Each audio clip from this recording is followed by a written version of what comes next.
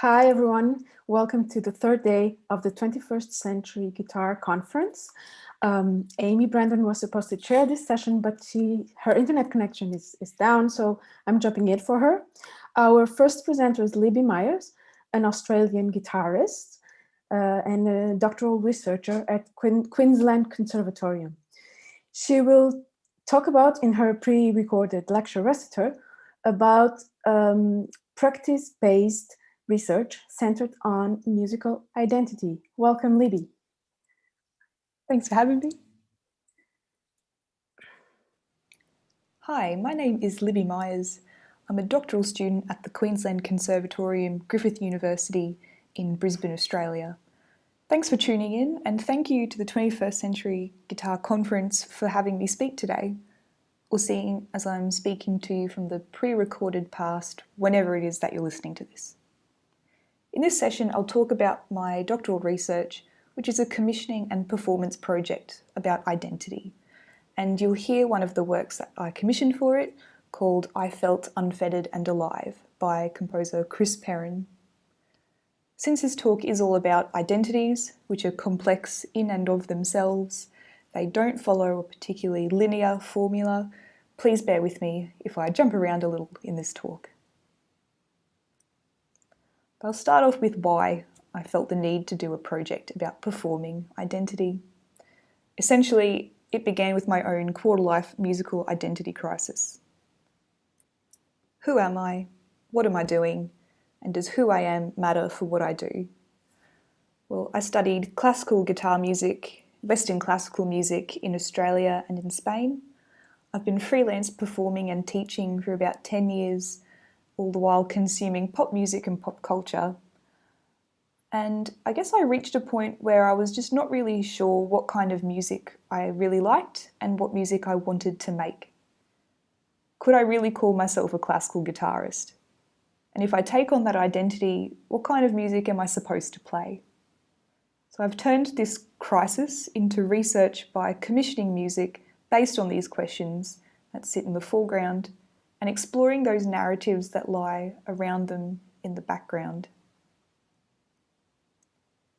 In my project, I'm studying my own musical identity as a guitarist using performing and commissioning.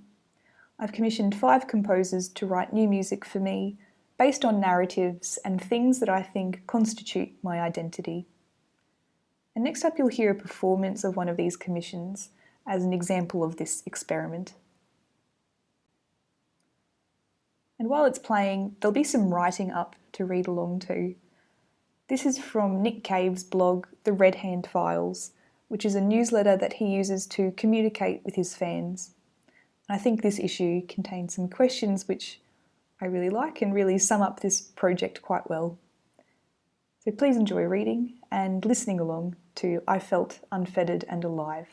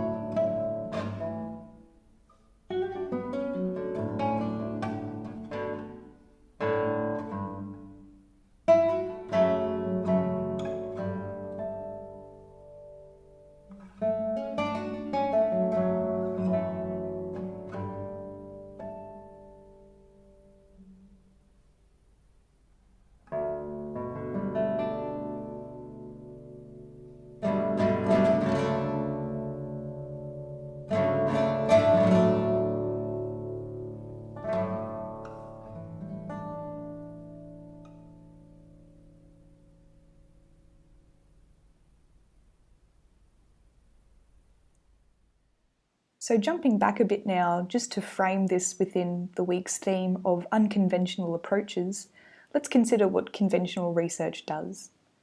Conventionally, it favours objectivity, observation, and examination of a subject. As Damasio says, it might even be suspicious of subjective first-person self-consciousness. Meanwhile, conventional musicology in Western art music is replete with accounts of composers' lives, their perspectives and practices. However, we still know relatively little about this in terms of the performer.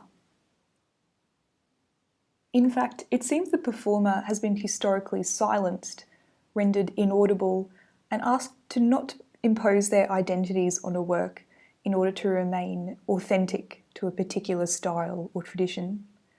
There are institutions and gatekeepers that seem to hold on to the score like a sacred text, but really you also don't have to look too far on YouTube to find similar comments from viewers. Paulo de Assis considers some of the epistemic objects that we use to commonly analyse musical works, the things that we use to identify and understand them. We use texts like scores, editions, and recordings, the instruments themselves. We also understand them through the performers' bodies, their gestures, physicality, and their cultures. When I've been looking at literature from the classical guitar world, it's still overwhelmingly dealing with the first few tangible texts and artefacts in this list. And there's very little about the sociology or experiences of living performers. In contrast, there's a lot more in this area from electric guitarists, especially women who've written about their experiences in rock music. For me, this difference says a lot about what each of these genres believes to be epistemically important about their instrument, what a guitar or a guitarist is, and how they experience these identities. For my commissions, I'm becoming the active subject by foregrounding myself and my identity as the performer, using my narratives and experiences as the creative stimulus for the work. And this is the first step, the unpacking who I am and communicating that to the composers. This was also the most difficult step, as it might surprise you to hear that I really hate talking about myself. So the next step is performing the commissions to further explore whether who I am plays out in what I do. So to give the composers a sense of who I am and what my narratives are, I've told them stories through a blog, which I'll call the Libby Starter Pack for now. It contains some memories, photos of old scores that I've played from, the music that I listened to as a teenager, videos of my performances, photos of places that I've lived, and some other things like that. The approach I've taken is intuitive, which also can be somewhat unconventional in research. So I've had to develop a methodology that suits this process of exploring and making meaning of experience with music and with narratives. I've defined it here as a musical narrative inquiry, which is an innovation on Jean Clendinen's Pillars of Narrative Inquiry, where researchers explore people's existences and identities through a cycle of living, telling, retelling, and reliving their stories. And that's what I'm doing through my practice as a performer. I'll outline how this method worked in commissioning and later performing I Felt Unfettered and Alive. The composer is Chris Perrin, who's an amazing Australian composer, video artist, and electric guitarist.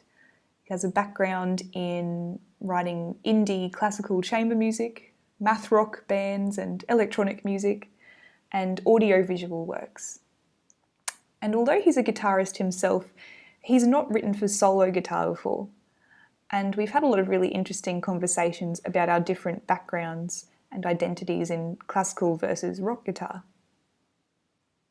One of the posts in the starter pack shows photos of guitars that I've owned over the years, including an electric guitar that I played as a teenager. Chris asked about my experience on the electric. Basically, I played it when I was younger, but these days I tend to only play it for the odd gig here and there. I told him that I actually feel kind of uncomfortable and out of my element when I play it now. I told him that when I started learning guitar, pop music was my first language, which I think I've sort of lost now. And this idea of me not feeling completely comfortable on either guitar really surprised him, which I guessed is also how he felt about writing for classical guitar. It's the same instrument, but they have very different identities tied to them. But since then, I found out he's actually written this piece between a classical steel string and an electric guitar. Chris also resonated with another post that talks about my experiences travelling alone, particularly when I studied alone in Spain. I wrote that I felt so much adventure at that time, but I was also really lonely and isolated, and I listened to a lot of Joni Mitchell walking around my neighbourhoods alone. Chris really liked that idea, that theme of solo travel, and he also loves Joni's music. So he started to experiment with her signature tunings to write this piece. You might have recognised the title as a lyric from the song Free Man in Paris.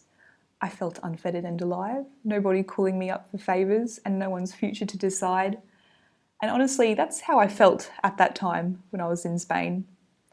But rather than being very nostalgic about that part of my past when I play the song now, and not the past of the song itself, because I wasn't alive when it came out, I feel like the character of this piece is much more optimistic and forward-moving. And that's where I am right now, but who knows if my experiences in a few years' time might make me interpret and tell this story differently. So my identity is centralised in that pre-compositional stage, as well as in how I perform it, which is the way that I communicate this research. If something is subjective, it relates to the sense of reality and self that's unique to everyone. So when I first started playing guitar, I was a very shy, awkward kid, and I loved that playing music could express all kinds of thoughts and feelings without words. The guitar was my subjective voice, much like Naomi Cumming writes here.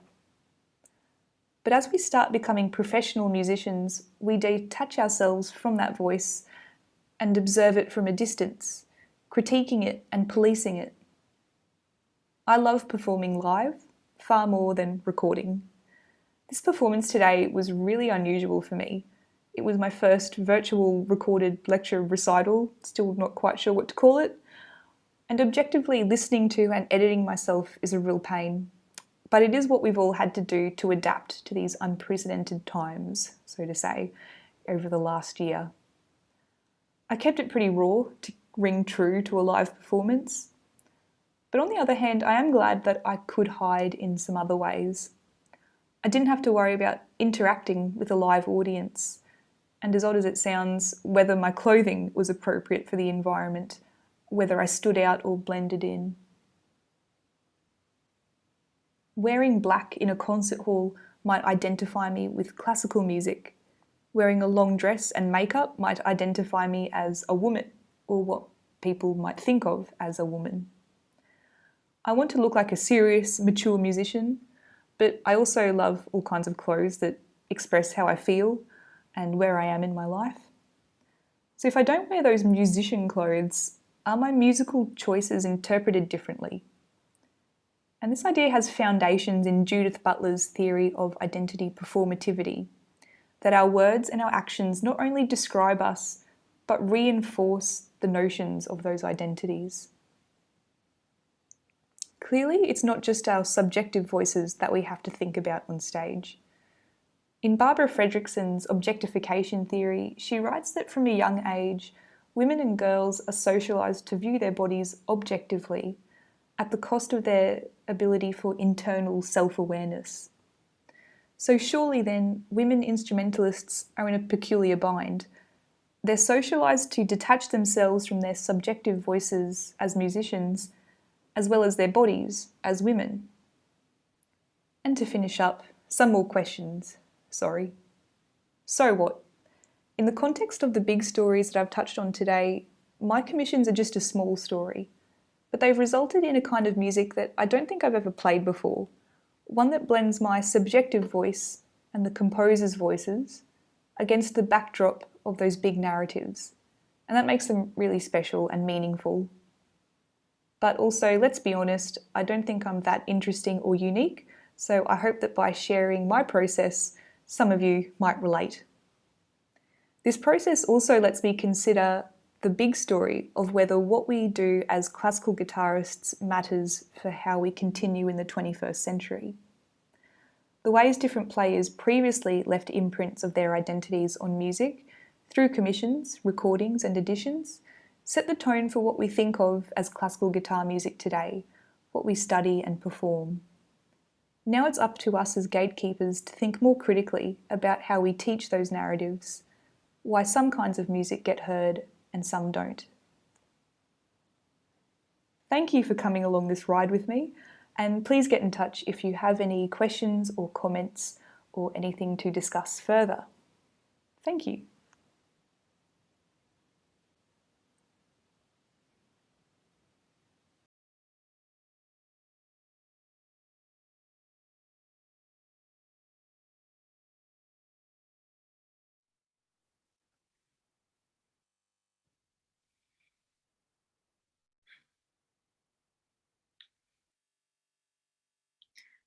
Thank you, Libby, for your presentation.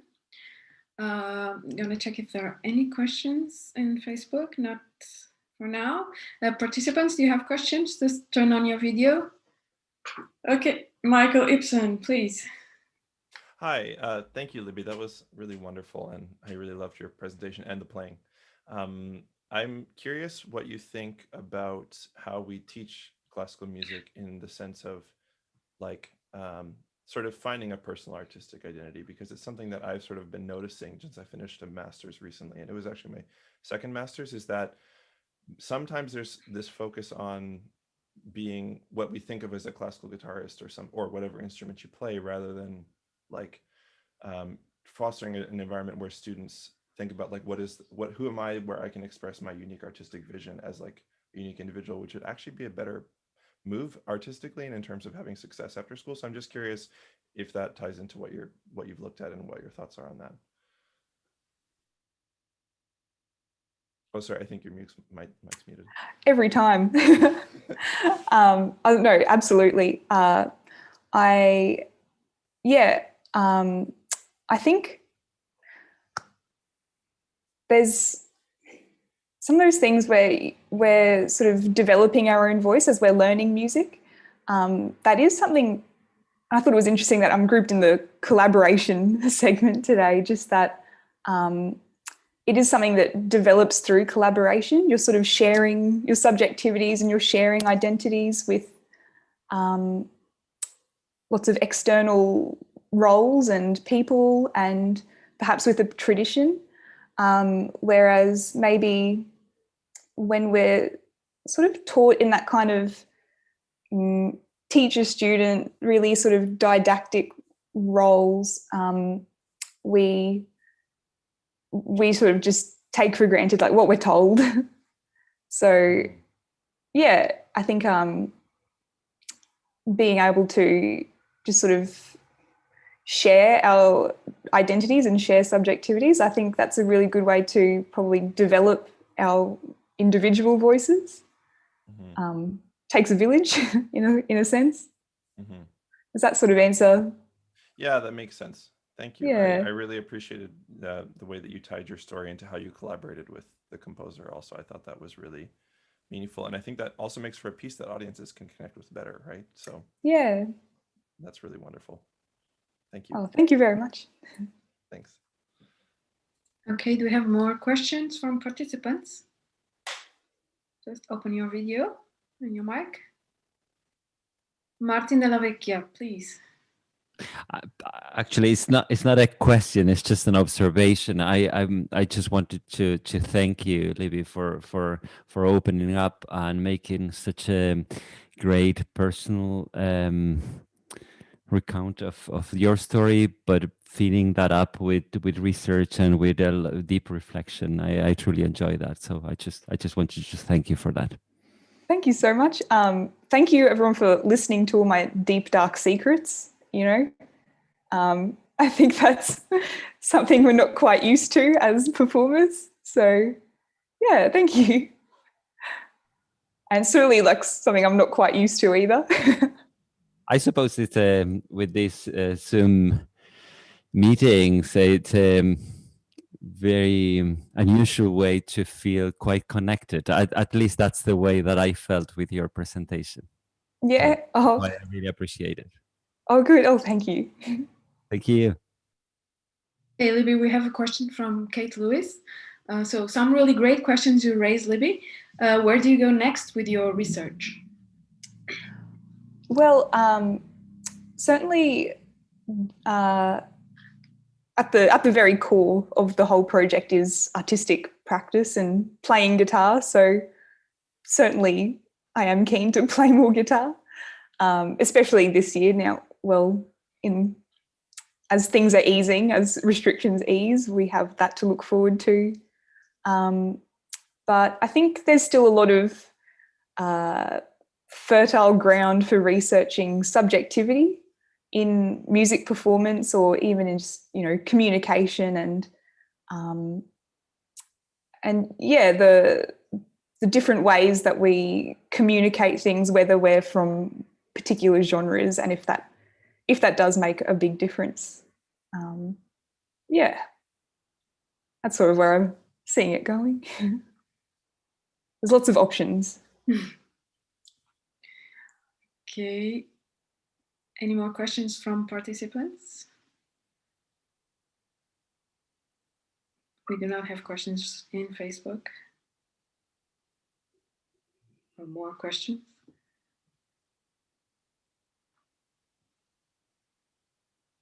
Let's wait some seconds more.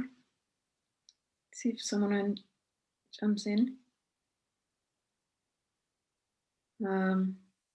Well, I think. Well, Kate Lewis is thanking you in Facebook for your reply. Thanks, Kate. You had a comment from Sam Muir. I like the approach of absolute candor. Oh, yes. Oh, Kate is writing again. Do you have more collaborations planned? Well, at the moment, this is what I've been sort of focusing on, but, you know, certainly in the future, it's always nice to collaborate. It's nice to not be in your own little bubble. Okay. So, if no more questions arise, then we'll move to the next presentation. So we will be back in a moment with Michael Ibsen and Zaki Higgins. Thank you.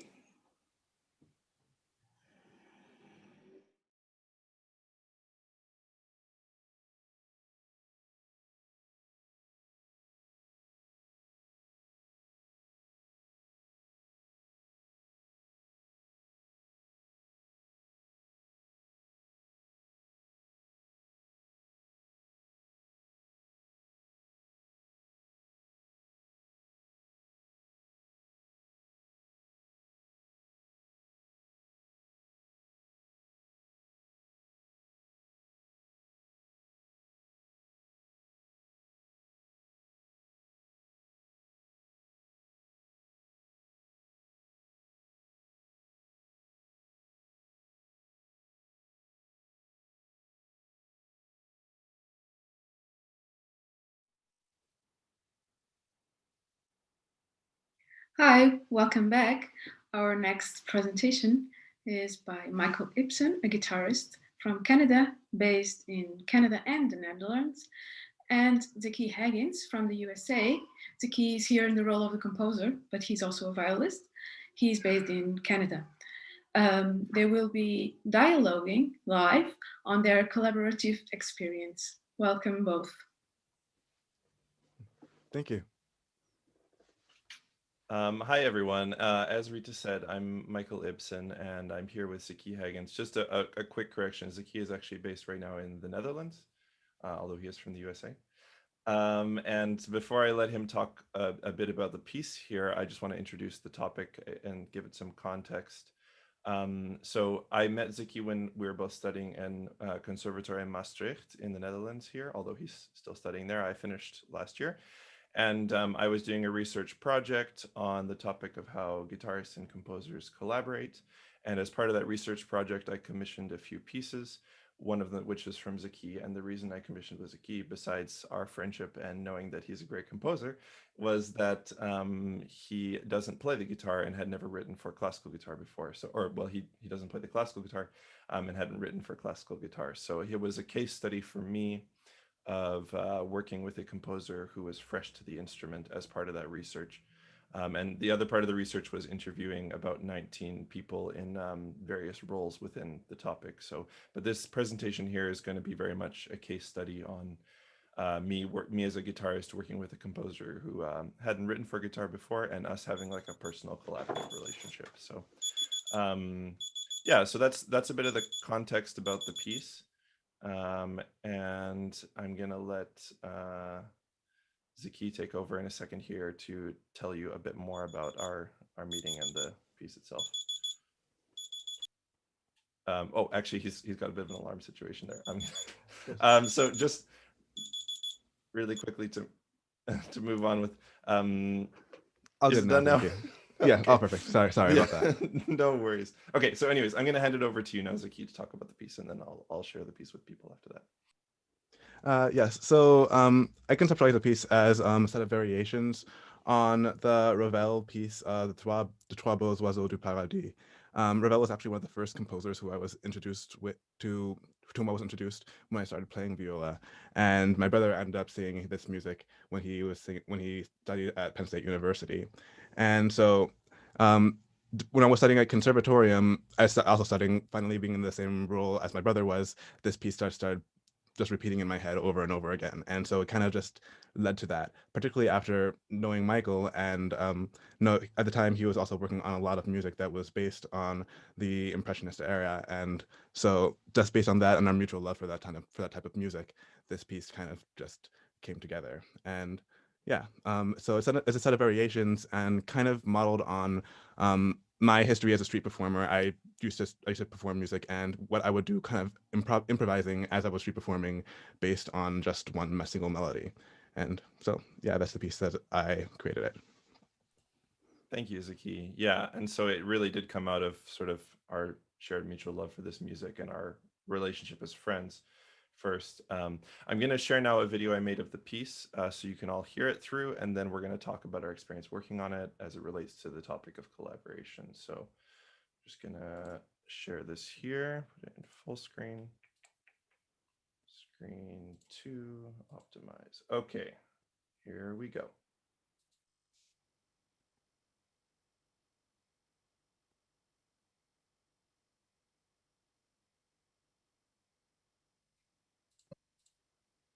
Oh, there we go.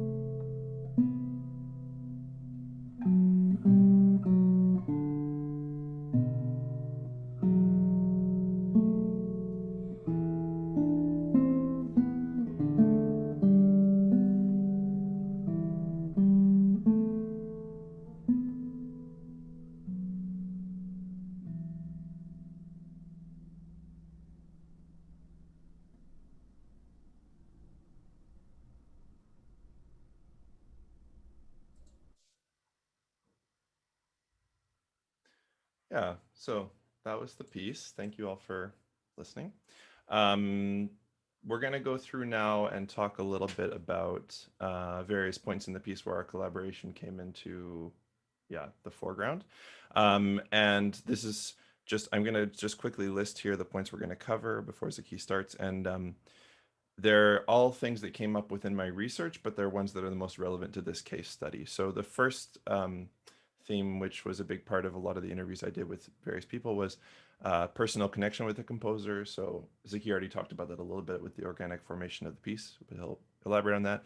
The second is I found interestingly that a lot of guitarists who commission music didn't want to frame the guitar to new composers or composers who hadn't written for it, frame it in a way where it's framed as having a ton of limitations or restrictions, but viewing it as full of possibilities.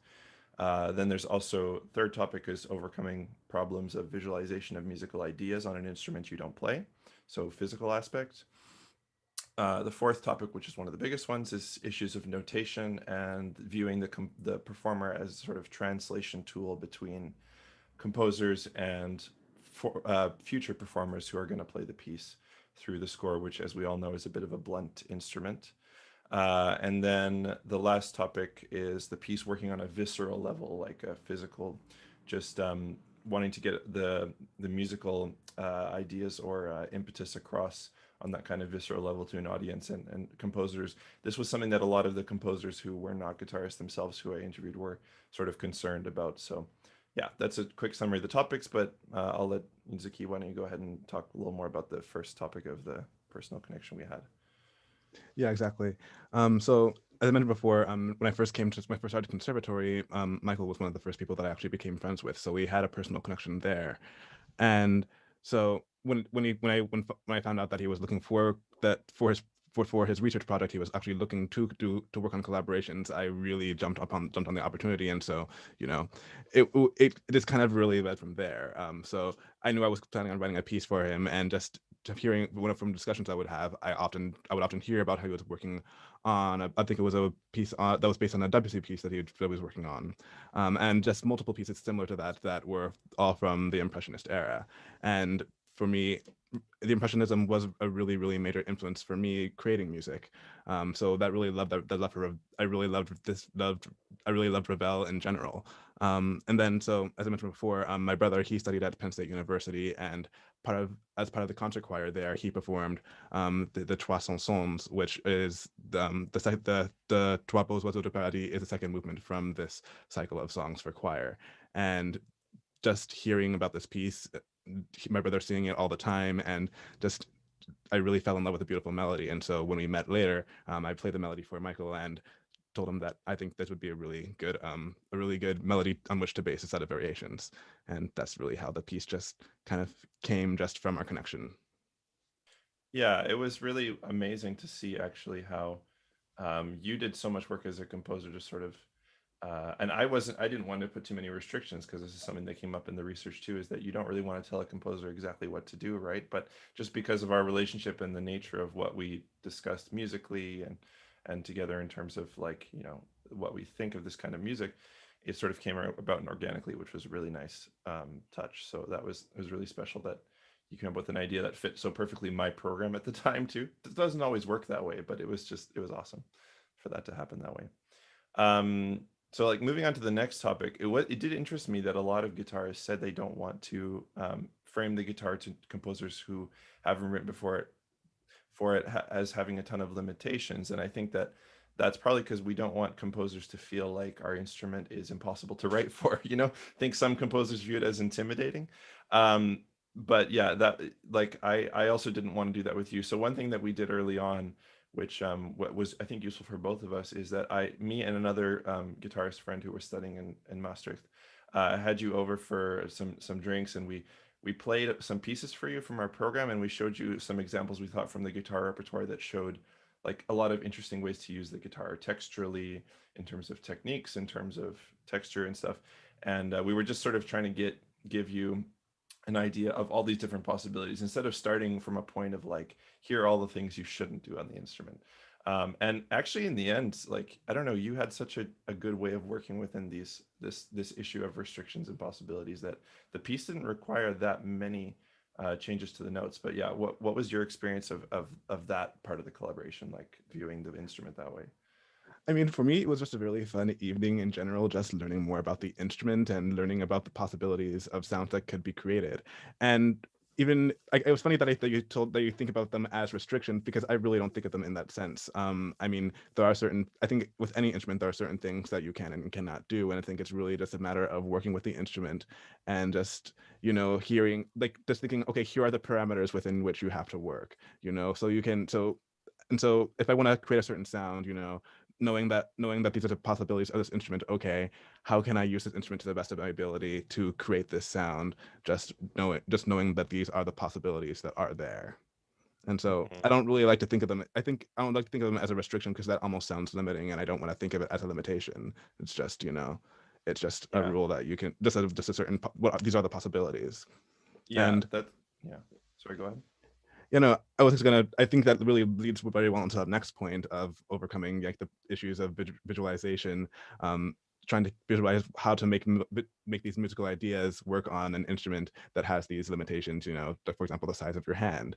And so for me, being a violist, I was always familiar with the concept of the notes have to kind of be able to fit underneath your hand at one time, except of course on guitar that's kind of it's a much larger instrument than a viola, so it doesn't really work out that well. But from my very limited experience playing guitar, I knew about tablature. And so when I was writing the piece, I would also kind of map out the notes on tablature to make sure, okay, if it's within, 3 or 4 frets, that should work, that should be comfortable for the person to play. And this was a way for me to kind of think around the limitation, so to speak, of the size of your hand and making sure everything fits on the fretboard. Yeah, I only found out a couple days ago. You told me that you put a tab, like you did in Sibelius tab, along with the notation, to sort of just like as a very rough visual first check if it would actually make sense on with the hand on the fretboard. So that was kind of an ingenious trick, I thought. Actually, there's something we hadn't talked about showing this, but this is a good example. Is like this section. I'm just going to share my screen here. Screen one. There we go. This section here, where I have to jump from these notes up here down to this G, right?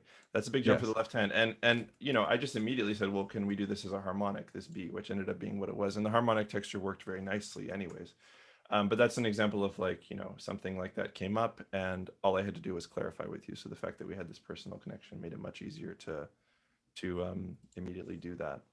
And I appreciated that you didn't approach it with that sort of limitation mindset, you know? Yeah, Um, exactly.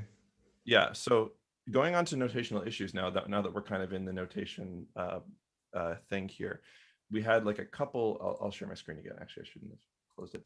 We had a couple spots where this was important. So this is the final version of the piece, but we're going to show all of you a draft version, which has a lot of fingerings and a lot of some changed notes and things. So the first example is first variation, right? And I saw these rests and I thought immediately, okay, Zacchaeus is saying that obviously we have to have silence between these. But I was trying to figure out, are these supposed to be legato in the sense of the articulation where you cut them off when you get to the next note, or should they be bleeding over each other? And yeah, by asking you that question, you could clarify with me, and I was able to come up with fingerings, which will be in the final version eventually, that allow for sort of all these notes to bleed over each other. And then you came up with this notational thing. So yeah, Yeah, that was exactly. really nice. Yeah. Yeah, I remember there was actually a specific issue in the third variation, Yeah. which, as you'll see, the notation I took, it's not the easiest thing to really read in that sense, because of this the way one. yeah, exactly. Yeah. Because there's one melody happening, there's one melody, and then the accompaniment is very staccato notes, and it came out that because of the way the melody jumps around on the up and down the fretboard, and on the staff, it makes for a really difficult thing to read. And so there was a lot of going back and forth on as to how to make this really as legible as possible. Yeah, and this came from also what you said before about how the piece was conceived by you a little bit with your history of performing on the street, like improvising. The fact that the part that has the theme is jumping between these voices all the time is sort of this improvisatory effect.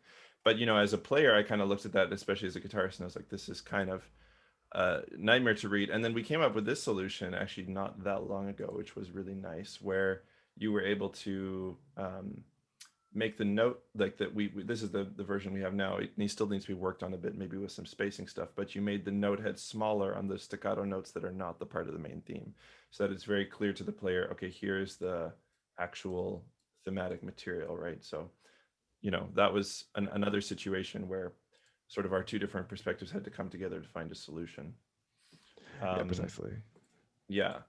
uh on variation 5 also, there was this thing where I guess a couple points for this variation. The first of is that I wasn't sure as a guitarist, you know, usually often if a chord should be rolled or not is specified, not always. So we do have some freedom sometimes. But you know, I was wondering, do you want me to try to play all 6 notes together because you hadn't put a roll? So that was a place where I was like, well, you know, if you want these rolled, which you did, it would be good to put these kind of, you know, rolled arpeggiated lines in. And also another thing that I had to ask was clarifying for this chord, the easiest way to voice it on a guitar is to have roll across the strings and to have the C actually come before the B. Which isn't the order they're in vertically in the chord, but makes the most sense on the guitar. And so I had to sort of send you a recording and say, is it okay that, you know, this note is not the last note of the arpeggio, so to speak? And yeah, that was helpful. And you also came up with this nice way of clarifying this, because I had a question about these, right? Yeah, exactly. Because yeah, I really want the notes to play the individual the stemless notes to be played, you know, separately from the chord. They should not be thought of as the same chord. There's a separate melody, and how to really notate that in a sense that it's still clear to a player. And so I ended up having to just write it down the text, which I don't really enjoy doing because I feel like it's more difficult. It's kind of difficult to translate text to a player who may interpret the text in a different way. But I think this is a good medium ground in this situation. Mm-hmm. Yeah, and one last point before we wrap up this part of talking about notation and stuff was the transition from variation 4 to variation 5. So actually, like I said, I didn't have to edit that many notes because you'd done sort of good homework beforehand to know what will work and what won't for the most part. But like here you had F sharp and A in the bass, and just with the thickness of the texture and with the fact that I realized this accelerando that starts here, you wanted this to continue through the whole section all the way to here. Yes, And exactly. I did also clarify later that you wanted a crescendo too, which we wrote in eventually. But you know, that was not going to be possible really at that tempo with that kind of energy. So I was sending you recordings with different bass notes and saying like which harmony works here, which of these is more palatable and still maintains the harmony you want while being, you know, playable for the left hand. And yeah, this, you know, adding the molto HL here. And is there anything you want to say about this section quickly, Zaki? Yeah, no, you actually covered everything in this section with the trend with the transition into the fifth variation. Yeah, it was really just fixing the notes, and you noticed that you had the question, you specifically asked about whether it should be a crescendo because you saw that based on the texture it just works that way, and you noticed that that's something that really need to be written in for it to be as clear as possible. Yeah, and I found that's something that I found from a lot of people I interviewed too for the research was that, you know, early in the process, I was asking a lot of, there were drafts that were less clear than this in some ways. And it wasn't because you were being unclear, but just because, you know, performers think differently when they see a piece, especially performers from different instruments, I think to some extent. So I was asking a lot of questions like, this is the sense I'm getting from seeing the score of what you wanted. Is this accurate to what you're trying to represent? And then if you had a different answer, like I hadn't caught on to something, it was like, well, thinking as a guitarist and you also as the composer, and then I've also asked advice from other friends, how can we best communicate that to future performers, right? Yeah, you're never gonna have a perfect solution because, like I said, notation is such a blunt instrument in so many ways. And also, you, like you said, you don't want to write too much text on the score because you don't like to sort of overburden the performer with information. I know. Yeah. But yeah, it's an iterative process, right? And I think that's what I learned in the research too, was that so many people had the same experience, that this back and forth process is actually in some ways the most productive if you want the score to represent what the piece is sort of, well, not meant to be, but what it can be, you know, later on. Yeah. Yeah. Exactly that. Nice. And that actually is, yeah, that's our last point too, working on a visceral level. You know, you eventually gave me some more context of what you were going for here, that this should really be almost dirty at the end here, sort of. Yeah, exactly. Like I really want to be building an energy, like almost like you're building a fit of rage that the fifth variation is then a catharsis too. And so it really has to be building in that energy, and so it doesn't have to be as clean. It can be as rough around the edges because of that. Yeah, and that's why we added the Molto XL here, because there's the Accelerando for this whole section. But then I was thinking, how can you, because you didn't want to add necessarily an expressive text here just as personally for you as a composer, right? And I thought, Yeah, well, if we put exactly. a Molto Accelerando, then it will be clear to people that it's sort of building an intensity, right? And that was one of those things, and changing it, we changed this to F sharp and B in the end, which means that I could have a bar chord, because I also had the A's and the F sharps here and all this, so second position kind of bar chord, and that kind of bar chord allowed for a sort of more abandon in both hands for the player, especially because you're trying to do these articulations, right? And just one sort of tangential point for me, the reason it was so nice to work too with the non-guitarist is that this texture is actually quite tricky on guitar, especially to bring out the theme. And you know, the reason I like working with non-guitarists a lot of the time is also because they write on the guitar and think on the guitar in a way that a guitarist probably wouldn't. And sometimes it results in things like this that are a little more tricky to execute, but you know, we get these ideas that we wouldn't really necessarily get from a guitarist composer, you know. And so I just think it was really nice to see that you took your experience as a violist and as an improviser doing street performance and stuff, and came up with this texture that I think most guitar composers wouldn't sort of, you know, immediately gravitate towards. So Yeah, and I think it's really good. I think that's really part of the reason why it's so glad that we also had a personal connection at the conservatory. It was a place where we could all meet, and so the way the piece was created and everything, it just, you know, it makes us more excited to just then create the piece, to perform the piece, and better for proselytization, so that we can have more pieces for guitar, which there isn't as much music, particularly in the style in particular, that is written for it. yeah, I mean, that's why I was sort of doing the repertoire I was doing, and why we had those conversations was because the classical guitar repertoire, I mean, aside from missing, well, every instrument, I guess, is missing things in their repertoire, but we have some regions of music, especially Western art music history, that we sort of missed out on, like the Impressionist period. And I also commissioned a piece that was in homage to Shostakovich because he didn't write anything for guitar. So these kind of things where it's like it's sort of retconning the repertoire in reverse. And because you were enthusiastic about this type of music, it was kind of the perfect fit, right? Was that Exactly you know, that.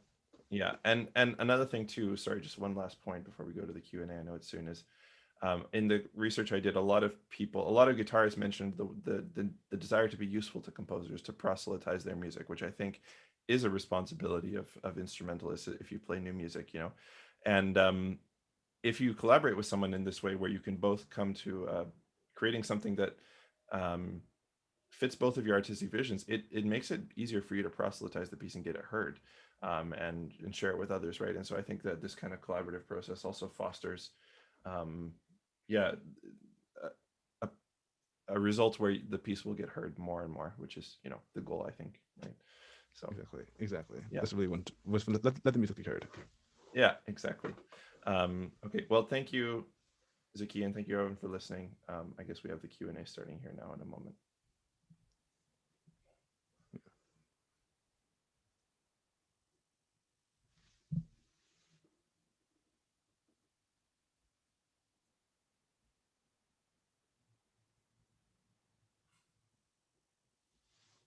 Okay. Shall we just start looking at the Facebook chat? I mean, and the questions in here? Oh, there. Hi, I'm sorry about this, No worries. but the computer was almost being destroyed. No problem. So thank you, Michael and Zaki. We do not have questions in Facebook for now. Do any of the participants have questions? Please open your video and your mic.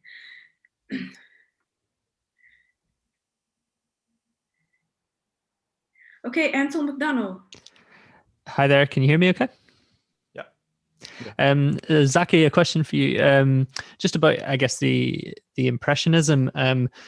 Is that something that is part of your work as a composer as a whole, or was something that was just for this project? And how did you feel with, I guess, kind of engaging with a sort of genre or time period of compositional thought?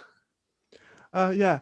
Well, it's not really something that is my style in general. I feel like generally I kind of lean towards a sort of post-minimalism kind of, but also very influenced by pop as well. But yeah, it was really interesting kind of leaning in towards this, listening to this style, because it's something that is very different from what I'm generally writing.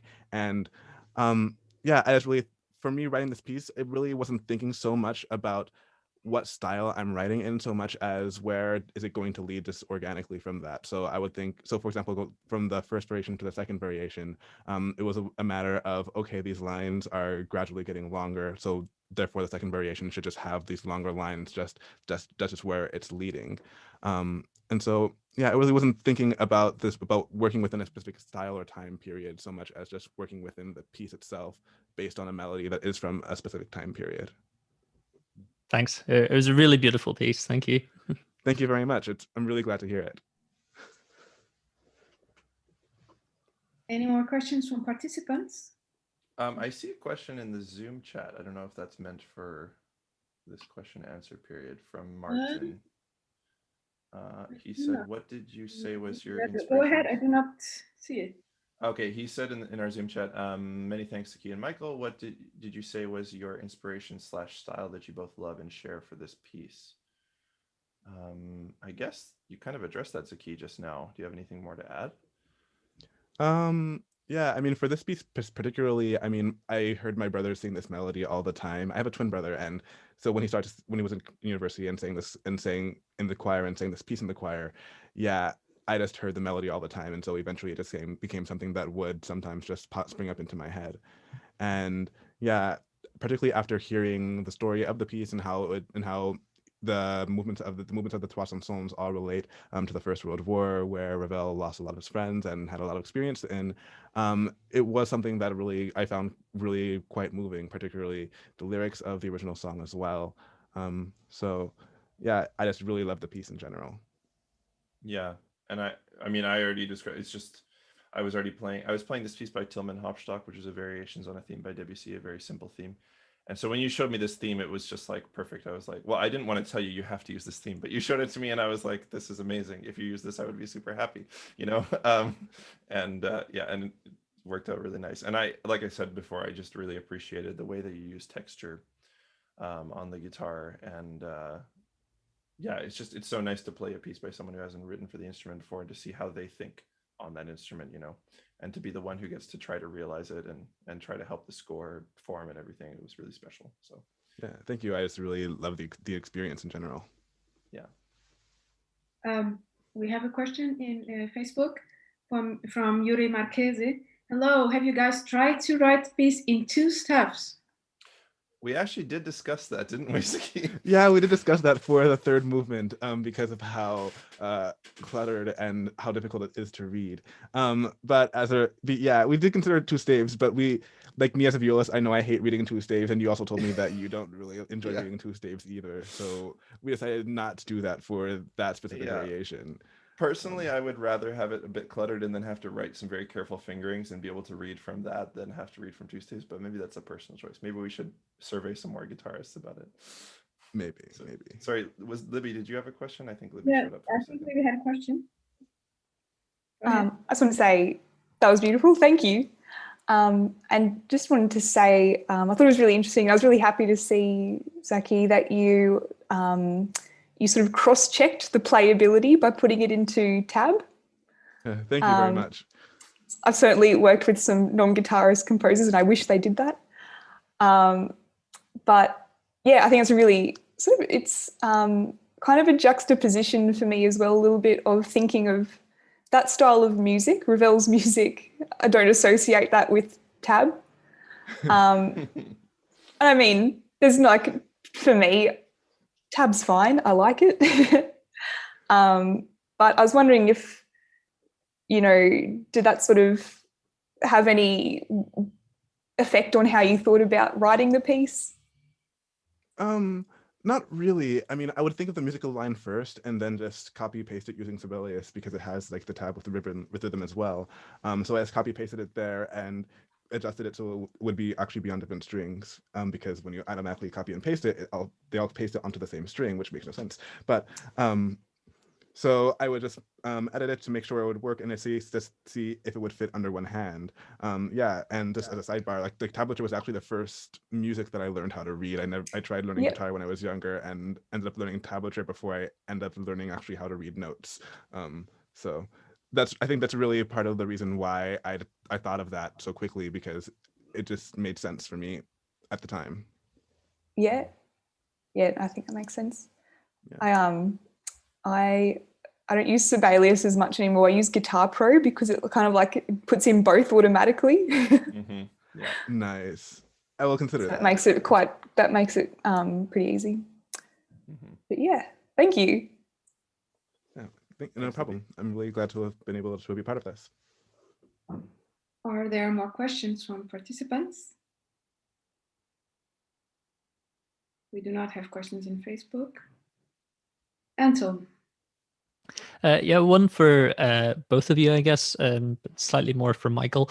I know your research was focused on collaborating between guitarists and composers, but have you come across many composers, I guess, who have been prompted to work for guitar without collaborating with the guitarist? And then kind of a question for Zaki. I mean, I know you knew Michael, but is it an instrument that you would have considered writing for if Michael hadn't approached you and asked? I'm just thinking, like, you know, composers who don't know any guitarists and don't play the guitar themselves. Is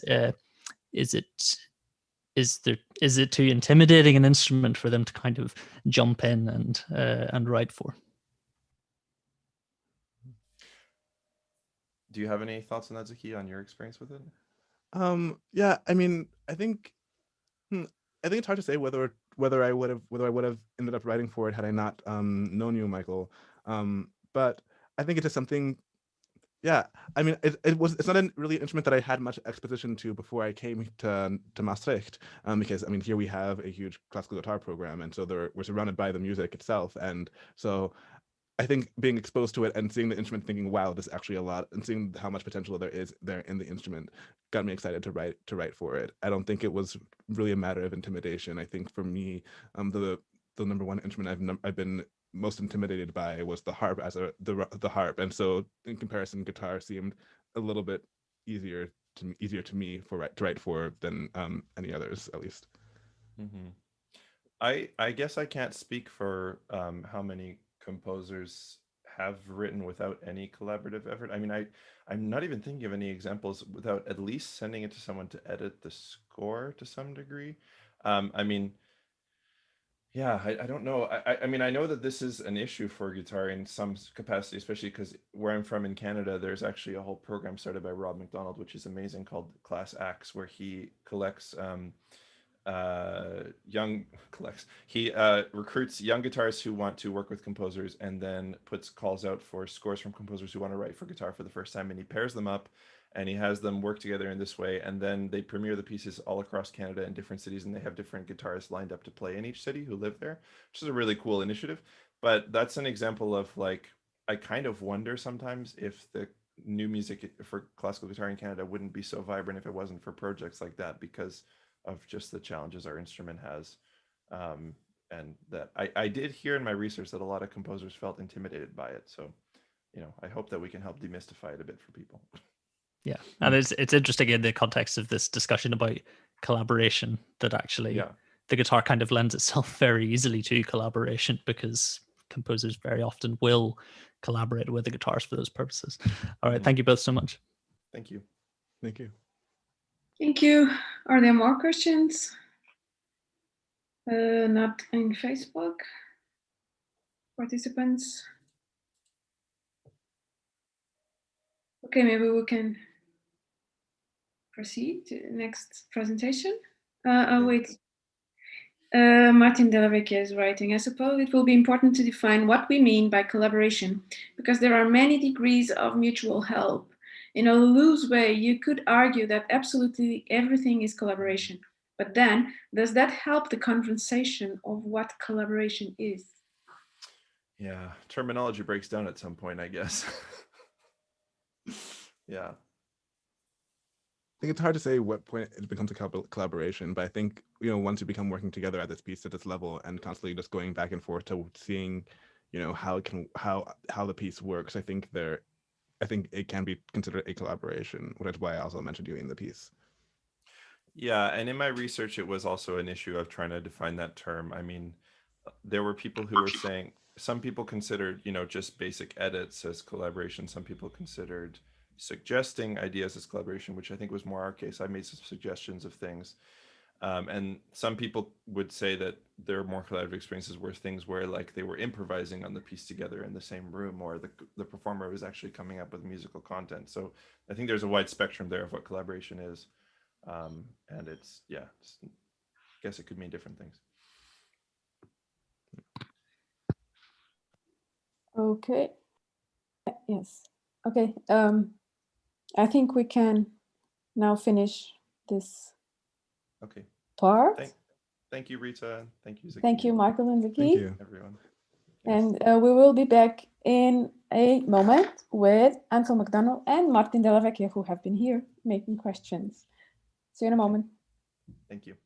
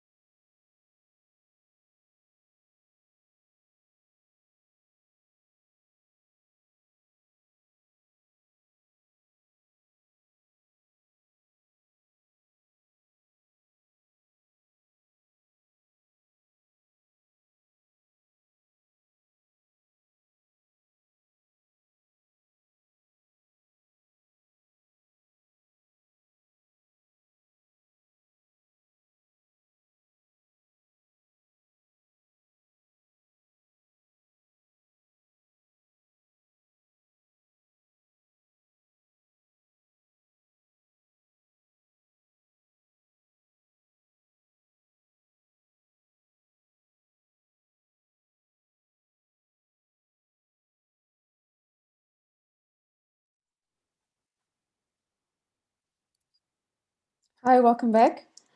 Our next presenters are Ansel McDonald and Martin Della Vecchia. They are both composer-performers. Ansel is from Northern Ireland and is based in Ireland. And Martin is from Ireland and is a PhD candidate in Dublin City University. They will talk about research motivated by limitations presented by creating music remotely, very appropriate to these times. So, and this is pre-recorded. So let's start the video. Welcome, Martin and Anselm.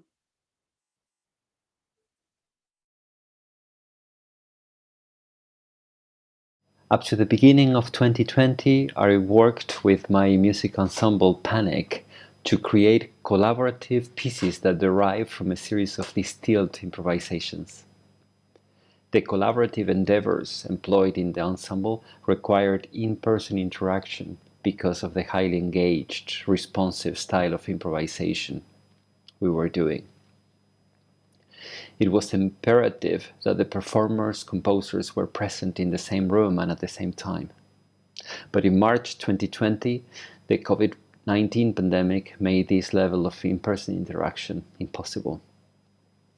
With Panic member Ansel McDonald, we decided to move our process of collaborative composition online. In the act of engaging with the limitations and the strength of online working, we fragmented elements of our creative processes into separate, confined spaces that allowed for more detailed focus and analysis. None of these elements are new improvisational methodologies, but this splintering exposes their inner workings to us in a way that we can examine the knowledge we are creating in each of its isolated, constituent parts.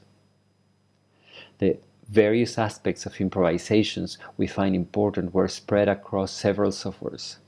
The aspects of seeing was confined to the online video conference platform Zoom, the aspect of hearing to our DAW softwares, and finally the aspect of speech and discussion to a Dropbox page where we interacted via text.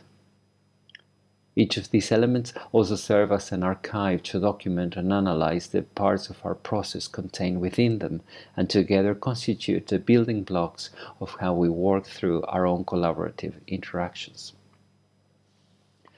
Since our first meeting, it became obvious that audio latency was going to be a major issue in creating collaborative pieces online.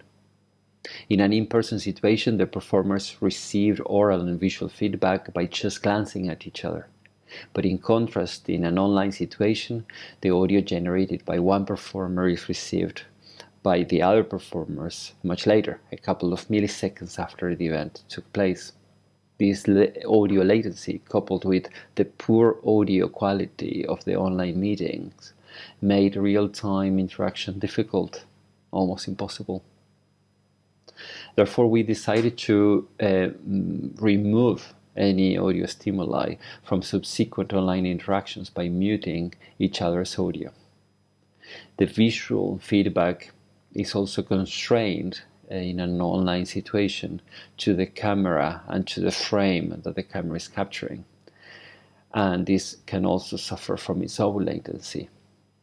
Once the camera is set up, the camera frame is fixed throughout the performance, and this greatly differs from an in-person improvisation session where one can choose where and what to look at any point in time. So after some initial attempts at recording ourselves through Zoom and exploring other available apps, we decided to look for alternative ways in which we could interact online and exploit the limitations the format imposed on us. In the first stage of our process, the generation and improvisation of ideas, we focused on the seeing aspect, responding to each other's physicality and gestures. In this stage, we were reacting to visual stimuli as opposed to live audio information, particularly the physical movement of each other's performer. To achieve this, we decided that we would perform to the camera or towards the camera, as if it was the other person's eye. Playing our instrument while trying to look at the camera to get visual information from each other was not immediately familiar to either of us, and presented a problematic hurdle in the early stages of our developing process. To achieve better familiarity and interaction with this visual method of improvising, we recorded our Zoom meetings and used this material to refine the camera's position so it could capture physical gestures as well. It was important that the camera's eye allowed us to see the points of contact with our instruments, hand gestures, and also our facial expressions, specifically head movements, which we use extensively when we are in person interacting, to mark intentionality, to mark tempo and structural transitions. Responding to the physicality of the performance allowed us to achieve a high level of visual interaction and cohesion despite a lack of audio information. And this created a sense of performative ease, where each performer feels at more liberty to investigate materials.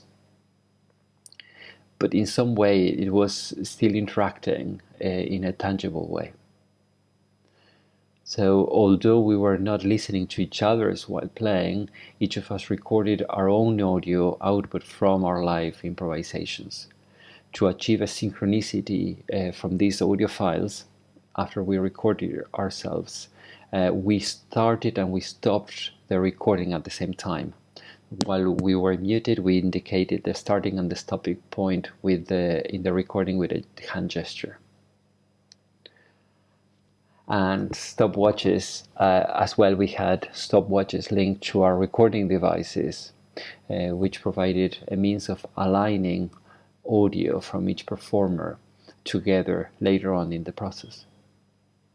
After the improvisation session, we muted ourselves to arrange the exchange of files. And after the exchange of files took place, we both imported the audio tracks and aligned them into our DAWs. At this point, we moved into the second stage of our process, the editing of ideas, which incorporates the aspect of hearing and the aspect of speech and discussion. With each performer still muted, we listen to the aligned improvisation simultaneously in our DAWs. Parallel to this, we have a written discussion of our findings and responses in a shared Dropbox page. Listening to the performance in synchronicity and writing about it in a shared space retains some of the fluidity of the live interaction and dialogue that would happen if we were in an in-person interaction. As this document updates immediately, each performer could see and respond to contents in real time in this shared page. We documented in this anything we thought important, our interactions and intentions, our synchronicity or lack of it, the texture generated in the material, moments of success or uncertainty, etc. Martin has described our approach to improvising and generating ideas remotely, and also the second stage of our compositional process, the editing and honing of our ideas. It was important that the decisions made in the editing process would be as collaborative as the improvisations themselves. I will briefly examine how the framework of distributed creativity is a useful tool for us as artists to reflect on both our process and the music arising from it. In this regard, our work can be contextualized by the creative processes of composers such as Australian composer Lisa Lim, who co-authored a 2013 article with Eric Clark and Mark Doffman examining distributed creativity and ecological dynamics in a performance of her song cycle Tongue of the Invisible by Ensemble Musique Fabrique. The term distributed creativity arose from psychology and cognitive science literature, part of a growing understanding that creativity cannot fully be understood by focusing upon the personality or mental processes of an individual creator, and also that there are many different types of creative relationships, which do not conform to the stereotype of a lone artist. The term was first used in a 2009 study by Sawyer and de Zutter to describe shared creative outcomes generated by collaborative groups. In this study, interaction analysis, documenting the group process to later examine how it developed and progressed, was used to isolate creative decisions in the work of an improvisatory theatre group, and showed that the majority of developments could not be attributed solely to one individual, but arose out of a network of collaborative contributions. As Martin mentioned, to examine our own creative methods, we worked in a shared Dropbox page, one for each piece created, so we can reflect afterwards on how we have reached our decisions. Our written interactions can be broadly grouped into two categories.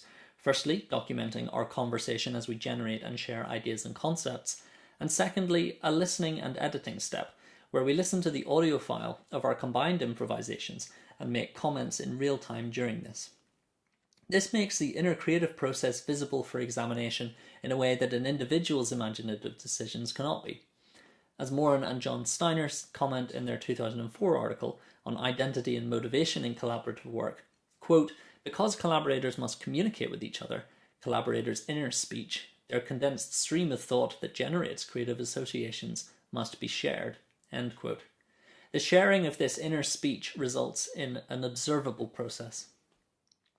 Because our working method is shared so extensively between the two of us, there are many decisions in our work which cannot be attributed solely to one of us. I will mention one musical example from Graw, which shows how the root of an idea can be tracked as it is moulded into its eventual form. So in our first online meeting in April 28th, 2020, Martin began the conversation by talking about a previous collaboration that we had worked on, Stutter, and how he liked how it focused on one particular idea, and that was the idea almost of a musical line, and how it would be interesting to focus upon lines and the gestures that create them. For example, the lines that result when you write a character or a letter. I then suggested looking to Occam script for inspiration, an old form of written Irish which is constructed by scratches through a central line. We both separately created a video using the Occam character for Graw, which means love, and is one of the first suggestions for words on the Occam translation site. In our second meeting on May the 8th, Martin suggested that we keep the element of flickering in the video that I contributed, where I had the image for the Occam character appearing in and out of the video. I upload two improvisations on the guitar, one a response to the flickering in my own video, and the other a more melodic interpretation of Martin's gentler visuals. Martin then improvised in response to the audio that I uploaded, and drew attention to the muted guitar tremolo that occasionally appeared in my improvisation, which he complemented in the electronics he was creating with a pan drum sound. As an experiment, Martin then played his improvisation on top of mine, and noted that he enjoyed the gesture of the pan drum followed by the sound of the harmonics played as a tremolo, gradually emerging from this. In our third meeting on May the 15th, I suggested that we lean in on the idea of interaction between the muted piano and repetitive harmonics on the guitar, and that the lines through the Occam character could represent deviations, such as a break, silence, or a change in pitch. After we tried to perform Graw live together on Zoom, Martin asked that we try performing very quietly so that we could hear the interactions between us. Martin then ended the meeting by asking that we try to record without listening to each other, so performing in a way that we relied solely on visual information rather than audio, and we then put the two improvisations together afterwards. In our fourth meeting then on May the 23rd, after improvising again with no audio stimuli and putting the recordings together, we decided to create a score, a table which underwent several changes after this, but it retained the aspects that we most enjoyed, and at this point the quiet and repetitive guitar harmonics became a key element of the structure of this piece. The analysis of our own decisions and the ability to trace those decisions through our process gives a sense of shared ownership of material and allows us to be slightly more objective in our editing decisions, certainly more objective than I am as a solo creator. It is more difficult to feel that something was my idea, and that brings with it the freedom of critiquing decisions without feeling like our artistry is being attacked, because failure is not seen as a creative dead end. A psychological study provides a suggestion for why this is the case. A 2003 study entitled Cognitive Stimulation and Interference in Idea Generating Groups found that, quote, the failure to come up with ideas is an important determinant of brainstorming persistence. The experience of failures may have consequences for satisfaction and enjoyment. Because group members experience fewer failures than individuals, this may explain in part why they are more satisfied with their performance. They feel that they have done well, whereas individuals experience more failures and think that they have performed poorly. End quote. Our shared creativity reduces the fear of failure.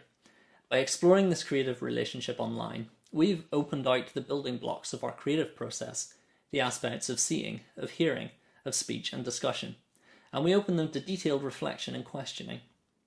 The final part then of our presentation is a pre-recorded performance of Grawl, the first piece to come from this online collaboration.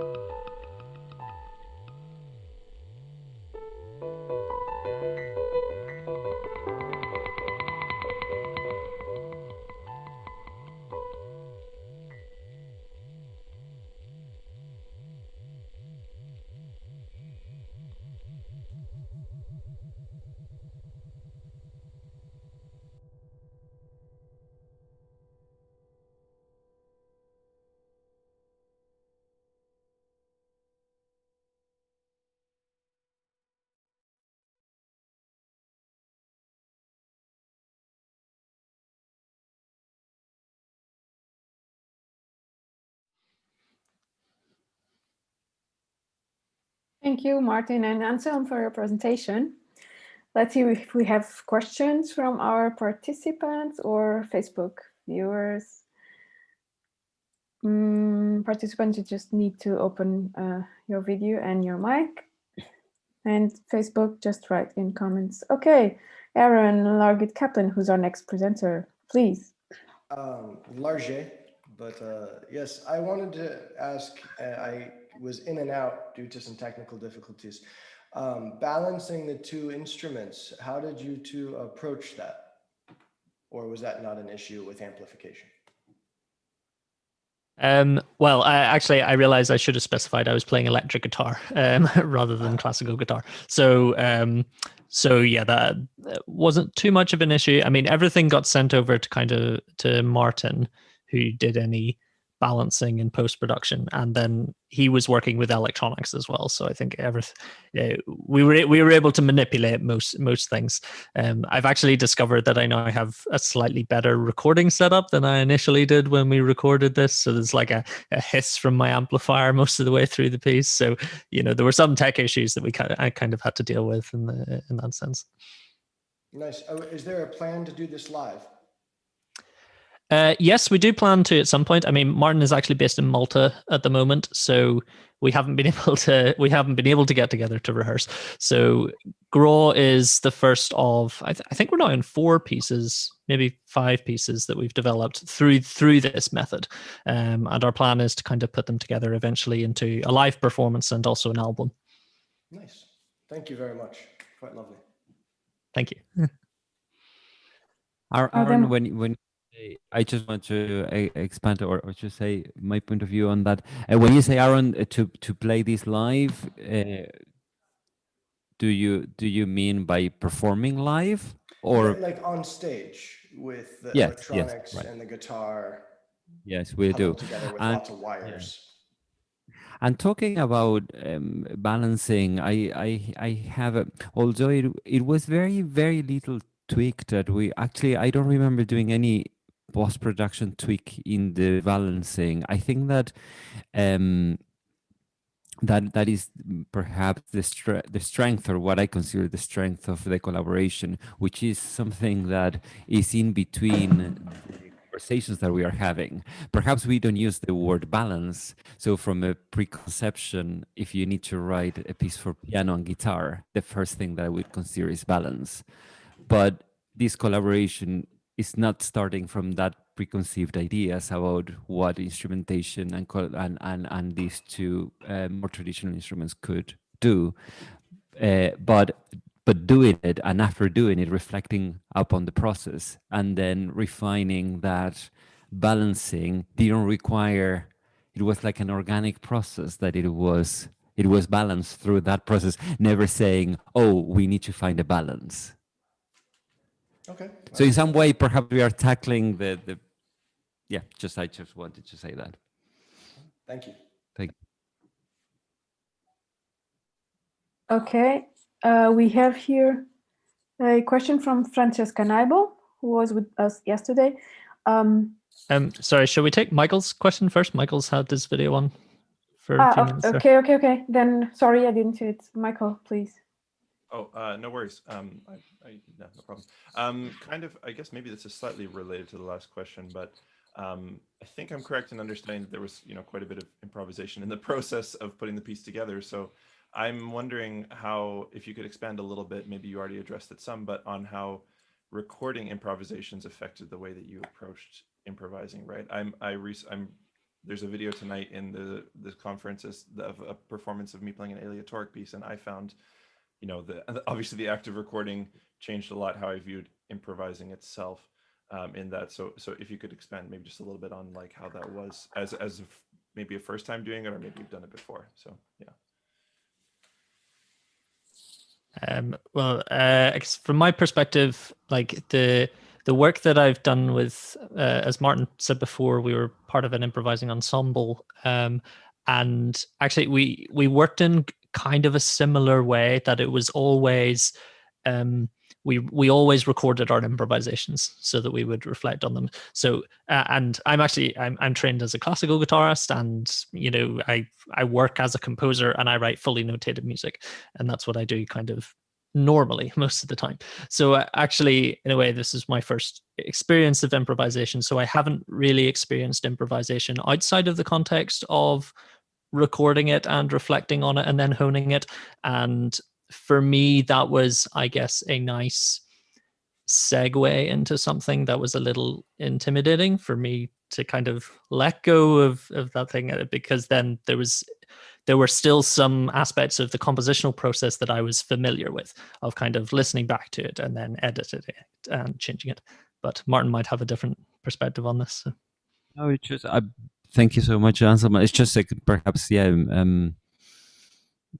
completely agree with what you just said. What I would say is that that the recording is a very important element in the creation process, because it helps us to reflect back on what we like and what we don't like, how the piece.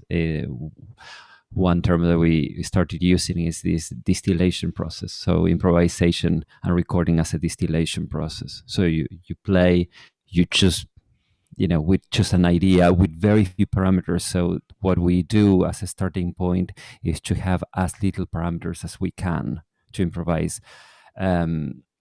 We could say, okay, let's just play with 3 notes, or it could be, let's think out circles. It could be a physicality, or it could be a gesture, but just one element. And from there on, we improvise just with that idea. But then, of course, after the first recording, new ideas come up, and then you do another recording and another recording until we say, well, this is the shape that is taking the piece, and we might go that direction. Or we say, we've actually 2 pieces here. Yeah, thank you. Well, I really appreciated it, and I appreciated that you went into the topic also of how technology is affecting it, because I also have a commissioning project on the go where we've had to pivot from planning to play it live to entirely creating this over distance with the 2 duo members in 2 different places. So this is really helpful for me. So thank you very much for your thoughts on that and your presentation. Thanks. Thank you. Thank you, Michael. Okay, we have also Sam here for a question, and then we'll take Francisco's from Facebook. Great. Thank you, Rita. Hi, Anselm. Nice to see you again. Hi, Sam. Nice to see you. Nice to meet you, Martin. I think actually this is probably a question for Anselm. I was fascinated to hear you speak about this as your first experience of, or one of your first experiences of improvising. And I wanted to, and I know your music as a, a notated composer. We've had pieces in concerts together in that way. And I wondered whether you think this experience is going to affect your creative practice in your notated music, and how you think this experience might influence or affect your notated music going forwards. Yeah, I mean, it's interesting. I'm actually in some ways I'm trying to now incorporate it slightly into my notated practice, because I find some really interesting kind of ways of developing material through it, and I find in some ways it's a lot quicker, so I can express ideas immediately and music very quickly. So I'm actually writing a cello suite at the moment, and I've tuned my guitar to a cello tuning, and I'm improvising it to try work on that. Now, obviously, it's a slightly different instrument. I then have to translate that to the kind of different fingering spaces on the cello and so on. But yeah, I think it will become more incorporated into my process as I go along. And one thing I've really loved is the collaborative aspect of it, and the back and forth between. Well, obviously, both Martin and I are composer performers, but it's made me go, do you know what? I really want to try do this as much as possible when I'm writing for performers who are going to play my fully notated piece, so there be as much back and forth as possible. Because it's interesting, isn't it? Because I wrote a piece for Russian 7-string guitar last year, and which has this very interesting the open strings are a second inversion G major across the 7 strings, and I tuned my 6-string guitar like that, but obviously you can't get one of them. So I had a second guitar sort of here somewhere and would go and get that note and, and trying to map it out. So it's fascinating to hear, tuning the guitar like cello and stuff. So it's very interesting and great to hear that you might, find a way to incorporate it. Thanks very much for sharing it. Thanks for your question. Okay, I think we build suspense for that the other question. I am really curious about the question. Okay, I'll read you now Francesca's question. So thank you for sharing your work on this new approach to group improvisation. I wanted to ask you how you dealt with two very important elements that we experience while improvising: energy and time. What was this different than usual in person improvisation? Or if so, how? Better, more difficult, different? Can I clarify? You said energy and time, or Energy, what was the first? Yeah. Energy. Sometimes my R's just energy. Yes. What? Just because I opened the mic, perhaps I follow up. You go first, Martin, and then Anselm can expand. Yes, definitely the interaction in Zoom, it makes a completely different way of interacting. We usually set up time before it, just regarding, I think, energy and time both together. I think that I could answer the both of them at the same time, because when we do this exploration, instead of going forever, or we have a specific time that we want to explore an idea, so we said, well, shall we explore this idea for 5 minutes or for 3 minutes? That is, in terms of time, there is a very specific time frame. With energy, and the energy of, if we think about energy as a climatic point, perhaps we put the camera in an angle that I could see me performing and as well my facial expression, and the same thing with Anselm. So you can see that intensity, and very much the idea is to incorporate that level of intensity and energy into as a feedback and as a conversation in our interaction. So to kind of build on that, I mean, I find it different than improvising in person, but I think it has forced us, especially, it's really interesting the concepts here of energy and time are mentioned, because in a way those were two concepts that we were kind of struggling with before we went to improvising remotely. So to address them one at a time, firstly, the time issue, we have stopwatches and we decide beforehand, this is how long we're going to do this for, and then we do something else. And we find that really helpful, because when we were improvising live and then listening back, we find that we tended to be extremely self-indulgent, and pieces would kind of run on for ages. And, then you would listen back and you'd think, I feel like an audience would be fed up of hearing that by the time we get to this stage or whatever. And the other thing we find was that we were moving away from different materials in very specific time groups. So we would be doing it live, and we wouldn't have rehearsed this in advance, but we would play something for 30 seconds. Then we would move on and do something else for 30 seconds. Then we would develop that for 30 seconds. And so everything ended up in these really rigid kind of 30-second blocks. So actually having to sit down and say in advance, okay, we're going to play this idea for the first 2 minutes, and then we're going to do this for the next minute, and then we're going to do this for the last 2 minutes. That kind of then forces you to really explore the material that you're improvising on. So I find that really good, and I hope that we can maintain that restraint when we get back to performing live.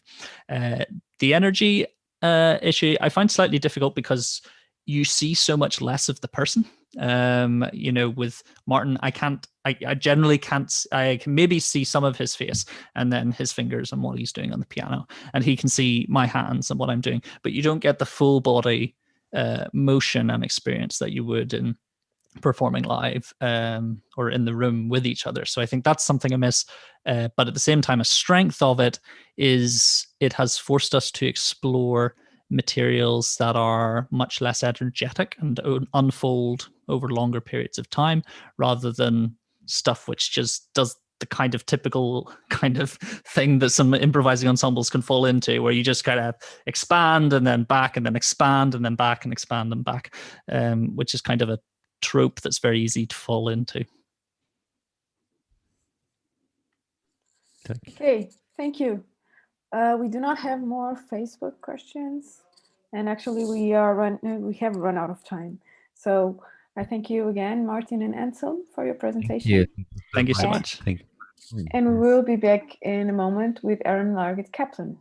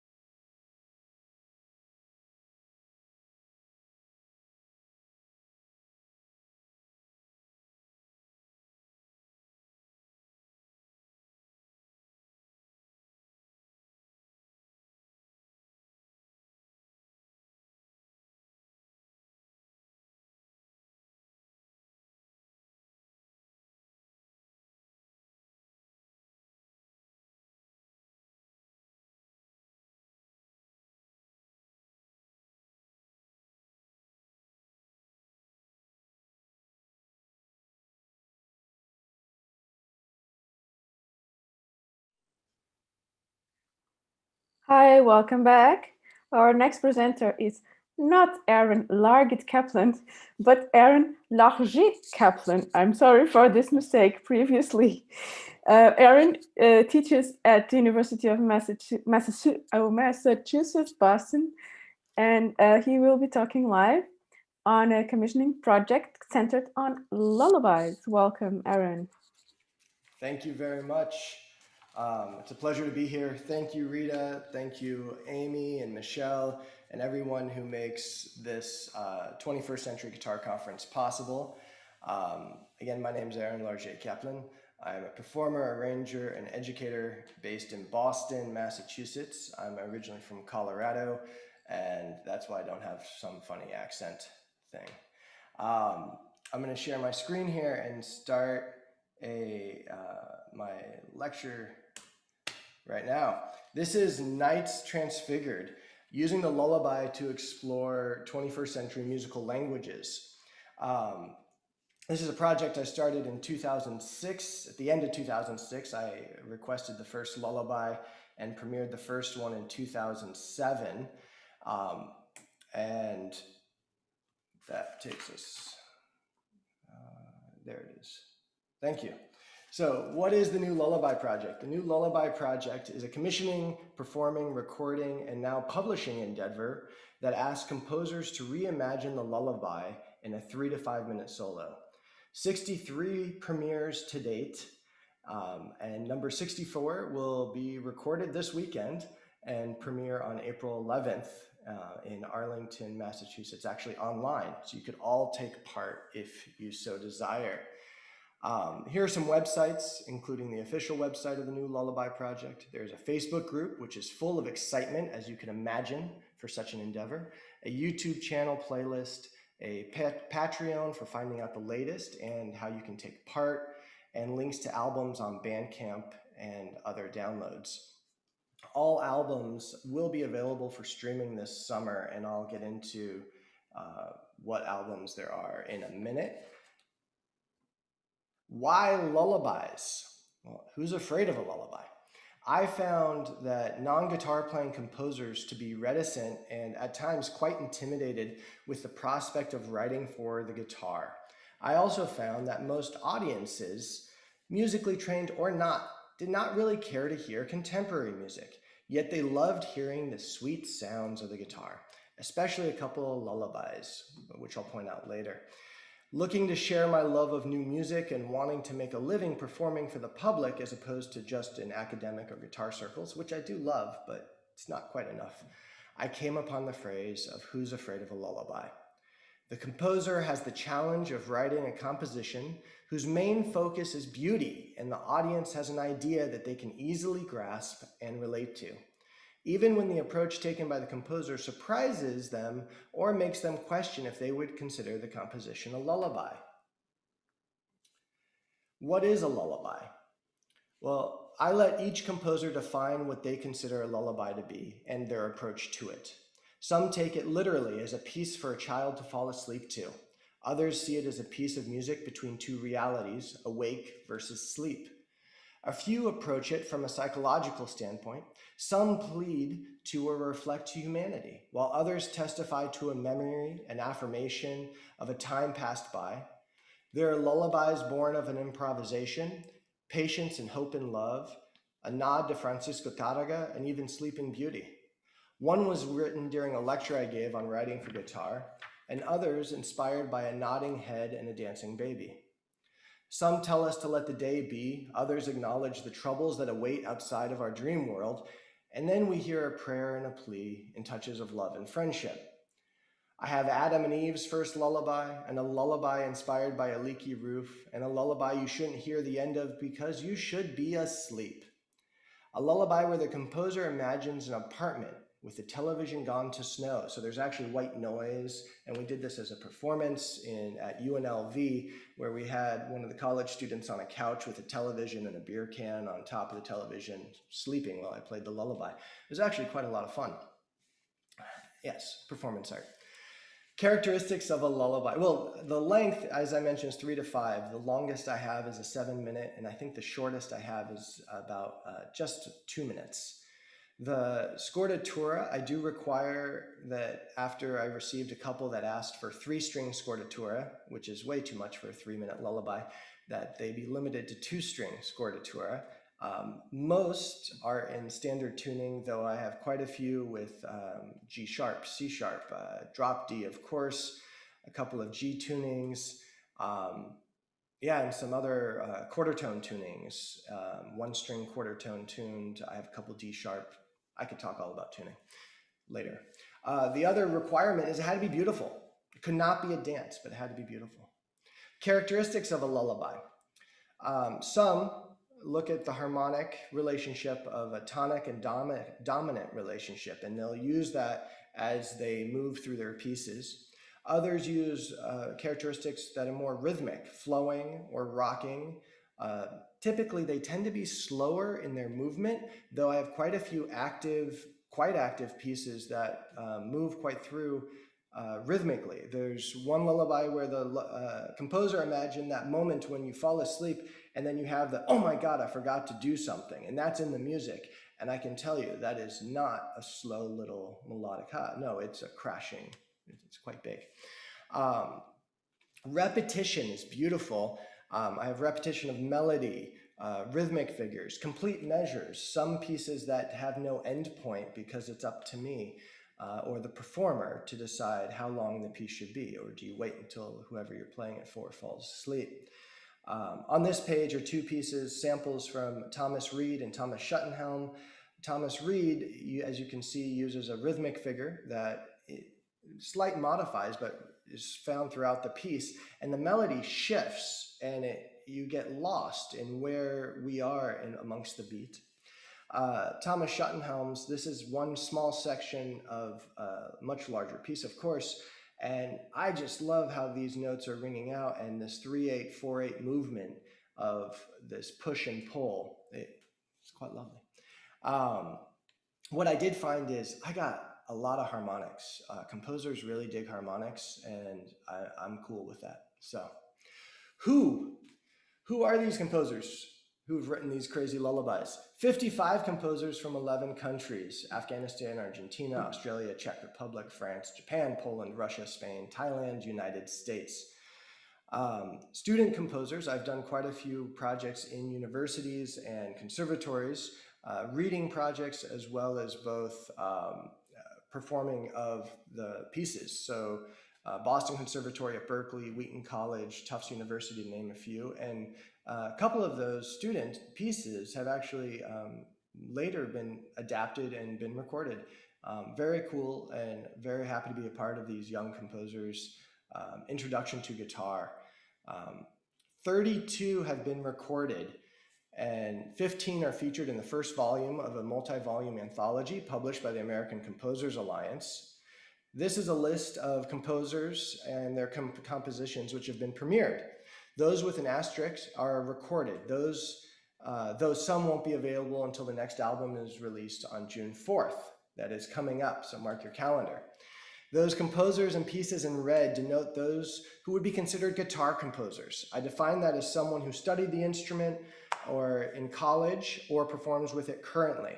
They are Agustin Castilla Avila, who's a part of this conference, James Dalton, Gerard Drozd, Roger Aon, John Johnston, David Leisner, Stephanie Lubkowski, Barnaby Oliver, Tim Pence, Thomas Schuttenhelm, Garrett Ian Schatzer, Vineet Shende, Mark Small, and Laurie Spiegel. Those are that I know of. I know Barnaby is an electric guitar player in many bands and everything in Australia. And this is his first endeavor, though, with writing for classical. The 14 composers I just mentioned represent 25% of the composers premiered so far. Of the composers who are not considered guitar composers, this is the first work for guitar solo or chamber music, or guitar with chamber music, of roughly 29% of them, 53%. So that's the statistic. Not that I live on statistics, but that's the number I'm just so happy about. A lot of people who were afraid to write for the guitar have used this project as an opportunity to get their feet wet. And their pieces, I think, are short enough that audiences have enjoyed getting a taste and then go on to hear more and more of those composers. There are currently 9 women, or 16% of the composers, thanks to 3 amazing lullabies from Francine Trester. Women make up 20% of the lullabies. There are 3 Asians, 1 Middle Eastern, 1 Latin American, and 1 BIPOC. I'm waiting on 3 more lullabies from BIPOC and Latin American composers, as well as another from India. There are many more I'd love to include, but budgets, time, and everything else are hurdles. So to put it simply, they come in as they go. And some months I get 1 or 2 lullabies, and other times I'll go a few months without receiving a lullaby. The albums, this is very brand new news. I just found this out a couple days ago. The catalog of albums will be issued by Stone Records out of the UK. Legend of Hagoromo is already issued by Stone Records, but New Lullaby, which was released in 2006, I thought would be the end of the project. It was not, obviously. And then Nights Transfigured was released last November, and Drifting will be released in June. These will all be released under Stone Records in June. And the 4th volume of lullabies will hopefully be recorded this summer. New Lullaby, the debut, is organized from warmer lullabies to darker lullabies, and ending with one that you should not hear the end of as we should be asleep. It includes minimalist, white noise, humming, and whistling. Each has a clear story and are very personal and intimate. They're all American composers.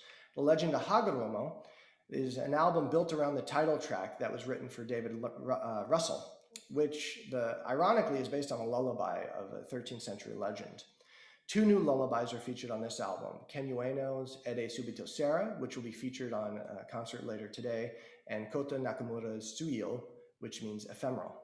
Nights Transfigured was released in November. The musical language alternates from complex to more traditional, fusions of style, 12-tone, polyphonic, extended techniques, inspiration from nature, poetry, childhood, family, psychology of falling asleep. 4 countries represented. Drifting has some darker moments, yet tensions always resolve as these melodies tempt us with their sweet sounds and dreams of moments beyond us. Tonal, 12-tone, spacious song form, 5 countries represented. This is the composers from New Lullaby. And these are, of course, all, these information will be posted on the Facebook group as well, and on the New Lullaby Project webpage, newlullabyproject.com. And Nights Transfigured, very cool, very happy with this album. It's great to return to these. And this is Drifting, which will be coming out soon, 15 composers, and lots of really cool tunings. It's just amazing what people come up with. The musical language, tonal, most, though I include chromatic, modal, and in that grouping, some move in and out of that. I'm very, how do I put it? I'm not going to tell them what to write or not to write. There are a couple of 12-tone pieces, use of quarter tone, either by tuning, bending, pulling the strings, beautiful polyphonic lullabies, Alan Fletcher of Aspen School of Music and David Leisner, Manhattan School of Music. Minimalist pieces, fusion of style. I'll show you a piece today that mixes kind of a bit of North Indian and Western music. First Nation, and as well as jazz in there. These are the composers that have used scordatura and large use of extended techniques, which includes humming and singing, which I'm just not a huge fan of, but I will do it because this is what I signed up for.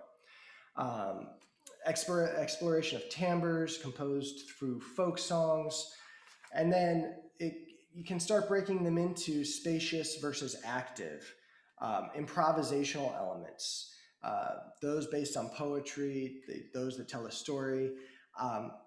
They're pieces, and they just happen to fall into a lullaby. And there's a beautiful composer wrote me a beautiful note that I'll show you for. This is the anthology that was published on January 1st by the American Composers Alliance. This is a collaboration where I am, in essence, the editor of the anthology, and I collect them, and we put them into a collection so people can find them as quickly or as easily as possible. These are the composers that are in the first volume Each piece is preceded by a note from the composer and biographical information. Patricia Julian, amazing composer at the University of Vermont in Burlington, and her After Many Days Without Rain, one of the two 12-tone lullabies. Though they're both kind of closer to that Berg element of they're actually really beautiful. It's not just a theoretical exercise. So it's very exciting.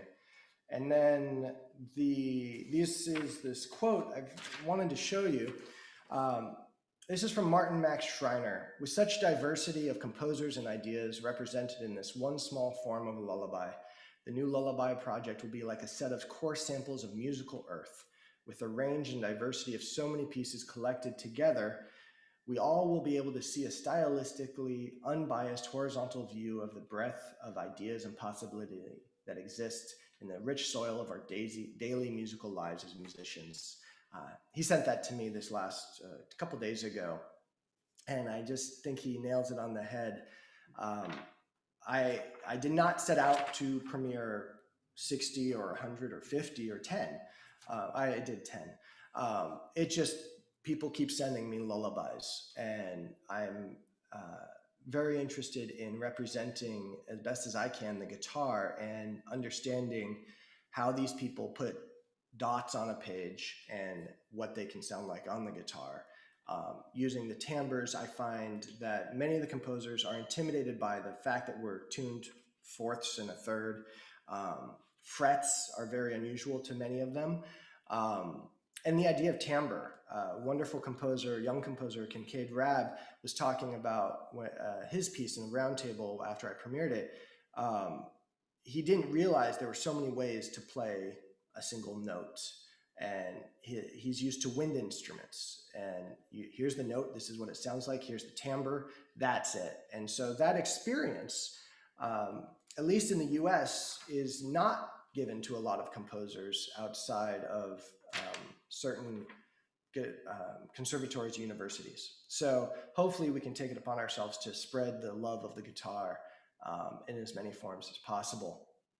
The Classical Guitar Magazine and Fanfare, those are from the new Lullaby reviews. And I'm just, very happy with those. I want to play you some music, and Rita or Amy, I did not keep track of when we started. So if you could please chime in when... No worries. You have 11 more minutes or so. This is... Okay, for those of you who are not English speakers as your first language, I apologize for going really fast if I am going too fast. I timed it, but I wanted to get to music. I do have a whole history of this, and I, of course, have some horrible, I have some not so great experiences, but 98% of what this has been an amazing collaboration. Many of these composers have become dear friends, and others were becoming friends. So this is Lullaby by Jacob Lulubai, or Lullaby, depending how you want to pronounce it, according to him. This is a 12-tone lullaby. And I was going to put the music up, so I'm going to switch my screen share. Give me 1 second here. And I can't believe I'm actually sharing a screen with the music. I don't usually do that with other musicians. This is freaky. Here we go. This is Lullaby by Jacob Mashak, and I totally skipped what he wrote. There we are. This is, I had asked him to write a 12-tone lullaby, and so this lullaby is, it was important for me to, in this particular setting, invoke the romantic of the second Viennese school, Alban Berg. Though they're really a reference to Bach through Berg, I've quoted the chorale Es ist genug, as Berg had done in his violin concerto. The title itself is a reference to Berg, as Lulubai can be read as lullaby or lullaby. Okay, let me get back to his score.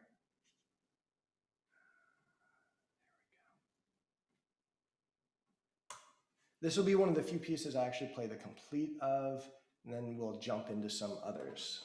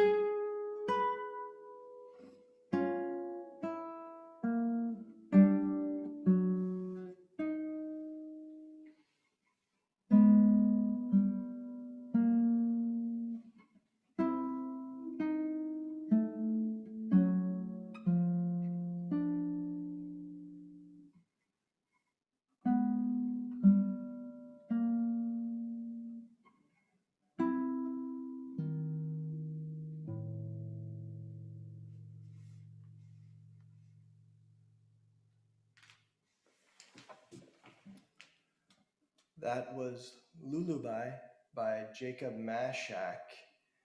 And I want to go into, there you are, Dalton. Jim Dalton's World of Your Own. He uses,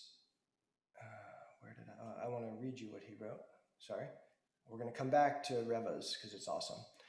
All men, whilst they are awake, are in one common world, but each of them, when he is asleep, is in a world of his own. And this is his definition of a lullaby. A lullaby should be seen as an invitation to a world of one's own making, a dream world. I present examples of my own inner world as an invitation to each to travel to their own place and to create it for themselves. The quarter tone dissolving to unisons at the beginning and end are meant to lull the listener by entrainment, tension to relaxation. The inner world is a place where the magical and surprising are ever present and commonplace. Since it is created by the dreamer, it should be welcoming and peaceful. And that's the wrong button. Thank you very much.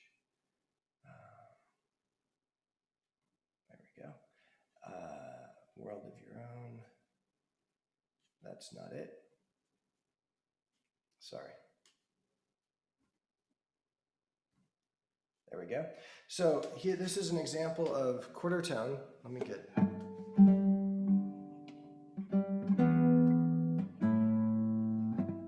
And how he does it, he asks for the composer, the guitarist.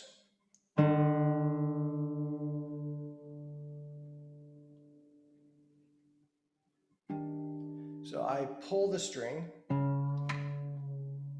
and that tension release is what he's asking for. So I'll play just the first page of A World of Your Own by Jim Dalton.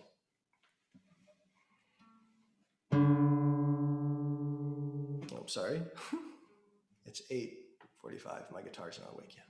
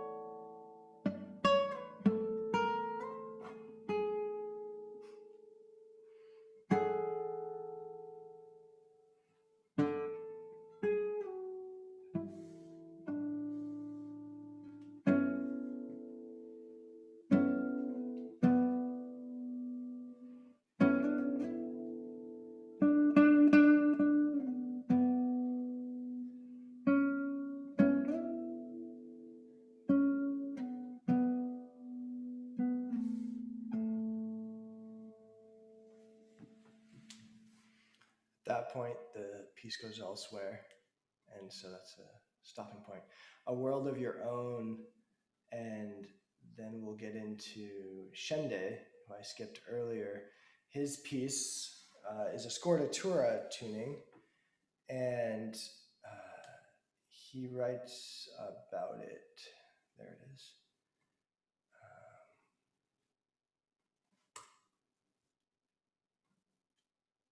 He says, I'll let you read this one. I'm going to let you read this for a sec while I do my tuning, because it is a different tuning. This is C sharp and G sharp.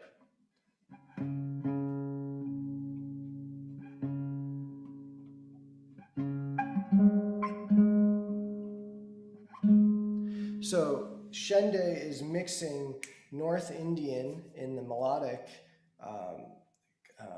content of the piece. And then he has me do some nut side plucking, which is not. So we have a polymetric patterns happening and string bends. And if you don't know Vin's music, he is a guitarist, as is James Dalton.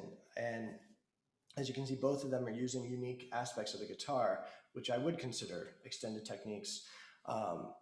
Both Vin's music is very much a mix of the rhythmic kind of tensions and harmonic tensions that exist between his upbringing of North Indian classical music and Western music. He was a blues guitarist, classical guitarist, and now a sitar player, as well as composer up at Bowdoin College.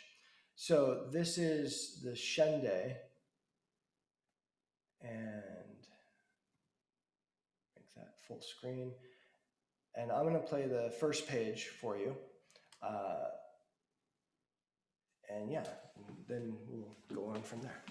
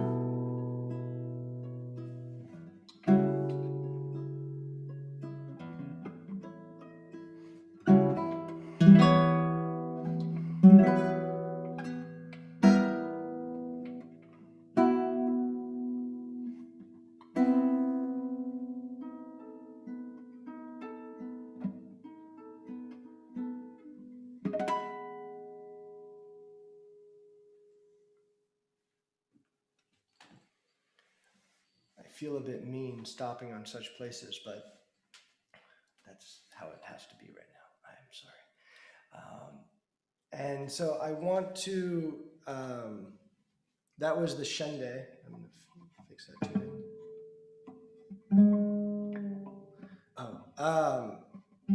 Because I have the G sharp, I want to demonstrate how another person uses and their approach to the lullaby.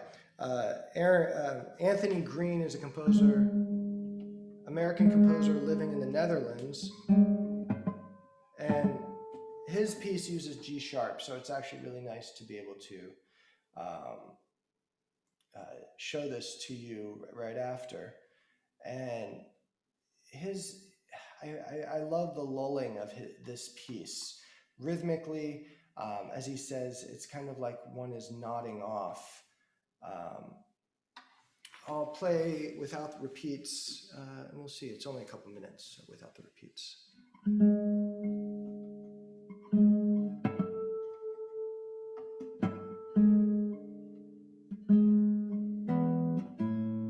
This was written in 2020 and is on the upcoming CD, as is the Mashak.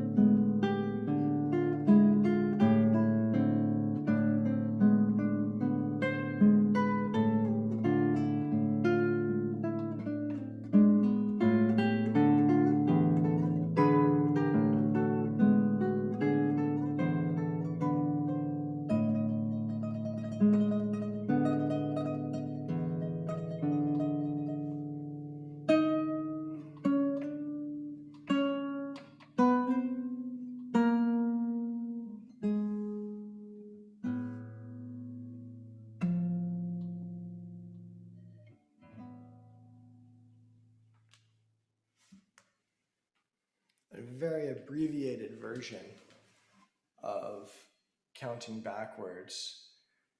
Now, some score samples I wanted to point out that use improvisation or aim for improvisation is this a score I just Aaron, premiered. sorry to Yes. let you know you're over time a bit.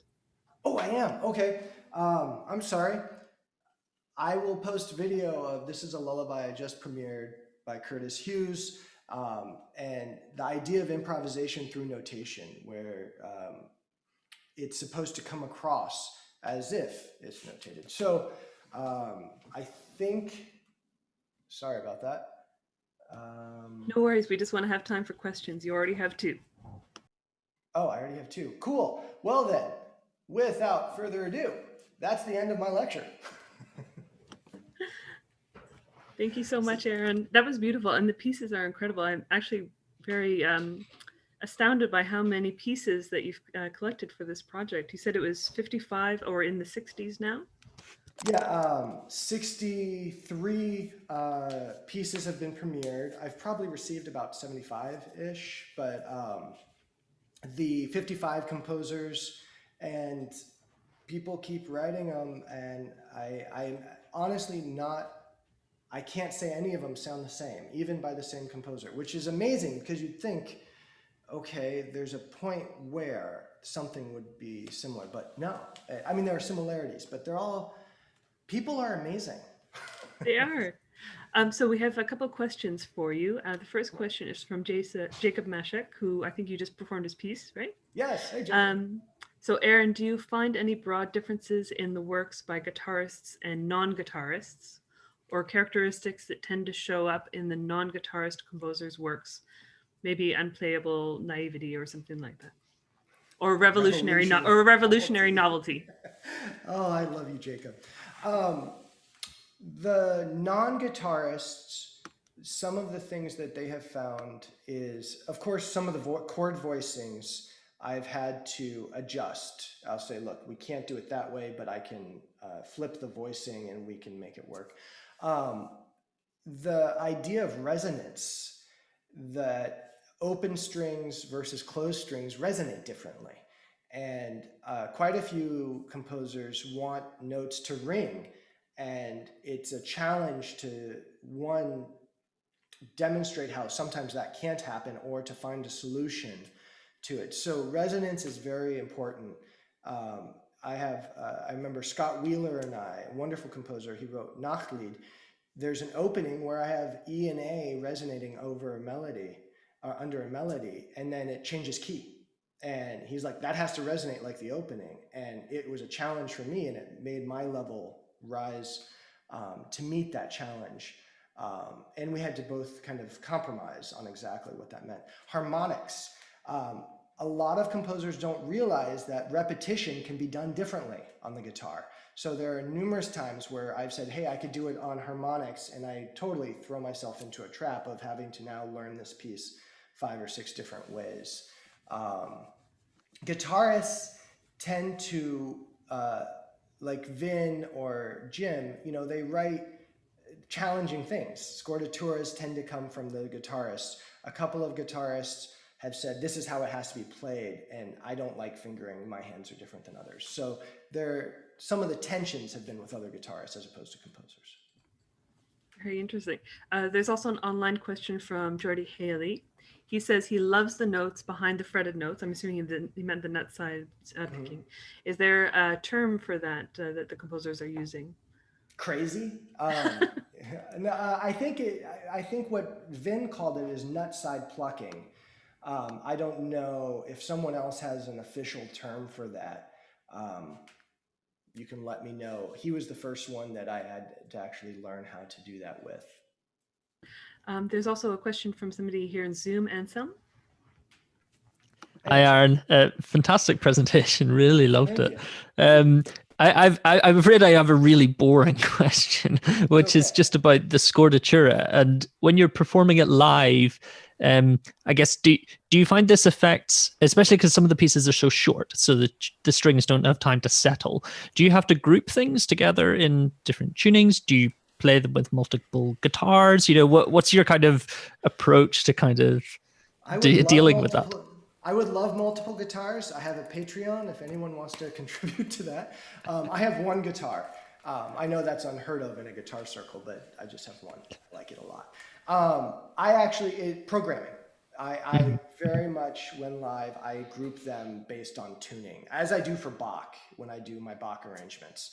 So I did a concert, a concert that is online from UNCG from the 17th of March. It had, I think, 6 tunings. And so it does make a difference. As long as I know where I am, I kind of have an idea if I have to make a correction. I've also learned just by repetition of how to kind of temper the strings so they don't go out. I also speak to the audience. As you can tell, I don't have a problem talking. And so I will tune as I'm bowing, and then introduce the piece, tune again. And then, if I go out of tune a little bit, I live in Boston, there's sirens, it's live. So if you want perfectly in tune, you should listen to the recording. And then I play guitar, so I'm kind of always out of tune in a certain sense. So yeah, it's a very good question, because quite a few people hate tuning. I will say 80% are standard tuning, 70% are standard tuning. So if you are in love with a lullaby, you can find one for you. Yeah. All right. Thanks so much. Just as an aside, there's a Domeniconi piece, which is like, I can't remember. It's the Voyages of Sinbad, and you have to tune between each piece, but you just tune one string. And so eventually you come all the way back around, which I just think is a really fantastic concept. Vineet Shende and I are doing a project of reimagined Bach preludes that do the same things. Oh, as if fantastic. Bach were from India, and each one is in a slightly different tuning, one string after another. And I have a lullaby by French composer Roger Illon, where I have to tune while I'm playing from E up to F, the bass, and then, which wasn't so bad. I'm doing a ostinato harmonic in the right hand while that happens. but I have to tune back. And I have definitely freaked out quite a bit about tuning back. I don't know why. Tuning up is easier. Tuning down is, we learn a lot about ourselves in moments like that. And how we cope with panic. All right. Thanks so much. Sure. Thank you. Thanks so much for all the questions. We do have one more, but we'll have to stop here because we're late for the round table. But the question was from Yuri Marchese, and it's on our Facebook. So if you feel like answering her or him directly, I will. That would be great. Thank you. So thank you so much, Aaron. We're going to take a short break and we will be back with the roundtable shortly. I also just want to say a very special thank you to Rita and Michelle because the internet was out province-wide for me this morning. So they took over and everything went super smoothly. So thank you to them for that. And we'll see you in a moment.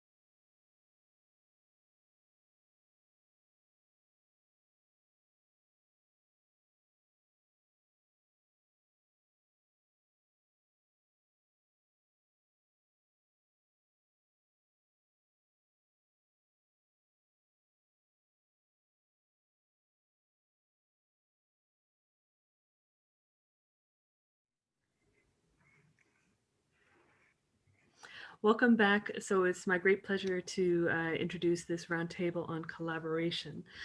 So we have three composer-performer pairs, and our chair is Jason Noble. Thank you, and it's wonderful to be here. I have a few prepared questions for this very interesting topic of collaboration, but it is not essential to me that we stick to those. I'd love it if we could touch on the musical, interpersonal, and broader social aspects of collaboration, but I'm totally happy to let the conversation take a direction of its own. And I'd encourage anybody who's listening to ask questions at any time, and also the panelists to ask questions of one another. I will only insist on two things, which are that everybody gets a chance to speak, and let's try to end right at 10 o'clock my time so that we get the day's schedule back on track. So we'll just shave a little bit of time off of this panel. To start us off, I was thinking, could each one of you please take 2 or 3 minutes to just tell us a little bit about your own work, especially your experiences with creative collaboration. And I'd be especially interested to hear what value you think collaboration brings to everybody involved, including the composers, the performers, and also the audiences. Can we start with Lainey, please?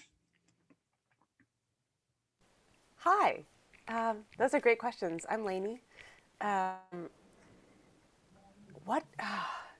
I want to jump right into the question about collaboration, but I think I had to talk to someone in the room for a second. Are we supposed to introduce ourselves quickly, or just jump into the Just briefly. Yeah. Just jump into the question. Okay. So, I mean, I work with Aaron. He's over there on my screen. I don't know where he's on your screen. Aaron, collaborating with Aaron has been a dream. I actually didn't know him super well when he commissioned the piece, but really I'm in the game for collaboration. Like I make electronic music just for myself, and I love doing that, but I think I get the most excited when there's just good chemistry with a performer or a fellow composer, and I do a project together, or just like that sense of collaboration and the feeding off each other. I really hope translates to the audience, that when you hear something, you hear kind of the joy of the extremely personal. I'm really, really into very personal, very specific, idiosyncratic things as a listener and as a maker. So I think for me, collaboration is so part of that. Like when I wrote this piece for Aaron, I was very, that you'll hear, hopefully, I was very stressed out, and Aaron was so like sweet and nice walking through this weirdo stress piece with me. And a lot of performers probably wouldn't have felt great about the things I ask him to do, and it's very niddly with the electronics, and I think you probably can hear that. Like he's so caring and careful with it, and I'm so demanding and kind of awkward and stressy with the piece. I think that collaboration is the effect I think hopefully that the listener gets. I mean, he just played it so beautifully for that live concert he mentioned, and we were playing it, and my family, they kind of went, my mother was really stressed out hearing it, and he had just played these gorgeous other pieces, these lullabies, and everything was beautiful and fabulous. And she listened, and she's like, oh, honey, are you okay? Like, is everything okay? But that to me was the collaboration. Like, that's what the piece is about. And watching Aaron, this commanding performer, be in such a kind of stressy sound environment and having it translate to audience members, even in the room with me, just going, is everything okay? What's happening? That's the personal, very specific personal touch that I love. Excellent. Thank you. Kim, would you like to introduce yourself and your experiences with collaboration and what value you think it brings to composers, performers, and audiences? Yes. Hello, everyone. I'm Kim. I work with Anne-Laurence. We are called the Paramorph Collective, and mostly based in Montreal. And we started collaborating because of a program through the CMC called ClassX, where they paired composers and guitarists.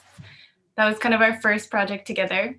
And I don't know, we kind of are like a good pair because our brains have fused. But collaboration in general, I would say I'm a very collaborative composer. I don't usually write things like by myself.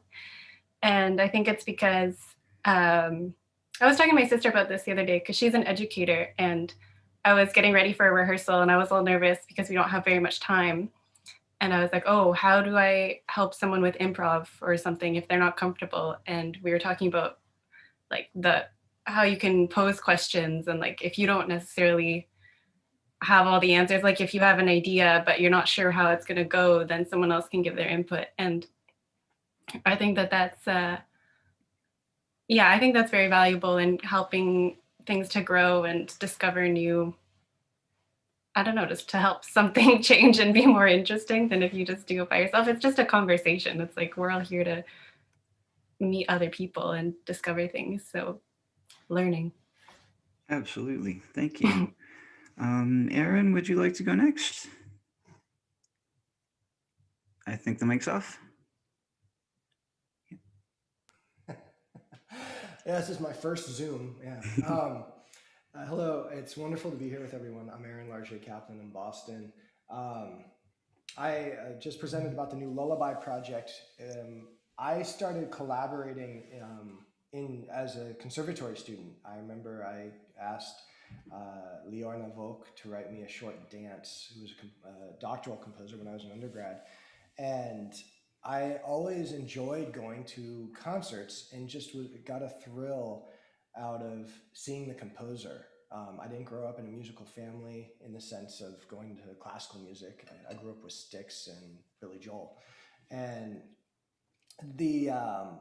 I get so excited meeting a composer. I actually really have to hold back. And I think audiences also get that. And so having composers at a concert, the social aspects, I truly believe that even though composers like to say they're very shy and, you know, introverted, that's a bunch of hooey. There's no way you can divulge your souls like that and for all of us and be shy. Speaking to people is very different. So I try and have a living composer in pretty much every concert that I play. And it's been exciting, and it's not just lullabies. I have another piece for electronics by Tom Flaherty, and I heard his music on a recording, and I just fell in love with a piece he wrote. And I wrote to him and said, "Would you write for guitar?" And he did. I haven't been able to premiere it because of this pandemic thing that we're all dealing with. But the idea of collaboration for the guitar, though, really comes, I remember asking composers to write for the guitar, and their just knee-jerk reaction of being, "That's impossible, I can't do that. It's a horrible instrument to write for." And that's, again, hooey, and it just takes time. And so I try and present myself as someone who will not tell someone how to write a la Andres Segovia, "Here's my style and you have to write to fit my romantic ideals or classical ideals." I just try and say, what are you trying to do and how can I be that messenger as best as possible? With Lainey, it was amazing. Lainey is way too humble. She is one of the founders of the New Music Gathering, which all of us should be attending every year. You will meet more composers, and they definitely need more guitarists to represent. And I heard her music and I heard her speak, and I said, she hasn't written for guitar, and that's a travesty. And so when she wrote this piece, and I wanted an electronics piece, and I knew she was amazing with that. I'm totally freaked out by electronics. I don't know much about it, and I updated my system right before the premiere, and so Mac had screwed up with Max, and it was this very stressful, oh my God, this whole thing's gonna fall apart. And it turned out really wonderfully, and working with her was easy in the sense that she told me what she was looking for, and notational stuff is always an issue. Like, how do we notate harmonics? Can this tremolo happen continuously while you're playing 65,000 harmonics? And it's like, well, here's what I can do, and does this work? And I think she's happy with it, and I'm happy with it to a certain extent, and it'll change. And 90%, 99% of the composers I've worked with are really cool to work with. Like, we're musicians, we're awesome. And the 1%, they just leave a really bad taste in the mouth, and I don't play them again. So my whole thing with collaboration is don't be mean. I'm going to put it in a PG-rated version. And the music is bigger than me, and I never want to let that. I don't want to ever be bigger than the music. That's not how I work. So. Excellent. Thank you very, very much. Can we turn it over to Zaki? Could you please just tell us a little bit about your experiences with collaboration and what value you think collaboration confers to composers, performers, and audiences? Cool. I've been collaborating in theory, like since I've started playing viola, just playing in orchestras and things like that. But then after graduating high school, I just got involved in the DIY music scene in Philadelphia. And through there, met a friend who was into noise music, and then from there, he was also the first friend who I met who was really a composer, and just started going to a lot of new music events in the city and improvising at DIY shows there. And so that was really my introduction to improvising and collaboration in general. And what value it has, I think that it really is invaluable in general.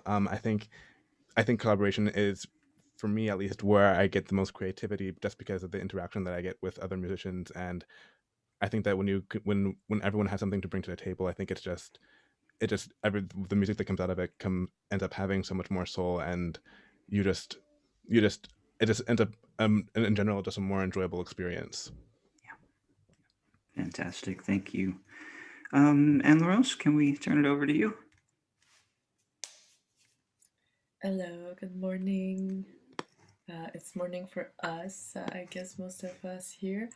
My name is Anne-Laurence. I'm a guitarist trained in classical, so I started, for me, my practice is really like super strongly intertwined with collaboration, because that's how I really started in my undergrad to play contemporary music. I wanted, before I started undergrad, to do contemporary music, but I had no idea what it was. I just had this feeling that I had to play living people. And so when I started investigating what was happening in the new city I moved in Montreal, I started to meet a few people and then collaborate with them, improvising and playing pieces that they were trying their hands at, and then from there I just always like went on collaborating with various people. And I would say for me, what I'm looking for in a collaborator is about the same that I'm looking for friends. So I really want what made blah blah blah blah. Okay, sorry, I'm reading chat. I'll read it after because I can't speak and read at the same time. Yeah, so for me, respect, empathy. Empathy is very important for me.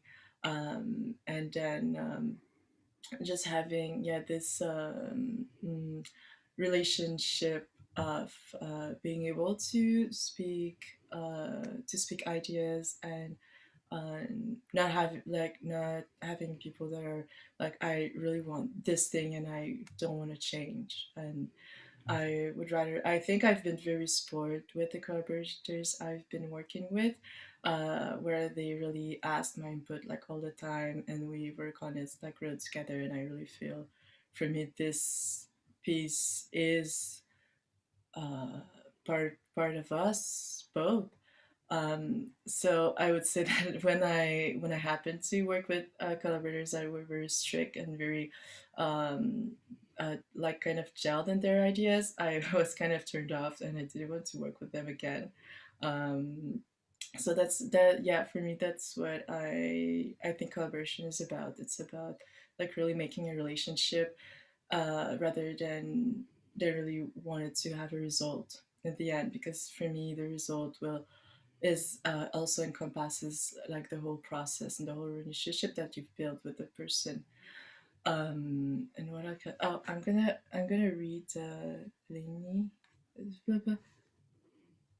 Ah, okay, that's super funny. So the question is, when made Anne-Laurence so me go, I've got to play music of living composers. Okay, so when I was before I entered undergrad, okay, this is a very funny story. That it has nothing to do with this panel, but I'm gonna go quickly. I've always been really into early music, and I've been researching early music musicians and writers. So I've been before I entered undergrad, I read this book by Nicolas Sarnoncourt.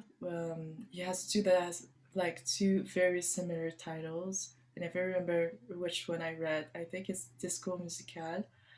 And in the introduction, it talks about how the music of the time is a reflection of the social and politic atmosphere and all. And I was like, I'm playing nothing like no one today. How are we going to know what is our like musical identity? This is nonsense. I hate this.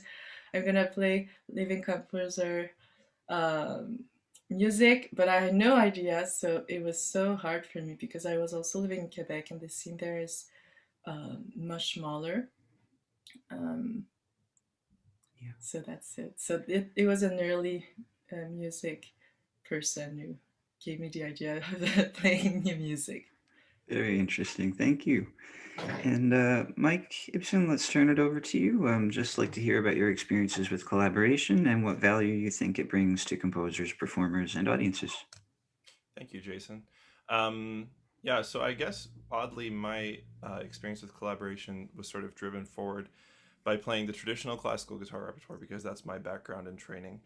And I sort of realized at some point during my undergrad, because I had also a late start in classical music and guitar in general, I sort of realized during my undergrad that there was not just the composer and then you, the performer, there was also often the person who the piece was written for or who edited the piece.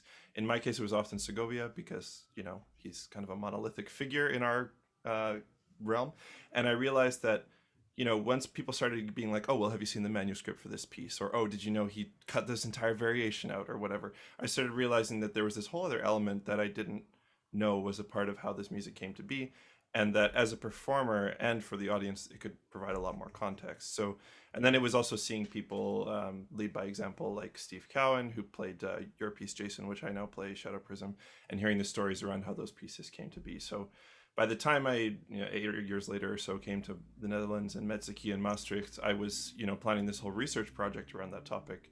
And for me, I wanted to do case studies during that time of commissioning pieces from living composers, since I had already done a little bit of that before, but actually go into it thinking about these questions intentionally. So it was really valuable for me to have that experience with Saki as a non-guitarist and our relationship and how that affected the piece that came out, and then also my other projects with other guitar composers, which was slightly different. And I guess just to wrap it up, I think that the best way I can put the value it adds is that I think a collaborative approach, whatever that might look like, because it's a bit broad, provides for a piece like a narrative structure for the person playing it, which actually helps them in a lot of ways. First of all, to communicate it to the audience, because audiences pick up on how you present a piece and what it means to you and what role it played in your own life. And I think that people really actually, I know there's a bit of a stigma of, playing new music for, audiences who don't know much about classical music or classical guitar. But my experience of touring with this kind of music has always been that audiences connect with it often more deeply.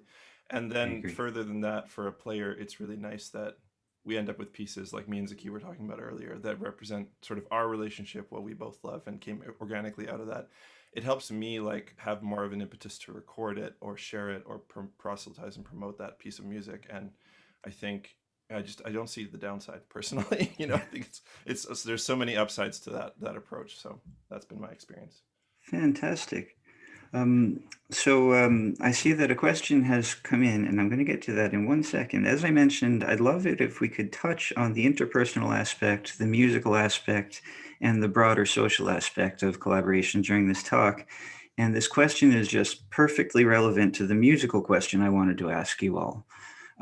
There are two terms that come up a lot in musical discourse, and I think they can both be seen as constraints in certain ways. One is composer intentions, and the other is idiomatic writing. And I was curious if you could talk a little bit about how your experiences with collaboration may have influenced the way that you think about those two things. And I'll just leave that in the background and move to the question that's come in from Yuri Marches, which is, my question is for the non-guitarist composers. I would like to know what was, at your first contact with composing for the guitar, the most incomprehensive idiomatic aspect of the instrument, and how the collaboration with the guitarist helped you to understand it. So we can open that to anybody who wants to jump in. Yep, Kim? Yeah, I have a good example for, I think, kind of all of that from our Class X thing. So that was really lucky because, also and Laurence and I are friends, so we didn't mind hanging out a lot. But we also had this program that supported us meeting. So I think we met weekly or bi-weekly for a couple months, and we would just try stuff out because I didn't know anything. I didn't even know how guitar was notated, what staff it was on or anything. So I think, and Laurence told me this book. I don't remember what the book is, if you remember the book, and Laurence, but I went and got it, and I learned a few things from there. But then mostly we were just derping around, what does this sound like? And what does this sound like? And then So to hear like what's already natural and what feels good and what sort of things are idiomatic, like basically she just showed me, and also sending recordings of other things that I might not have heard of. But I think the most fun thing for me was kind of combining those gestures and also leaving room for her to play. So we kind of did like an open skeletal score where I would just write like a line and like a density of notes and like a direction or something. And then at other ports it was more specific, but I felt like that kind of left space for, it was still kind of composed and it sort of sounded the same, but it left room for, yeah, the performer to just go with what sounds good and what feels natural in the hand with the intent still of what the piece should sound like. Mhm. Fantastic. Anyone else want to take that up? Yes. I just wanted to say quickly that there's an article I really love, and I'm going to pop it in the chat, by a composer named Alex Temple. And I think about it all the time with every collaboration. And I try not to worry about idiomatic so much. I mean, I was raised a pianist, but I'm a pianist, oboist, singer, kazoo melodicaist, laptopist. Like I have, those are my experiences, and I can tell what fits naturally in my body for those instruments. But I'm a pretty good pianist. I'm a really crappy oboist. I'm a fine, blah singer, blah, blah. So I try not to think about what's idiomatic for an instrument, and I try to think what Aaron's body likes to do, what Aaron is happy as an artist working on. And there's stuff that I'm sure, he's a rock star, he can do whatever I ask him to do. But it's more like I wrote things that I was interested in doing, and then it was a conversation, yeah, exactly as he said, I was really, really interested in just building to these tremolos that were constant with having layers of harmonics on top. And even what was important to me about communicating that, and what was even specific pitches I wasn't as tied to. I wrote these specific pitches and specific licks, and we talked, and I realized, oh yeah, I'm actually not that tied to the specific pitches and licks. If there's a way that your body can approach that better, it was textures. There are pieces where I am really attached to specific notes and rhythms, and then it's a matter of just getting performer, not just consent, but engagement and buy-in.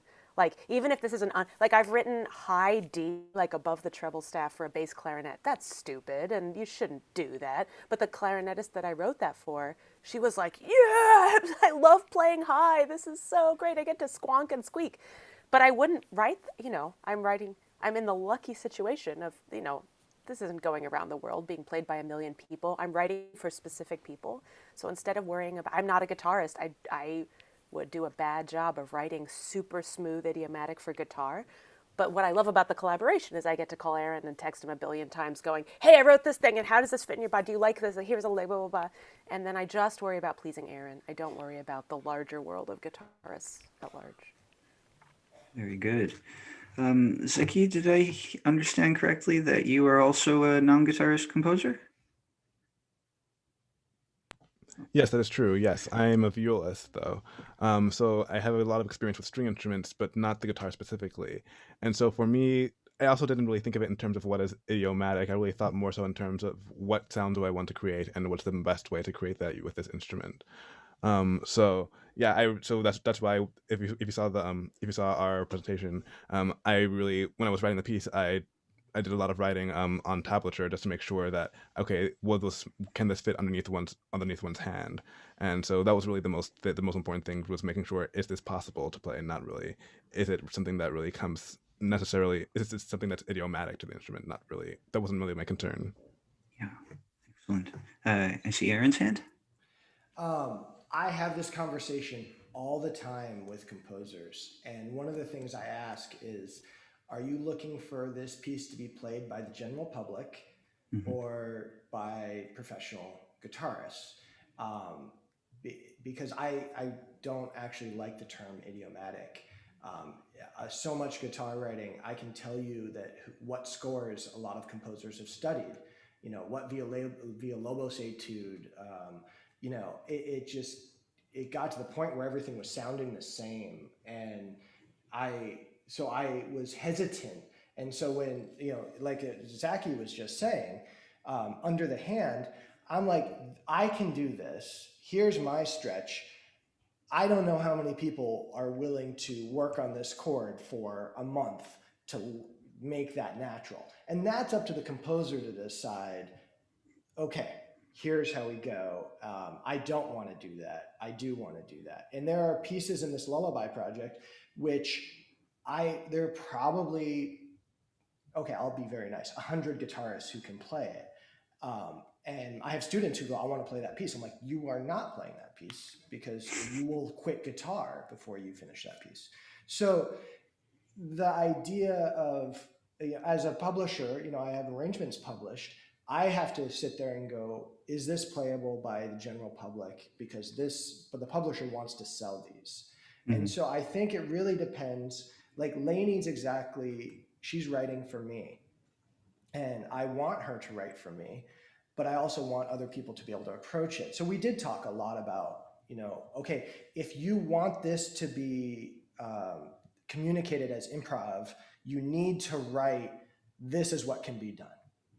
And I think the idea of communication is really the utmost. And I say communication in written instructions. I've had composers who don't write dynamics and then get angry when dynamics aren't played. And I'm like, printing is cheap. There is no reason not to give an idea other than you're really happy with whatever anyone does. And there are composers who are like, I don't want to give too much information because I want it just to be playable. I want every musician to be played. I imagine Michael would agree with me, and as well as Anne Laurence. In the guitar world, our scores are littered with controls of telling us where to put each finger. And we come from a history of tablature, which is older than standard notation. But we don't have a lot of musical directions. We don't get phrase markings and dynamics all the time. And I would like to change that. I want musical interpretations, but it also requires that younger guitarists take the leap of being, I can play this 6 different ways. What way works, and not have the ruler of their teacher or some dead guitarist saying you can't do it that way.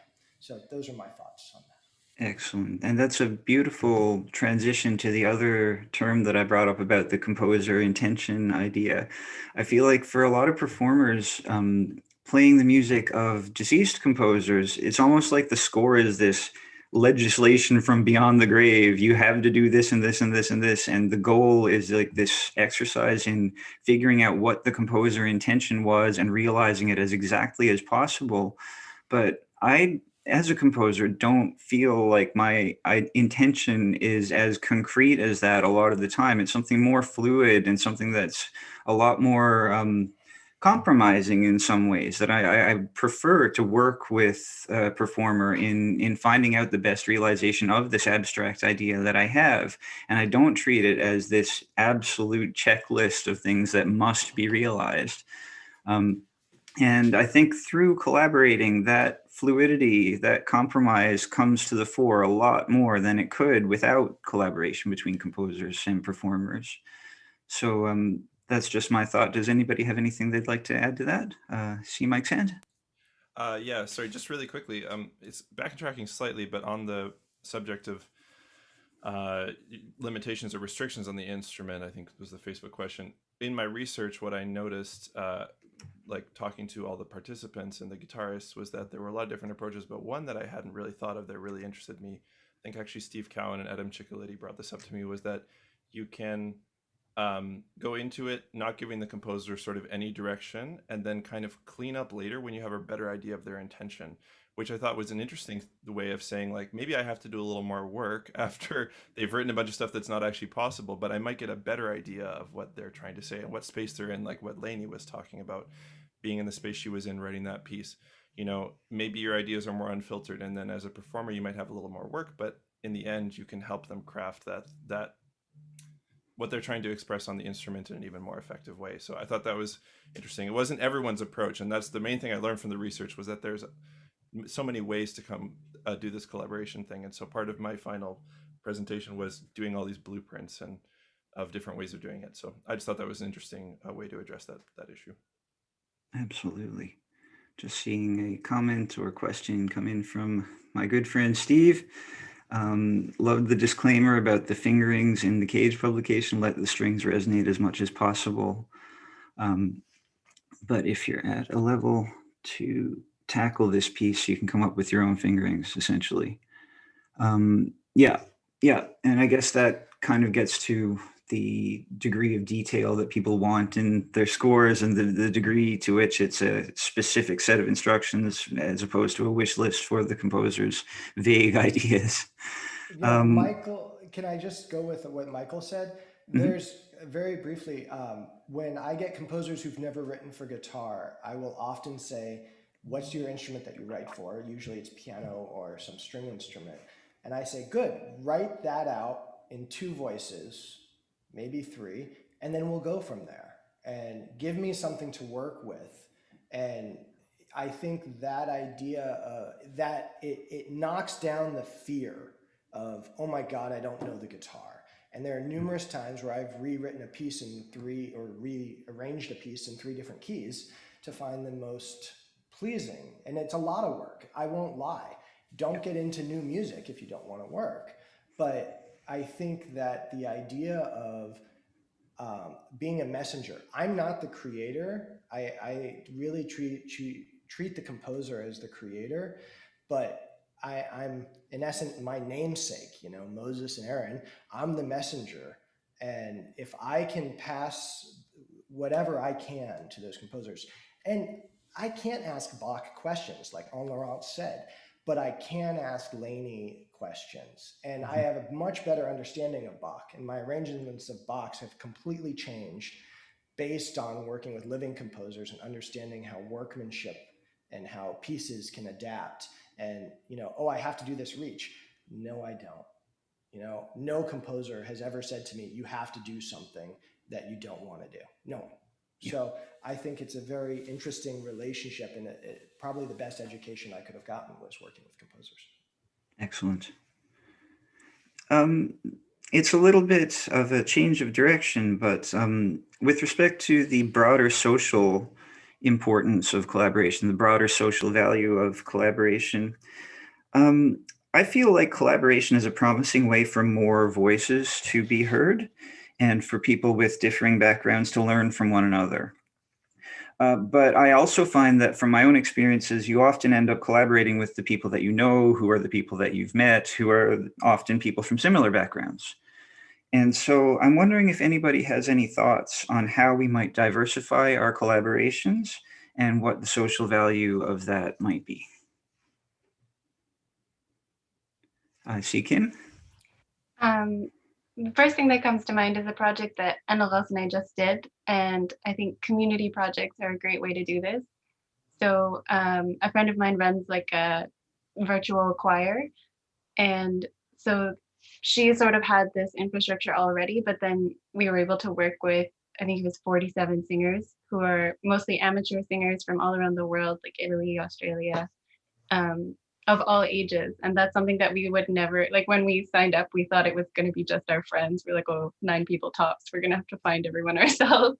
But then because it was already this sort of other circle that we were brought into, we were able to reach these other people, and we created this like choral improv thing together.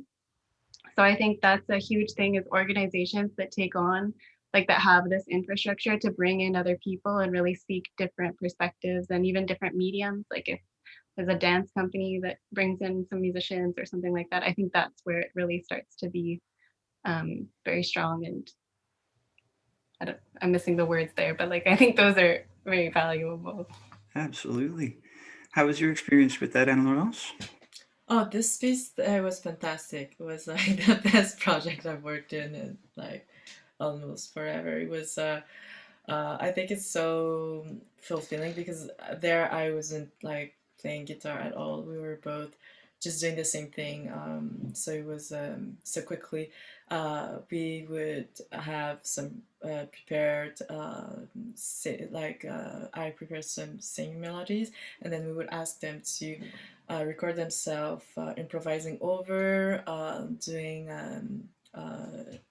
recording of just like random sounds in their houses, or instruments that they would play, and spoken words. We made them dream journaling and then speak their dreams. So it ended up being like super crazy thing, and we were a bit afraid that they would chicken out because they were they were like always like, oh, I don't know if I can do this, but in the end they were so good. So it was very rewarding also to know that our work also had an impact outside of our field, really. And those people, they were doing it for fun. They were doing it also. Some people actually cried because they were so, also this time we made this just like in January, they were so isolated some of the time, and some people like really experienced a lot of loss, like many people in their social circles, or if their family died for various reasons. And it was just like a lot of losses and a lot of hard time for everyone. So it was actually, I think for a lot of people, it was comforting to be able to connect through this work that we, like this place really that we put for them, because in the end, like they also mostly did the work, which just created a space for them to express and to experiment. And I would just go back also a little bit for the topic of composers. I actually prefer to work with composers who are non-guitarists, because they, from those I've collaborated with, they can see the beauty in the things guitarists will just see boring things. Like they will see beauty, or they will find things that we think are boring. But actually, if you listen to and you hear them, like if you want your audience not only be guitarist, because that's not the goal either, then it's also good to have this perspective. Whereas I feel, not all, but I feel like if you look at a score of a lot of composers that are guitarists, you will, like, I don't remember who it was, I think it was Michael, who said that it kind of comes back around all the same, because we have this kind of those cage ideas that are preconceived, and we think, oh, that's what, if I want my piece to sound virtuosity, then I have to do this. If I want my piece to sound complicated, I have to do this, and this is how you do the things. But in the end, maybe it doesn't have to be virtuosity, or it doesn't have to like respond to certain criteria. I feel like in our heads, with all the backgrounds that we have, like the trained background that we have those criteria and preconceived ideas of what a good or complicated or rewarding piece is. But other people that would think otherwise and don't know all the guitar background and all the heavy meanings of our repertoire will have ideas that are maybe more relevant to the overall field of I music. could not agree more. The article that Steve and I just published in Soundboard Scholar is pretty much about exactly this. I see that a question has come in from Mark Enslin, and he writes, as a composer who has occasionally been asked to write a piece for a performer, and I found it easier when the performer let me know a wish or hankering that they have had, something they wish for, and also something they wish to avoid, which I take not as something to obey, but something to respond to. Is this part of your experiences with collaboration? Anyone want to jump in? I think a couple of you have to leave early, and so Lainey, I believe, is one. So I'm going to put you on the spot and see if you want to respond to that before you go. Well, just to quickly backtrack, oh my God, just everyone's so awesome. I just want to echo and celebrate what everyone just said, because especially Anne Laurence saying, oh, composers who don't know guitars are great. That's so great. It makes me feel awesome. And something you said, Jason, I love when you said that you could feel like the process was fluid, that your compositional process was fluid. I think it actually took me a while to build the confidence to say that about myself. Like, I think once you're a student and you're bringing it to your professors and your teachers and performers, and you want to be like, I have every scenario completely blocked out in my mind, and every microsecond I am totally in control, and this G sharp should be like 64 decibels and everything, like, bleh. And I think I felt that responsibility as being a good composer, and now I'm like, Aaron, I don't know, like this thing, it's kind of like this, and let's talk about it, and I have this idea, and maybe I'm wrong about what I want. But I think the more kind of tenderness and vulnerability I have about the collaborative process, the more I'm happy with the end product. Yeah. So anyway, just wanted to say that. And then just quick about the question you asked about collaborating with new circles. I found that just being an audience member for new kinds of music that are really far from what I do and made by people who are really different backgrounds from me has led to collaboration. I mean, very, very slowly, because I've only started doing this recently, but online has been amazing this year. I mean, for all the tragedy of this year, so many concerts and so many things have been online. And I now follow hashtags as much as I can instead of people on Instagram, which has led me to such far and distant music and art making communities. And I'm going to start getting plucky pretty soon and writing to people super outside my social networks and musical area, just going, I love what you do. Can we work together? Anyway, those are my quick thoughts on that. The question about, I take that to be restraint. Like, I love working under a million restraints. If a performer gives me, and I say restraint, but it can be like, I love to play fast. I love to play thick textures. I love to play gnarly, loud music. Anything, I love getting that. And I usually kind of do a quick, I don't think I even did with Aaron because I had such a definite idea of what I wanted to write for him.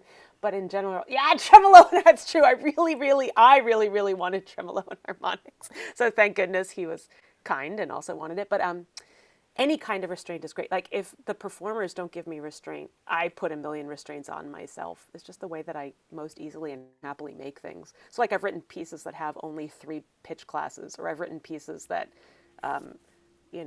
have one harmony for 10 minutes and I don't let myself change.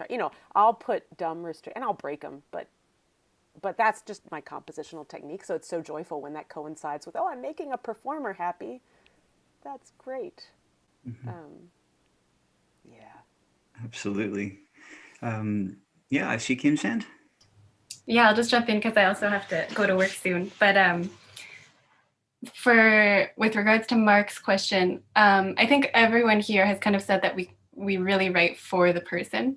And I think that's a very important initial first step that I kind of didn't mention before, that like with the piece with Anne-Laurence, Almost Touching, I'm pretty sure our first meeting, I don't even remember if we played guitar, but we were just talking about like what another project that she was currently working on, and like her sort of like meditations and journaling and thoughts of like what's going on in her life. And then I was thinking about how that reflected with some poetry I was reading. And that kind of like initial connection, like, where are you at? What are you thinking about? What are you living right now? And then usually it relates to like what else I'm living, because we live at the same time, but then the nuance of the differences. And one thing that I've started doing, I just did with a clarinetist that I'm writing for, that I wrote for, is because it was long distance, we use MindMeister. Plug for that website. I don't know, it's free, but you can make like mind maps. So I started just like, while we're talking, I just like put down all of her interests. And then like, if I'm like, oh, what bands do you like? Or yeah, because I just like to have like sort of an idea of the person. And then, I don't know, the music kind of comes from that. But Excellent. I see that Mark has joined us. Did you want to follow up on the question at all there? No? Then Aaron, would you like to jump in? Well, regarding getting outside of the circle, I'm really bad at clicks. When I played sports, I could never stay in one position, and my legs are always moving. What I found in high school, a couple times my friends thought I was nuts because I would ask out like the really popular girls and get totally rejected, but I lived, and it was like cool. Like, I didn't lose anything. And I kind of used that when I would approach composers, not at first, but sorry, these things don't stand.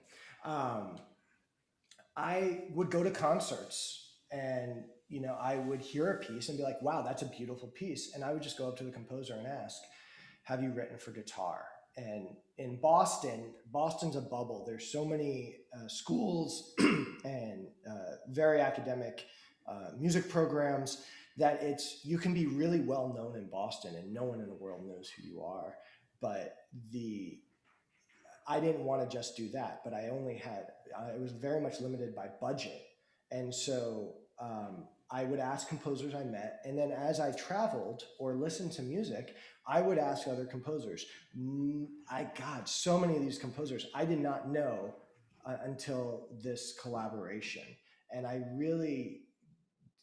the guitar world is its own bubble, and within it, there's very, very small little bubbles, usually regional or based on teachers. And I didn't want to be a part of that. And so I purposefully stayed away from asking a lot of guitarists who are composers to write, because most guitarists laugh at the idea of a lullaby. The composers like the idea. And that really was affirming, and to have composers from all over the world. And then I'd ask performers who I really got along with or looked up to and said, hey, do you know any composers in Malaysia? And Michael Hall, who's an insane violist, was like, yeah, I tour out there all the time. You need to talk to this composer and this composer and this composer. And he sent me a list of like 15. And a couple of them were like, yes, I'd like to be a part of this project. Let me write for it. And so I think I grew up very shy, and I knew that. And so I think most musicians are very shy, but I also think most musicians and composers like to be a part of something. That's why we play music. We like to collaborate. And so if we can get over our own fear of being rejected, which doesn't end the world, we can create a new collaboration. And there are numerous composers, I mean, a lot, who have said no to me, and I don't hold it against them. Many, it's because of financial reasons. That's why I don't have a lot more women composers. Women are like, recently are like, no, I won't play unless, I won't write for you unless you have this amount of money, and I just don't have that kind of money, which is totally cool, and I respect it 1,000%. So I think as we want to grow as an instrument and as a community, we have to get out of our circles. So I'm all for it.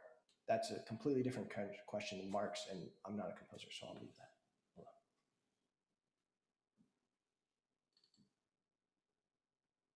that. Thank you. Zaki, I think I saw your hand a little while ago. Yes. Yeah, I had a response to Mark's question.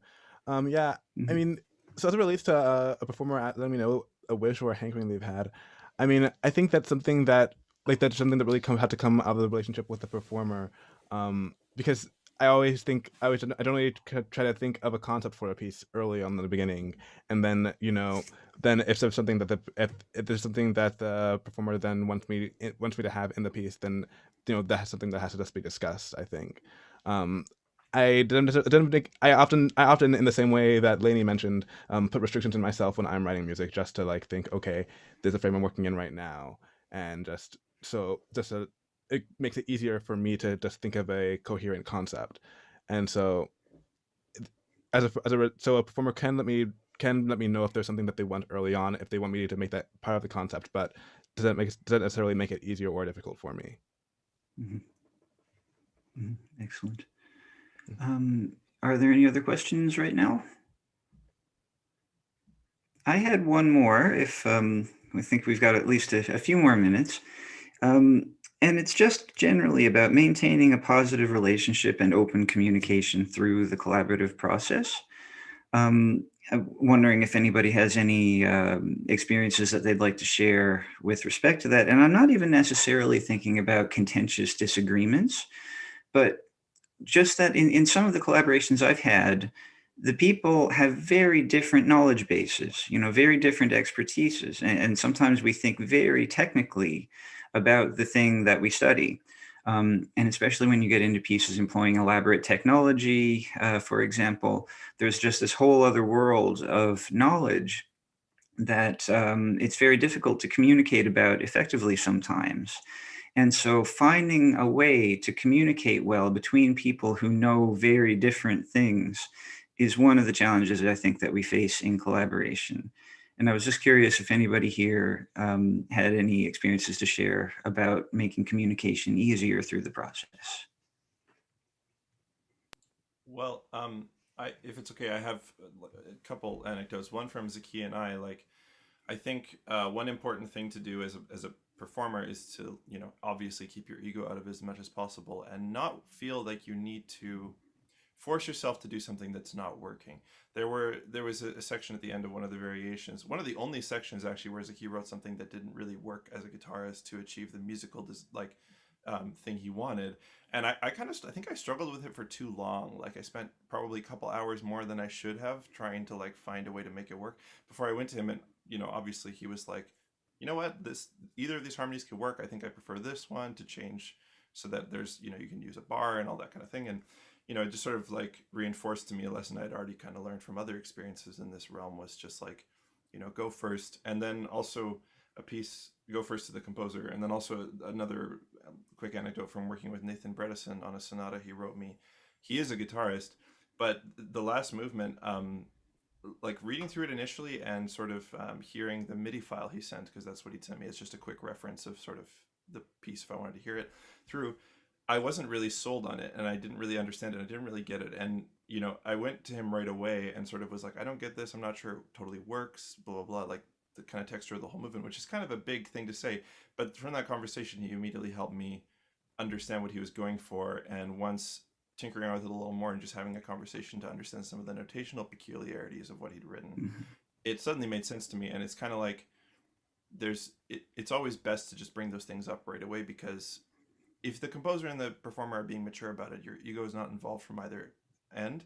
And then you can just kind of like learn from that and either go in the direction of we have to change something, or in the direction of I as a performer didn't understand something in the score. In either case, it's a win-win, right? So, yeah. Absolutely. I would just say, I was like, the first thing that came to mind when you asked this question is like, your ego is the thing you don't want to bring into the table. You absolutely, like, this is not the goal. This is not like you like, showing off is not like, you should never do it. I really hate when people show off like all the time, but I think collaboration is really like the worst place to have your ego on the table. And for me, it's really just the time. You have to invest the time and the energy just like you would in a relationship. So if you meet 2 times for a piece, like, you're not gonna come through. It's like there's no magic trick. You have to take the time for it.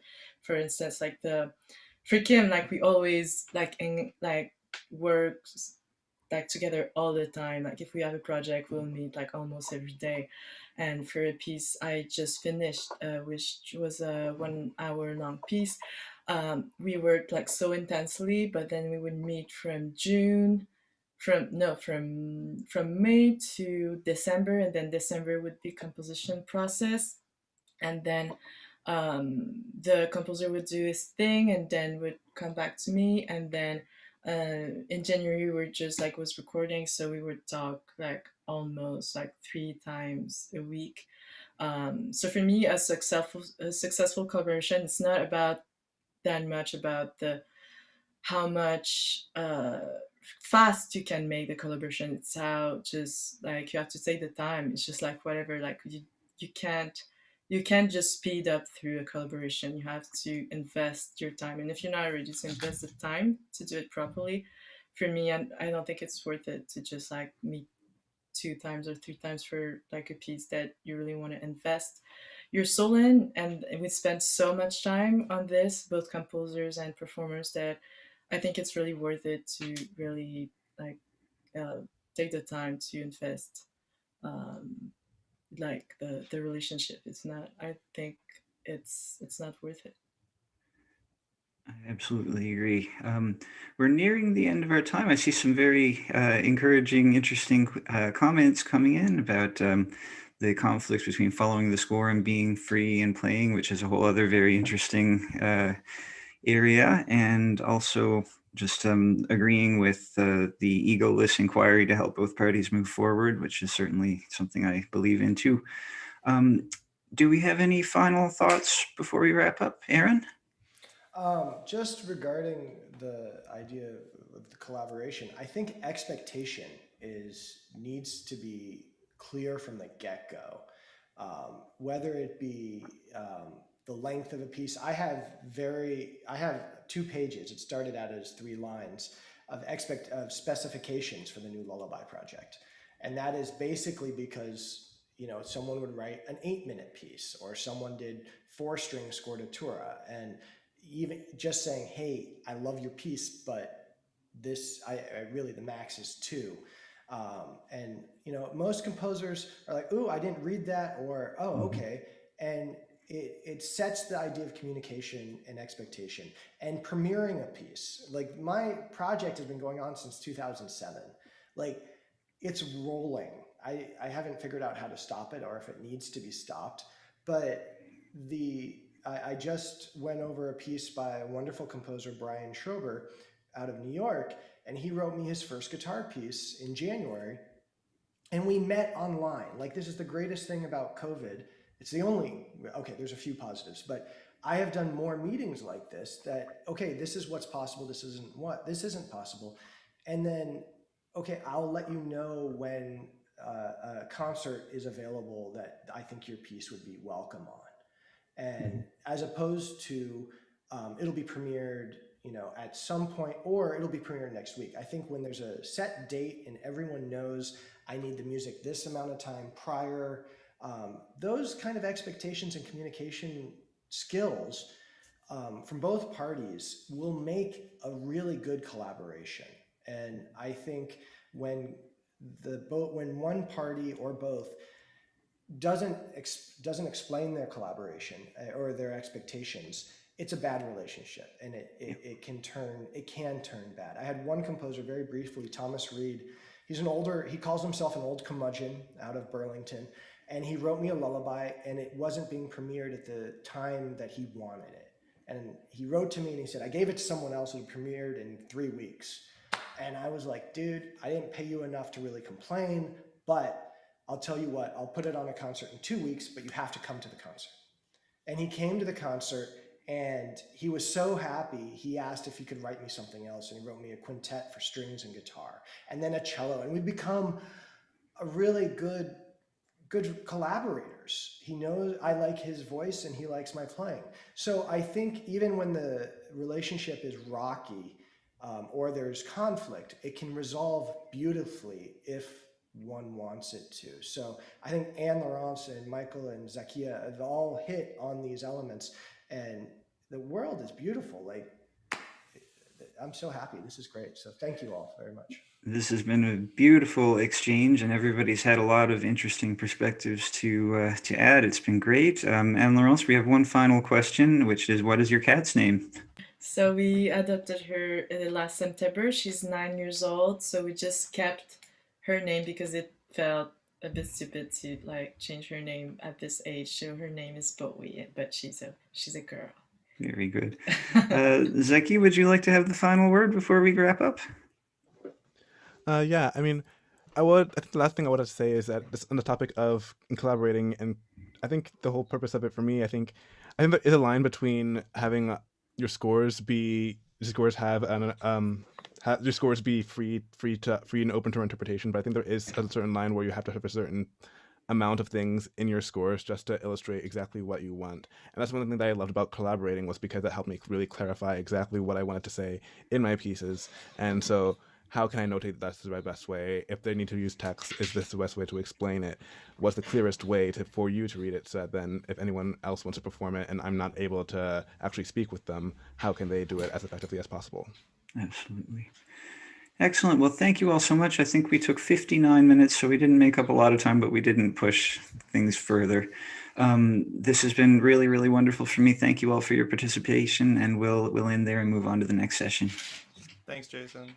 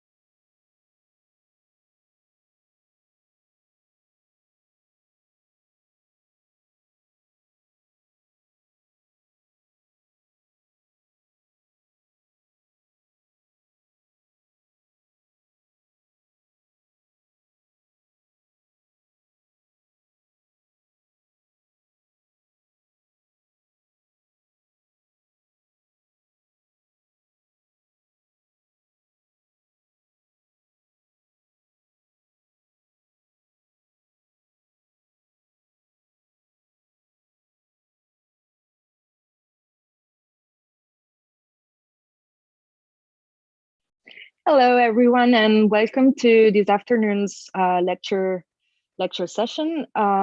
First off, we have Sam Cave from England. Oh, UK, sorry. He's a guitarist and composer, and he's focused on production and exploration of new music. And in today's talk, Sam will present the technical, theoretical, and practical aspects of Radulescu's music, viewed through his only piece for classical guitar, Subconscious Wave, Opus 58.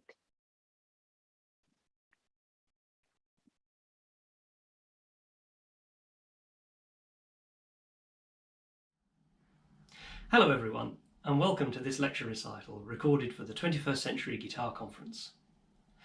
I'm very sad to not be giving this talk in person in Lisbon and meeting you all, but I'm very excited to talk to you about the music of one of the most original and extraordinary composers of either the 20th or 21st centuries, Horatiu Radulescu.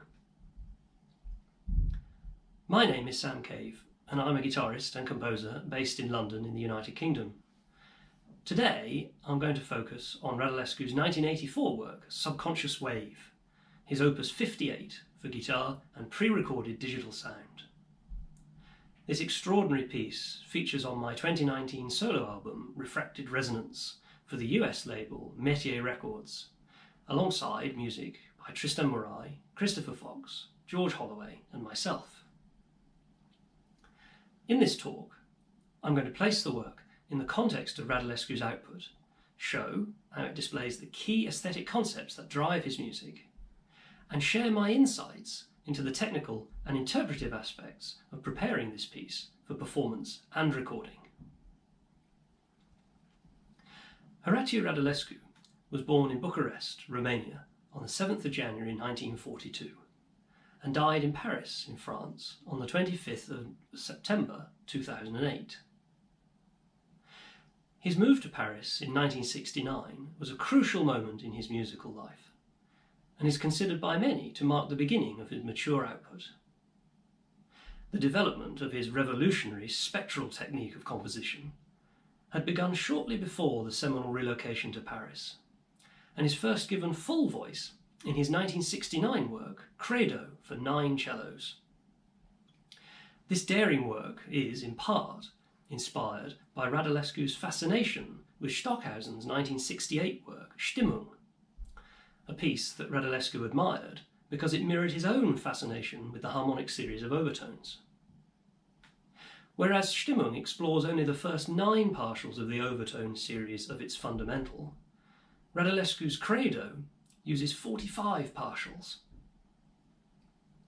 Radulescu's approach to the spectral resources of the harmonic series of overtones is very personal and quite distinct from the classic French instrumental synthesis spectralism developed in the mid-1970s by Gerard Griset, Tristan Murray, and other composers. It is rooted, as demonstrated by Credo, in the high reaches of the harmonic series, and, more importantly, in the creation of what Radulescu terms sound plasma, more of which later. Subconscious Wave was premiered in 1985 at the Castel Sant'Angelo in Rome, in Italy, by the guitarist Dora Filippone. The composer himself looked after the digital sound and amplification for the premiere performance. If we take the almost precisely 40-year period between the start of Radulescu's mature output in 1969 and his death in 2008, then Subconscious Wave sits almost exactly at the midpoint of his career. Composed around this time was the set Intimate Rituals 1 to 11, which was written between 1985 and 1987. Of these, numbers 2, 4, 10 and 11 feature similar formats to Subconscious Wave, in that they make use of a soloist, or soloists, and a backing, which is either pre-recorded or performed live. Das Andere, one of Radulescu's most performed solo works, which is for either viola or cello, was composed in 1984 as well, and the Fifth String Quartet, possibly Radulescu's most famous chamber work, was written between 1990 and 1995. It is also interesting to note that Subconscious Wave was composed during the composition of Radulescu's most daring string quartet, the fourth, which was written between 1976 and 1987. This quartet also makes use of recorded sound to create a piece for 9 string quartets, or, in Radulescu's own words, a live quartet surrounded by a 128-string imaginary viola da gamba. So, Subconscious Wave is a mature piece by a composer at the height of his powers, and is both typical in terms of format and, as we shall see, composition technique. But it is also unique in that it is the only piece originally containing a guitar as a soloist against a backing. I think this is both surprising and a great shame, for reasons that should become apparent. Like most of Radulescu's scores, this one requires some deciphering, and it is a fairly representative example of his idiosyncratic and highly personal style of notation. Each line of the score represents a time period of 1 minute. String numbers are shown in the conventional way as numbers in circles, and the numbers of the partials that can be plucked on the strings that are in play at any moment in the piece are shown as numerals. Alongside this, there are special homemade symbols for the plucking techniques and the bowing techniques, both on one string and all strings near the bridge. The first step in getting these details onto the guitar is to deal with the scordatura.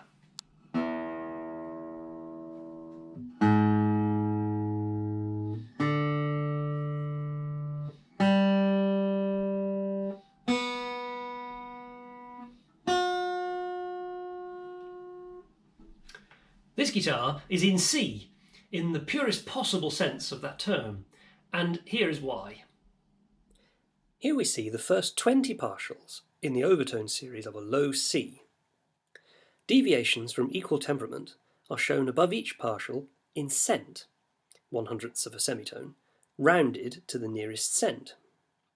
From low to high, the 6 strings of the guitar are retuned to match the cent deviations of partials 5, giving an E 13.69 cents flat, 13, producing G sharp 40.52 cents sharp, 9, giving a D 3.91 cents sharp, 3, producing G 1.95 cents sharp, 15, giving us a B 11.73 cents flat, and 11, giving us F sharp 48.68 cents flat. To achieve accurate tuning, I calculate the frequency of these pitches and then use a tone generator to produce sine tones as tuning notes, one sine tone for each string. For example, the 6th string.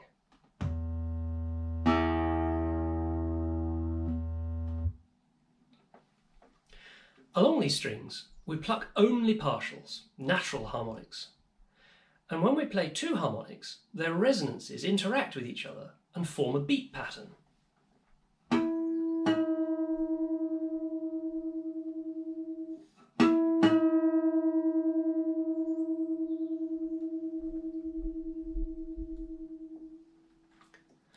The nature of this beating is explicitly calculable by use of the absolute difference between the 2 sounding frequencies, and this beating is one example of the fabric of Radulescu's sound plasma, a concept well summed up by clarinetist Roger Heaton in his 1983 article in the contemporary music journal Contact entitled Sound Plasma. Radulescu's works are built from sound situations created by different treatments of fundamentals, the spectra produced by those treatments, and the isolation of individual spectra. The music results naturally from the initial organisation of sound sources and formal structures. its interest lying in the interaction of the resulting harmonics, difference tones, subtones, rhythmic beats, and so on. The texture thus produced is called the sound plasma. Or, in the composer's own words, in his 1969 to 1973 text, Sound Plasma, Music of the Future Sign. There are no longer steps, interval jumps, chords, etc., but discreetly gliding and trembling narrow frequency bands, vibrating living sound plasma. Duration, by lack of clear appearance and disappearance, is infinitely long or short, and no more an element of comparison. Hence, rhythm exists no longer as combined values, but only as spectrum pulse of the micro and macro sound plasma, or as infrasonic trembling of the non-evident sound lava.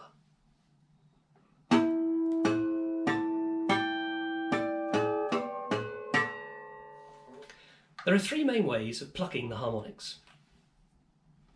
Firstly, completely open, where the left hand finger leaves contact with the string immediately after the pluck.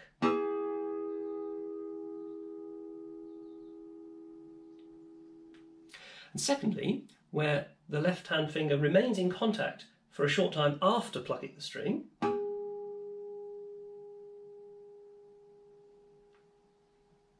And the third one is a fully closed or muted position for the left hand, where the left hand remains in contact with the string all the time after the pluck until the sound has decayed.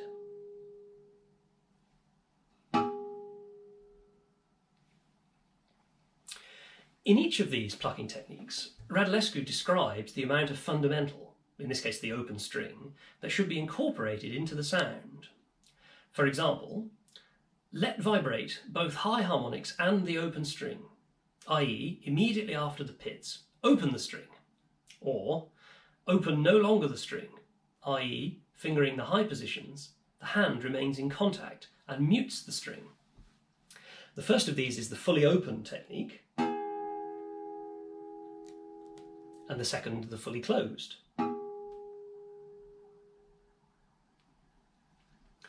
These subtle graduations of touch in the left hand require a lot of practice and contribute much, both in success and failure of execution, to the texture of the music. There is a special separate harmonic node that Radulescu deploys very carefully throughout Subconscious Wave. He calls it the multiphonic, and its node is located a tritone above the open string, and it produces a beautiful ethereal resonance.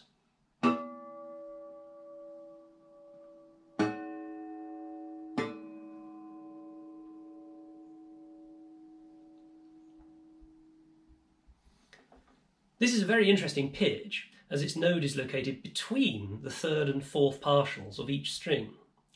And because of this, one can occasionally hear a triphonic or a complex aggregate of the open string and other overtones. For this reason, I have tended to render the explorations of this pitch in sparse areas of my interpretation, to really allow time to appreciate its complex beauty. Alongside this, there are two main ways of bowing the strings. The first is a flautando bow on just one string, the sixth string.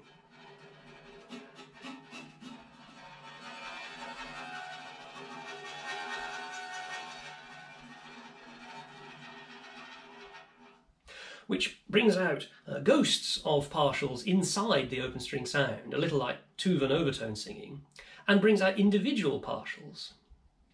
The second is a bowing on all six strings near the bridge to create flashes of light.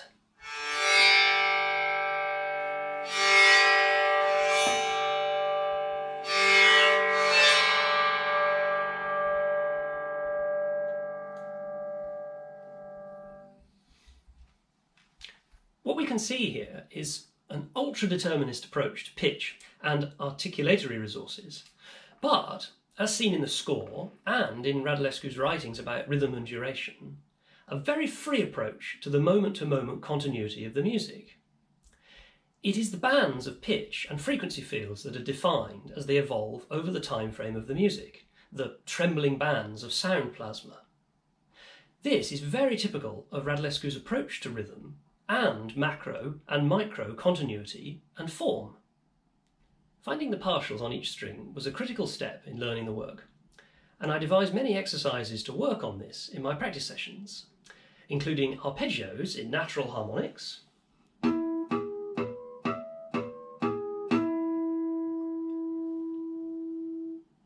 and scales when above the 7th partial.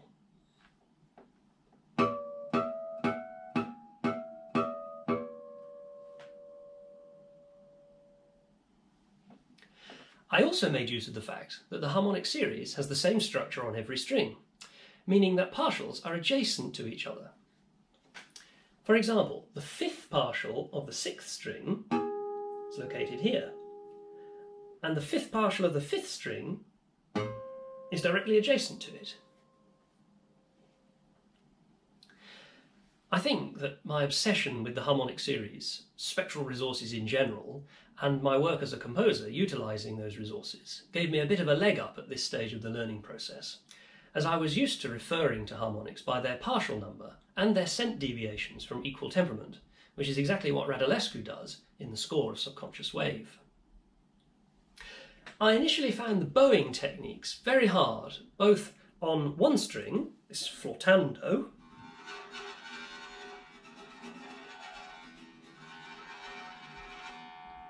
and the bowing on all strings.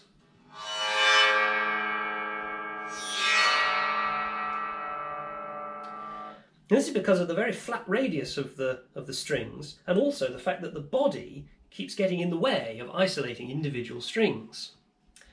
To solve this, I hit on an idea. The nodes of the harmonic series are symmetrical around the 2nd partial, which is the octave above the fundamental. And so I decided to sit like this, because what is here is also here for the harmonics and vice versa. And so it follows that for the bowing, the nut can now act as the bridge.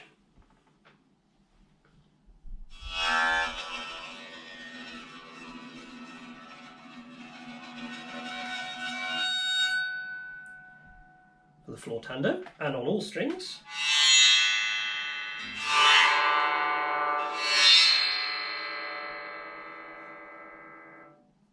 We can really hear those flashes of light coming through.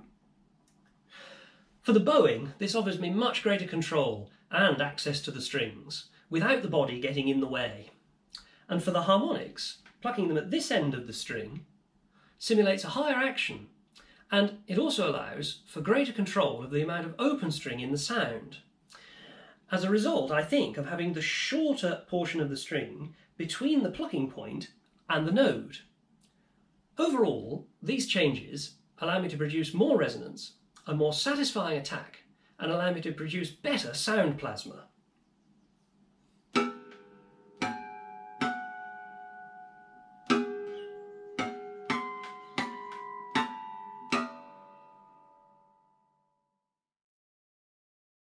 In listening to many performances of Radulescu's music for various forces, and spending lots of time with his scores, what becomes apparent is a sense of scale, a feeling of the eternal or perhaps the prehistoric, almost as though we're hearing the sound of the universe turning over. I needed to capture that feeling in my performances of Subconscious Wave and try to find a dramatic shape worthy of eternity. In the score, Radulescu occasionally includes markings like faster or morendo, but nothing more detailed, and it's up to us as performers to respond to the sound plasma. In order to capture the inherent energy and power in Radulescu's music, I've formulated some guiding principles to be applied in real time whilst practicing and performing the piece. Firstly, the evolving thickness and density of the plasma, as defined in this piece by the number of strings in play, the partials permitted upon them, and its rate of change. Secondly, the plucking methods that are in play at any moment, and their respective potential energy. For example, the open plucking technique creates a longer resonance, and if you get it exactly right, also contains the fundamental, and so lends itself to a more sparse texture, whereas the very closed technique has a very short resonating period and lends itself to periods of high activity. The third of my guiding principles is the proximity or ongoing nature of the bowing techniques, either the relaxed overtone singing sound of the flautando or the flashes and shards of light created by bowing on all strings near the bridge. Here are some examples of these factors at play in real time. Firstly, the building of a wave of plasma as the number of strings and partials gradually increases.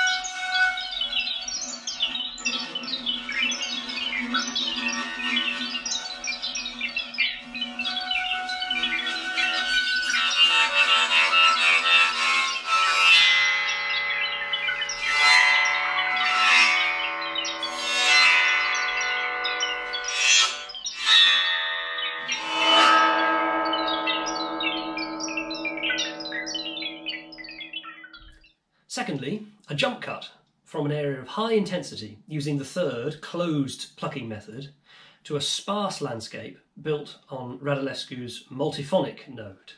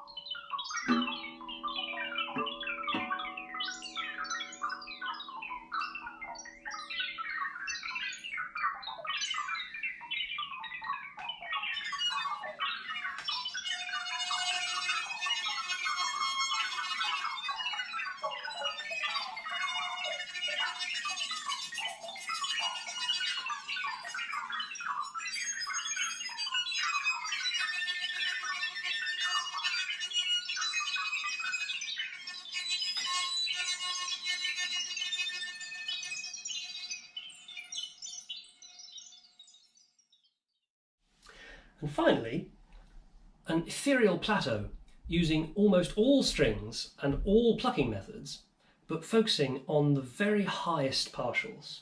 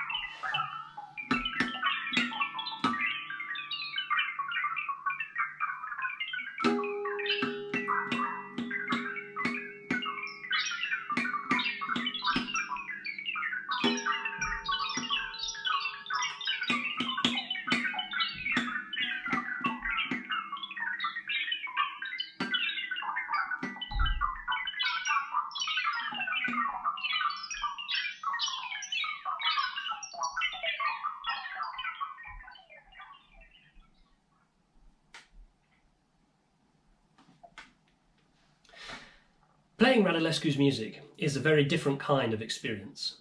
One has to be hyper-aware of the energy level of single sounds, the interior of those sounds, and try to wholeheartedly inhabit the sonic landscape created by the interaction of the sound sources. As composer Ben Lunn eloquently states in his article for the Lithuanian journal Principles of Music Composing, the ideal is a form of music which transcends harmony and counterpoint entirely. This occurs because the music becomes almost like a physical object, where sound, harmony, colour, texture and structure all combine together into one. I can only echo those sentiments, and playing this music really is like being in touch with a physical object or a living creature of sound. As a performer, one must ride the wild ocean, to misuse the title of Bob Gilmore's extensive 2003 interview with Radulescu for Contemporary Music Review. Another interpretive clue also came from Bob Gilmore, an insight he provided into the nature of the digital sound that forms the backing for Subconscious Wave. Before his death, Radulescu entrusted the contents of a computer hard drive to Bob Gilmore. This situation repeated itself when Bob gave the same archive to Christian Mason before his own passing. Christian is a composer and one of the artistic directors of the Octandre Ensemble, of which I am a member, and it was him that first invited me to learn and perform Subconscious Wave many years ago. Whilst looking through the performance materials, we discovered several versions of the digital sound part, two of which gave vital clues to its origins and evolution.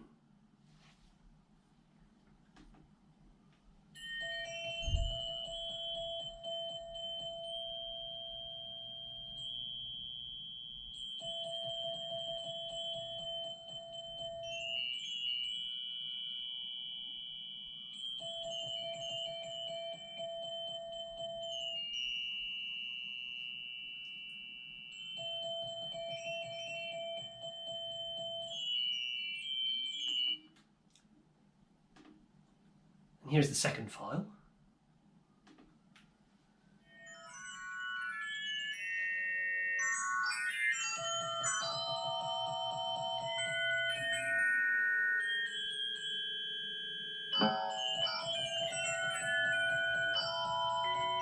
And finally, here's the completed backing for Subconscious Wave.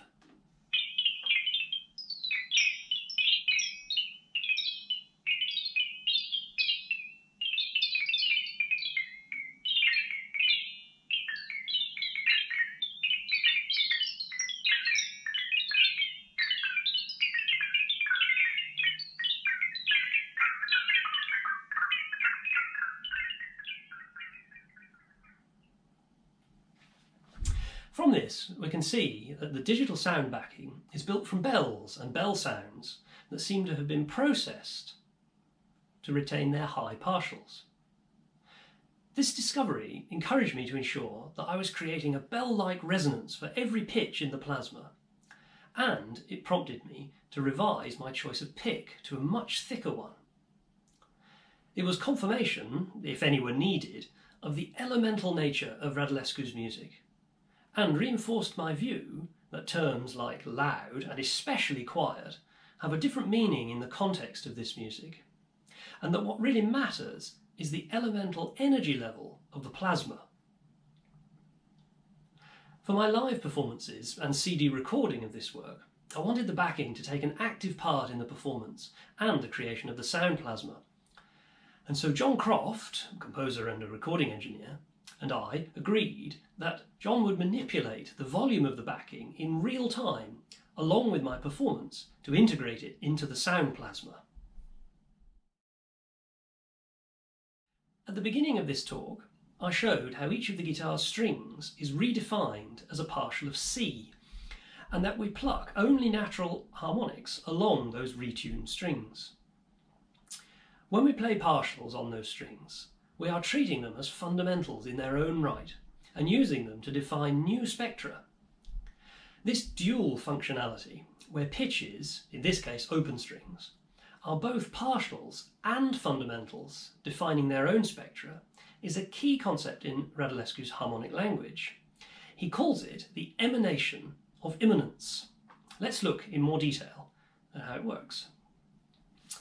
String 6 is tuned to the cent deviations of the fifth partial of C, which, as we saw earlier, is an E 14 cents flat.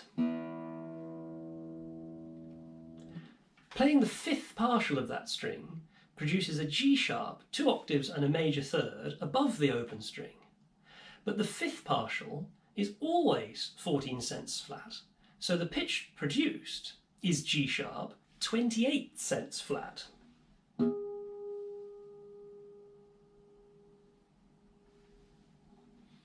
As you can see, this technique proliferates on all strings and for all partials used.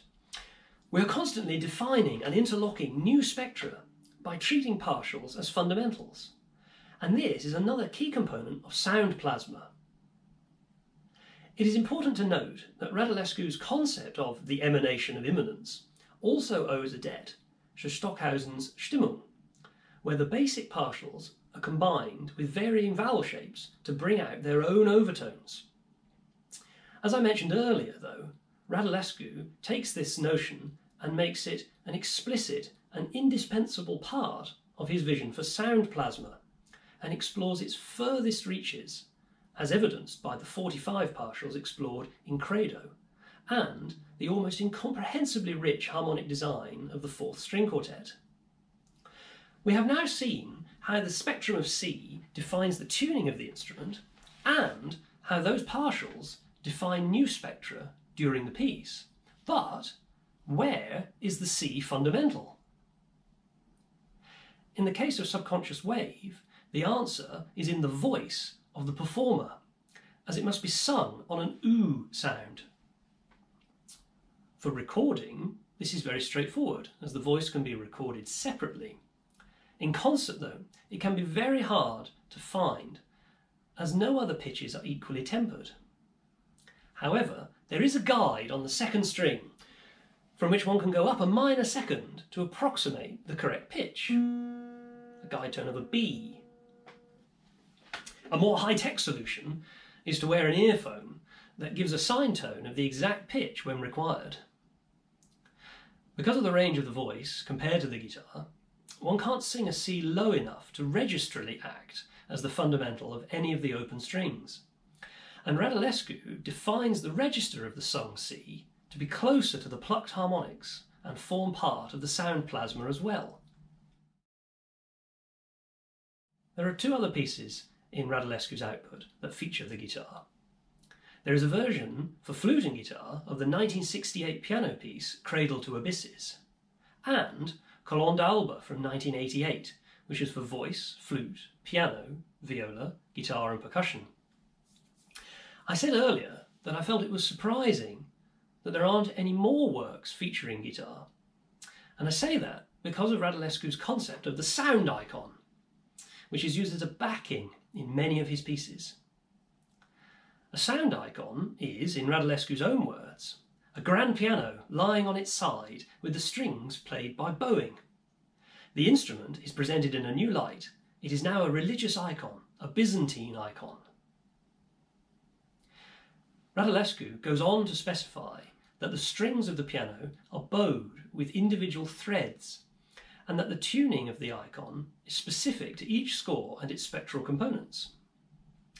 Sound icons make a fabulous sound. They have such resonance and magic, but it is definitely also true to say that they are not the most practical instrument in terms of setup or transportation, and many venues are extremely reticent about letting anything unorthodox happen to their pianos. I think that, even if he didn't want the guitar to feature as a soloist or an ensemble member, it's a great shame that Radulescu didn't make use of the guitar as a sound icon in miniature. The sympathetic resonances of the guitar and its ease of tuning would have made it the perfect candidate to become, as Segovia might have said it, a sound icon seen through the reverse side of a pair of binoculars. Many thanks indeed to the 21st Century Guitar Conference for having me to give this lecture recital, and a huge thank you to everyone for watching. I'm really looking forward to your questions. If you would like to find out more about Radulescu and his incredible musical language, then please take a look at this bibliography and discography. Thank you very much.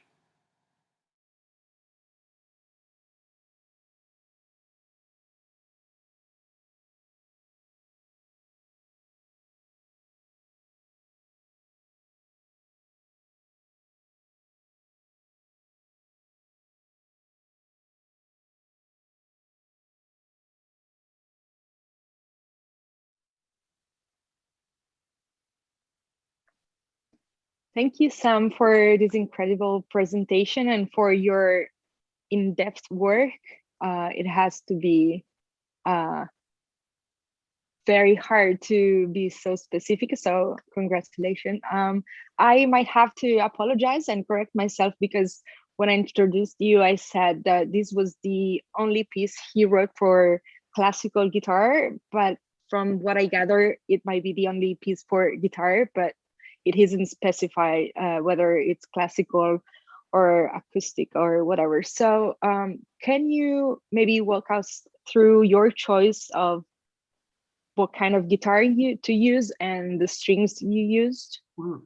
Yes, well, it's very interesting because when I first started to play this piece and to work on it several years ago, I tried on a classical guitar on nylon strings. And in the score, I mean, I read out some of Radulescu's instructions, and he has an incredibly idiosyncratic way with a very beautifully idiosyncratic way with the English language, both written and speaking. If you read his interviews with Bob Gilmore and others, he writes and speaks very beautifully. And he does say in the score, he says, the guitar may be amplified for certain kinds of wall, but then he puts an asterisk next to guitar, and at the bottom of the page he writes something like, metal strings may be good for the high harmonics and the bowing. And actually it's something that experimented with, because when I tried the bowing on the nylon string guitar, the hairs of the bow would bite very nicely on the wound strings, but there's two materials, and then the balance of what you bow is hard to control, and sometimes is not very good. And I know that on the steel string guitar, at least you have you still have two textures of string, wound and plain, but they're all metal, and it makes a real difference. Right. So that was definitely a big part of that decision. There are other reasons for the steel strings, apart from that note that Radulescu puts in the instructions, which is to do with the higher tension seems to help with producing the high partial, the very highest partials, and also, you know, bringing out the overtones. So yeah, those are the reasons that I went for the steel Perfect. string. Yeah, makes sense. So we have some questions from Facebook, I guess. One from Patrick O'Reilly. It says, really interested in the scales and arpeggios used for practice. Once you made the decision to switch the position of your guitar, did you create a similar exercises for symmetrical counterparts of the partials? Were there any additional practice methods you found helpful once you switched the location you were using for the partials? Yeah, so yes, when I demonstrated them in the fingered on the fingerboard end when in the talk, but yes, I just reflected them and tried to find the same exercises one way and the other way when I decided to change the sitting position. There were many advantages really to that sitting position, one of which is to do with, I think it's most likely to do with having the shorter portion of the string after where you touch, after the node, and the longer portion of the string behind you, that seem to, you know, enhance the resonance of some of the partials. But yes, I just flipped every exercise that I came up with. I flipped it over and tried it at the other end, other end of the string, and the same with the bowing. You know, yeah. All right. So I think we have a question from Martin. Oh, great. Yeah. Hi, Sam. Hi, Martin. How are you? Hi. Yeah, my question is about the upper partials. I mean, in my written stuff, I've tried to chart what I call sound hole harmonics, the harmonics from the fretboard to the bridge. So I'm interested to know how he sort of notates them or instructs you on how to get those sounds. He simply writes partial numbers as related to each string. So he specifies a string or a range of strings in a normal way, like numbers in circles. And then alongside that, he specifies the numbers of partials. So, you know, 5 being 2 octaves and a major third above the open string in that sort of normal way. It's an interesting thing, you know, Radulescu, with which partials he chooses, because he always asks in his pieces so much.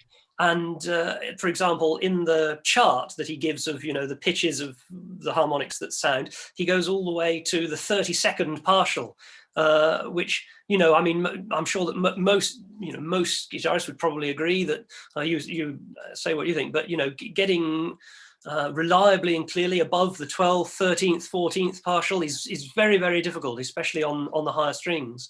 And actually that was one way that the steel strings helped again, because being thinner and at a higher tension, that it was easier to isolate those nodes that are so incredibly close together when you know you're supposed to be up in the really, really highest partials. But yeah, he just writes partial numbers. But in that case, does he mention anything about the hit and miss affair, about trying to locate them? No, he doesn't. But I think that those things are definitely, for me, those things are definitely part of how you make sound plasma. And you know that I think, you know, this is an interesting discussion about the first plucking method, which is basically where you need to hear some, you know, he desires that you hear some open string in the sound, and I'm not convinced that it comes across in that recording, you know, and sometimes I don't get them. You know, it's very difficult to have the exact pressure to produce some harmonic and some open string, But I think that if we're too careful about those things when we're playing a long piece like this, there's a danger that the gravity of, to use a sort of cosmic analogy, the gravity of what we're doing, which is just playing harmonics, on open strings for a quarter of an hour, will overwhelm the internal support of how we're doing it. And therefore the plasma won't sustain itself over a long period of time. So, I try to concentrate very much on getting this bell-like attack and feeling the way the plasma is trembling as he describes, and the success and the failure of those extremely graduations of the left hand and the very, very highest partials. I think both the success and the failure contribute to the plasma. Yeah, definitely. So I find it a really interesting area because it brings into the composition elements of freedom that have to be there when we're playing this sort of sound world. That's right, and practicing this piece is very different. Practicing and playing are different anyway, but practicing and playing this piece are extremely different. And when I practice this piece, really I practice isolated elements, and then when I play this piece or I want to perform this piece, I try to respond to what's happening and experience it as a living thing, which I think is really what Radulescu's music needs. Yeah, it's fantastic. Well done. Fantastic. Thank you very much. So we have a question from Rita. Great. Hi. Hey, Rita. Hey, thanks, Sam, for your presentation. I first heard of this piece thanks to Seth Josel, who coincidentally was having trouble joining us here in Zoom. So I hope this is solved. We very much look forward to seeing you here, Seth. So my question is, in regard to multiphonic sounds, as he calls it, why do you mention and play at only one location when Radulescu actually writes you can play anywhere, quote, in between the points along the string where those natural harmonics are obtained, finished, giving merely as examples the locations between partials 3 and 4 and 4 and 5. So actually you are free to play wherever you want. Yes, you are, and that's true. And having watched that recital, that I'm not completely clear about that in the talk. But yes, that's what he defines as a multiphonic is something that comes in between the nodal points for partials. The reason that I like that one is because it works the best on that guitar.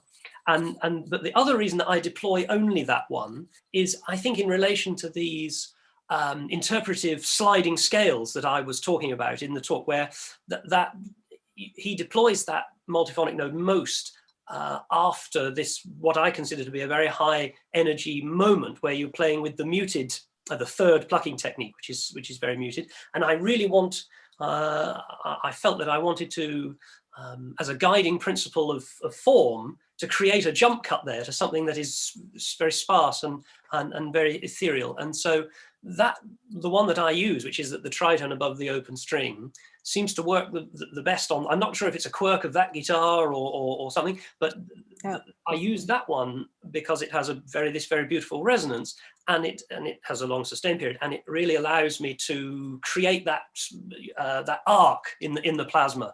And so what you say is right, that yes, you can find his multiphonic in inverted commas in lots of places, but the reason that I chose that one was an interpretive decision, I suppose, as a guiding, one of my guiding principles for shaping. So there's only variability of the string, not of the location. Correct. He specifies the string variability, and I limit the multiphonic sound to that one location for that part of the piece. Yeah, that's right.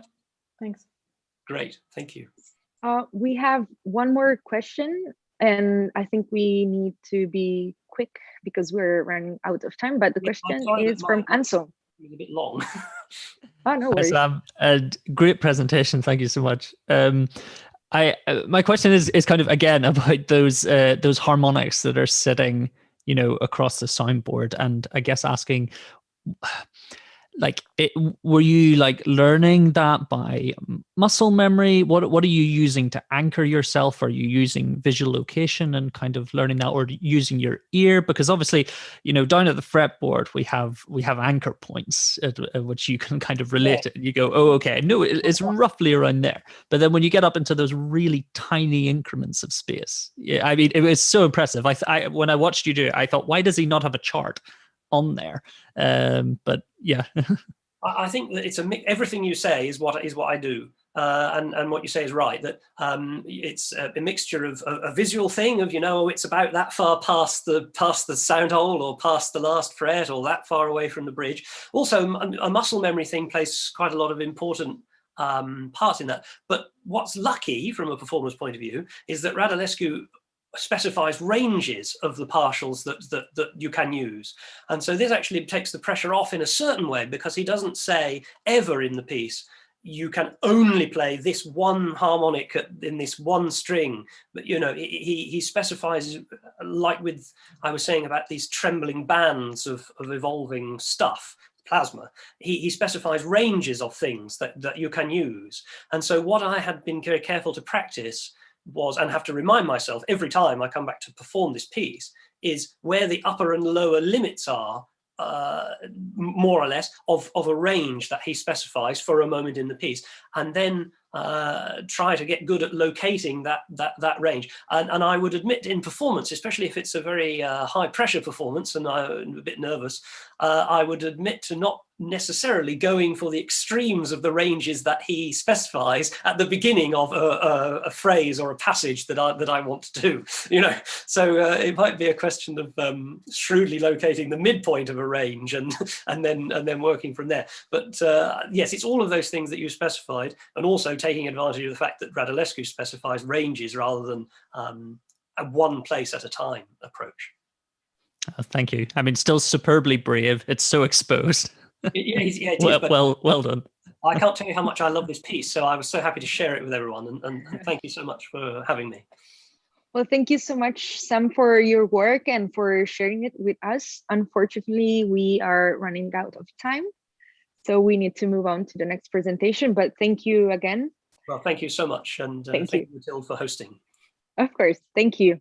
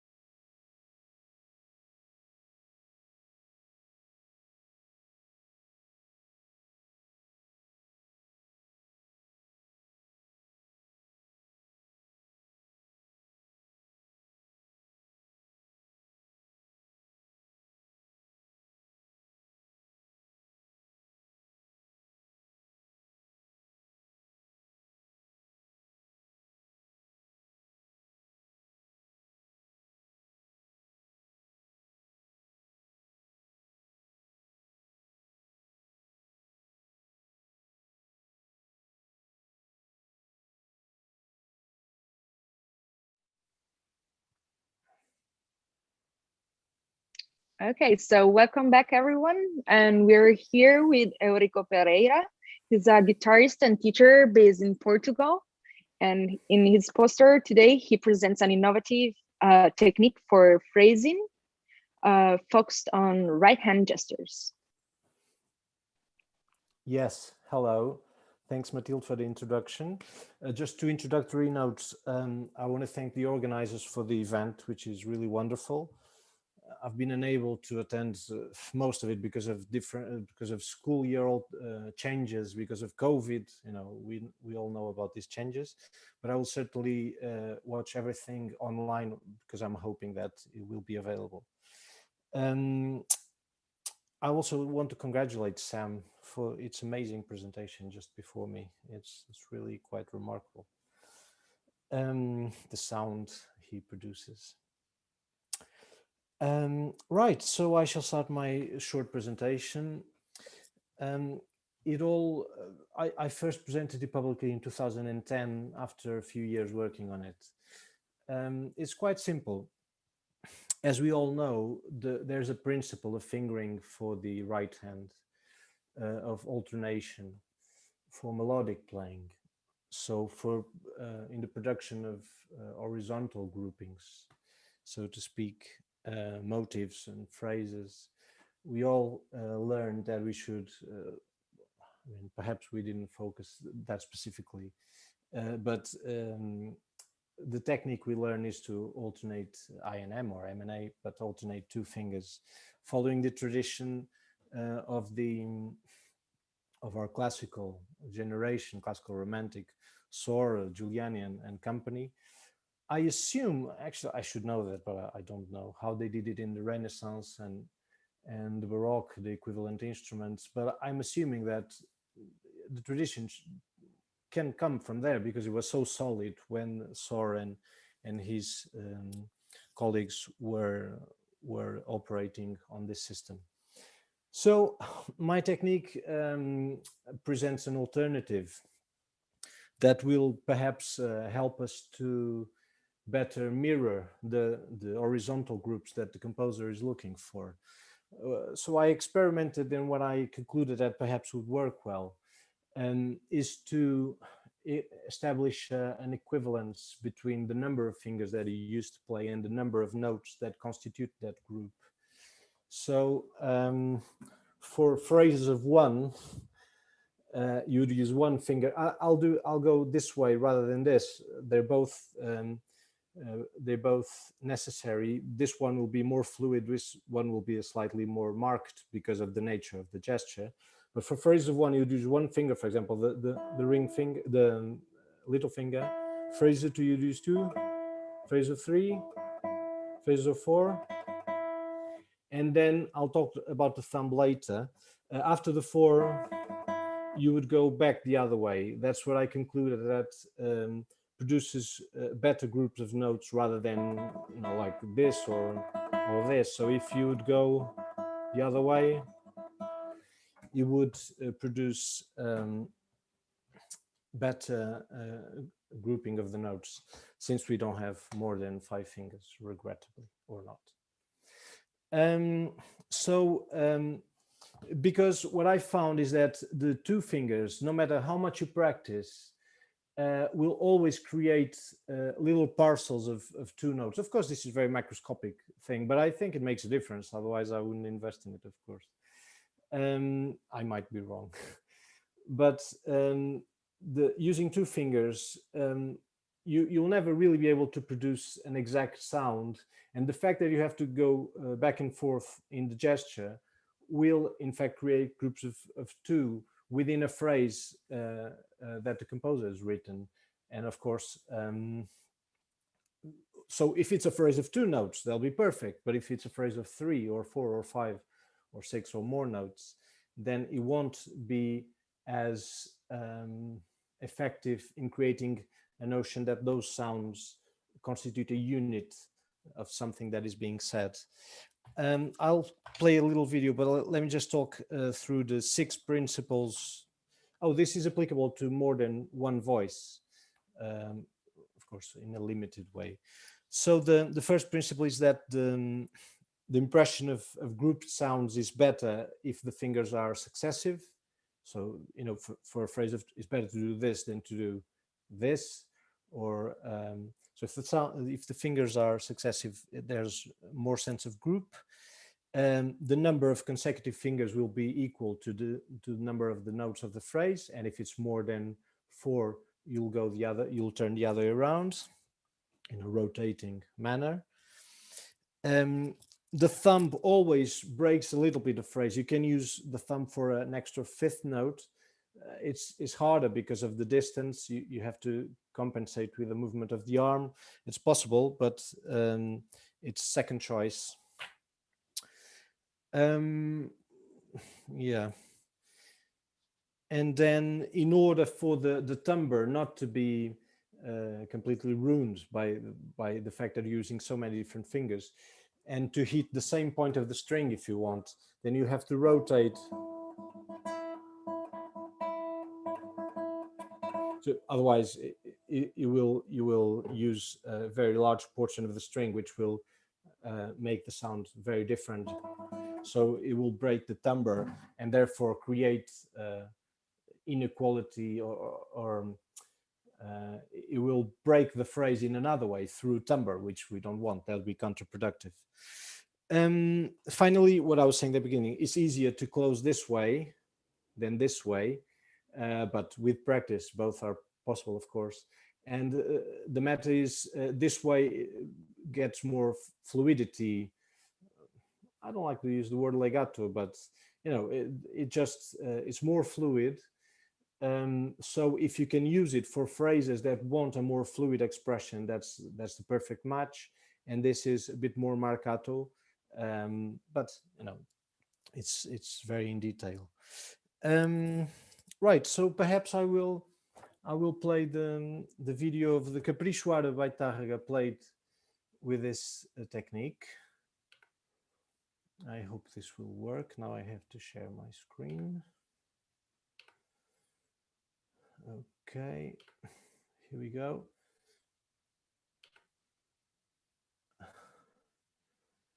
I'll just, all right, here we go.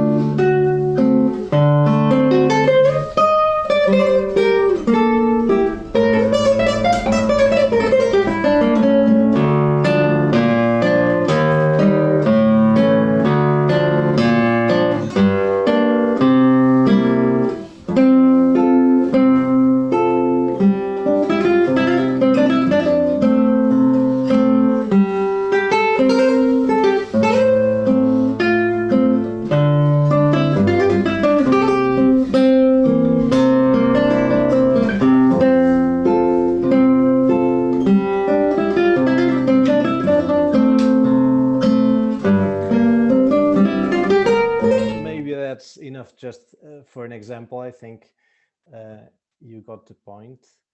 And I would just add from this other video, which I just posted earlier, that you can you can check how this works for, usual patterns of music like scales and arpeggios. This is a simple melodic application for one voice. The example of phrases of 5 notes. In the first example here, you have turning back towards the middle finger, as I mentioned earlier. There's also the version with the thumb here. And then its combination with the left hand and with musical intentions, dynamics, and everything. And then there's an example of 2 voices here, how it applies to 2 voices.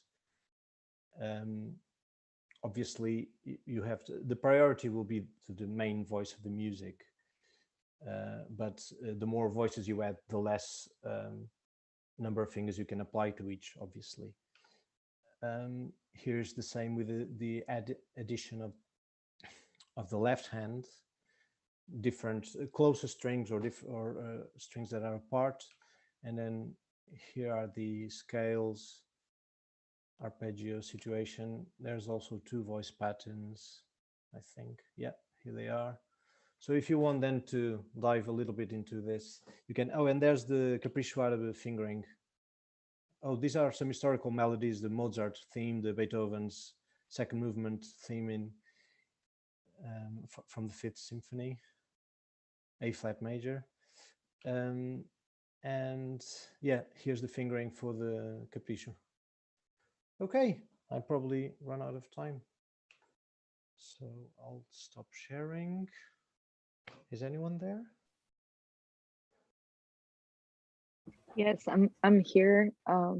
My video will be on soon. Okay, here. So thank you, Eurico, for your presentation. I have a quick question. Yes. How do you practice this? How do you use your pinky in this? Yeah. How? How did I practice it? How? Well, it depends on how much time I have. But I mean, the same principles you'd apply to your regular practice. So just go gradually. Obviously, because there's a lack of or a complete absence of use of the little finger. Perhaps it's a good idea to start just practicing its placement on the string because of the nail flash combination. And then just start open strings, obviously, just doing little results. I'm a bit ashamed of doing it now because I haven't been practicing for some time, so it will sound bad. But if you just do, obviously there's the harmonic use of it if you have different strings. Perhaps this is a good way to start. If you just do. Okay. And then you can reduce it to 2 fingers or 3, and then on one string. Yes, the most important thing is to go gradually and use the rotation of a slight rotation, because that will be essential for this idea of phrasing to work. Otherwise, it won't be so good. Yeah. Okay. Are there any other questions? Yes, Martin, go ahead. Hi, Eurico. Hello, Martin. Are you developing a pedagogical resource?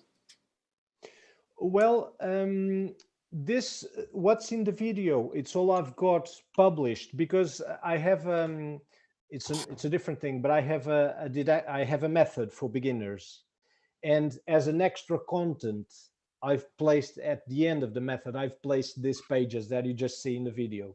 So, but no, I have not published the whole thing. I have done it; it's ready, but I have to, put it, type it on the computer, and then so it's not published. But I have the gradual set of exercises to reach the technique, but they're not fully available now. But it's not difficult. I mean, if you just start with small exercises, and I think the video provides the essential information on which you can base your exercises. Yeah. And yeah, but I hope one day I'll do it. Yeah, I think you should. It's easy. The concept is easy if you're a professional guitarist and you've been, on the scene for decades. But if you're a beginner and you want to learn this. I can see the merits of it. Yeah, the fluidity and the precision. I think it's worth. It would require some material for beginners. You're right. Yes. I'm going to try it. I've got a really weak little finger because I've never used it. Never used it for 60 years. Yeah, yes. Just remember that all pianists make trills using that finger and conduct the melody. You know, lots of Chopin beautiful melodies are conducted with including the fifth finger, as they call it. So it's just, we can use it perfectly fine. Of course, we're not used to it, so it requires some practice, but it is useful. Thank you, Martin. I think we have a question from Sam. Hi, Rico. Hello, Sam. Congratulations. Oh, terrific work. That's incredibly kind of you. Thank you. I wanted to ask one thing and then make one slightly flippant observation. How long is your little finger compared to your annular finger?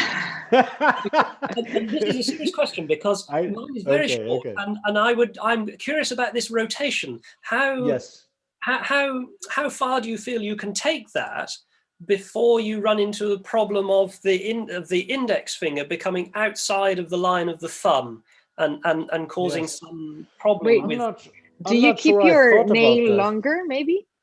I do keep a nail here for playing Tellur, actually playing my piece. But I was curious. I'm not sure. I know how. I've thought about that. I think the rotation includes this concept of approximating, and so it's a double rotation. Perhaps I could say so. You rotate in this sense, but you're also moving perhaps away, and yes, you're sort of compensating. Perhaps one way of thinking is to put your fingers like this on a line, you know, the same string, and then if you, I'm just thinking about that now, and then if you do this sort of movement, perhaps because the fingers will extend and bend appropriately to whichever moment they're participating in, but I'm not sure I've thought about that actually. And then my slightly flippant comment, perhaps your next project should be to develop the left-hand thumb, and then you could become the world's 10-finger guitar. Well, there are some. There are some pieces,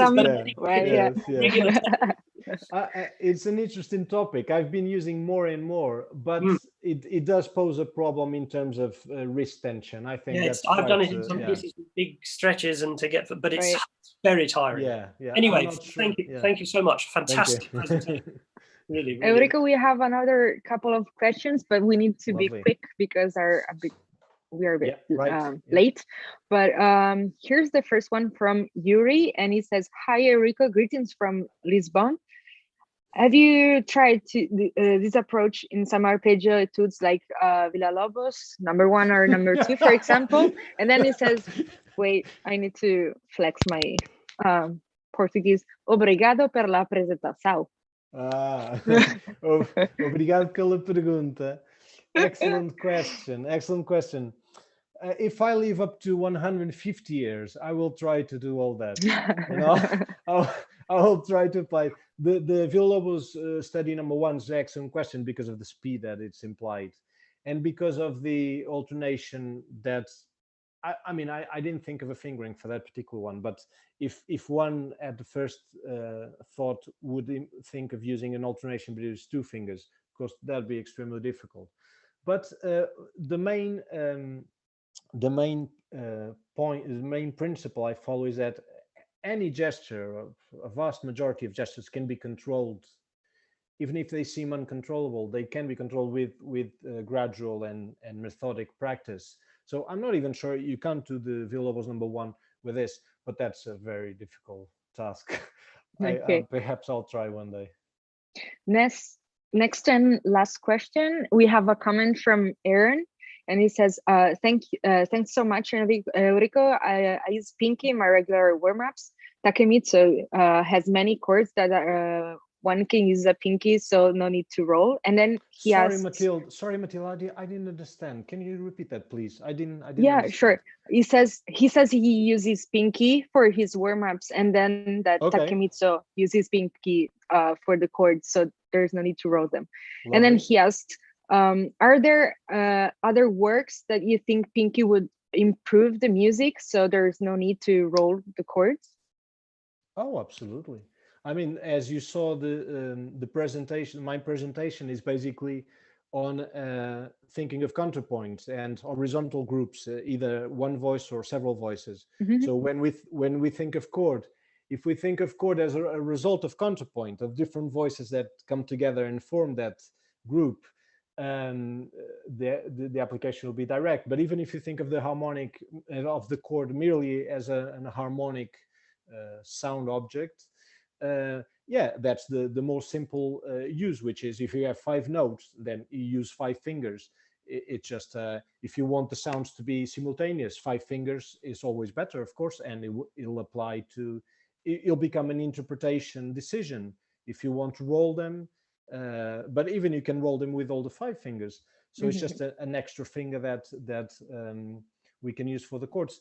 And yeah, I tend to use more and more if I want 5 notes together. Of course, Villa-Lobos, I believe he did that already.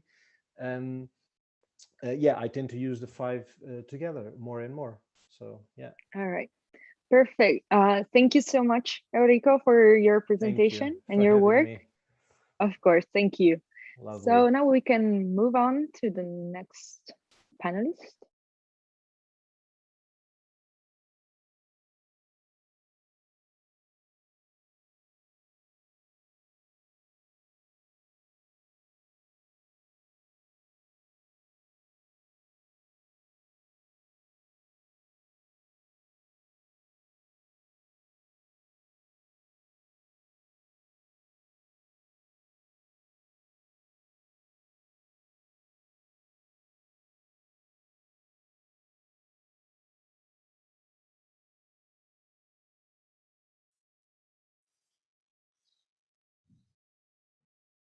Hello, everyone. So we are here with Samantha Muir, and she studied guitar at the Royal College of Music in London, but she's focusing her work now on the ukulele and its original repertoire. And she's a PhD student. And in today's talk, she will present how she's expanding the repertoire by composing and commissioning new idiomatic music for the instrument.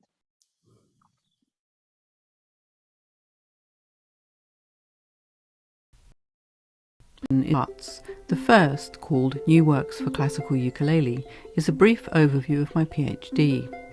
The second part explores Campanella and Tintinnabuli as 2 approaches I've used in my arrangements and compositions.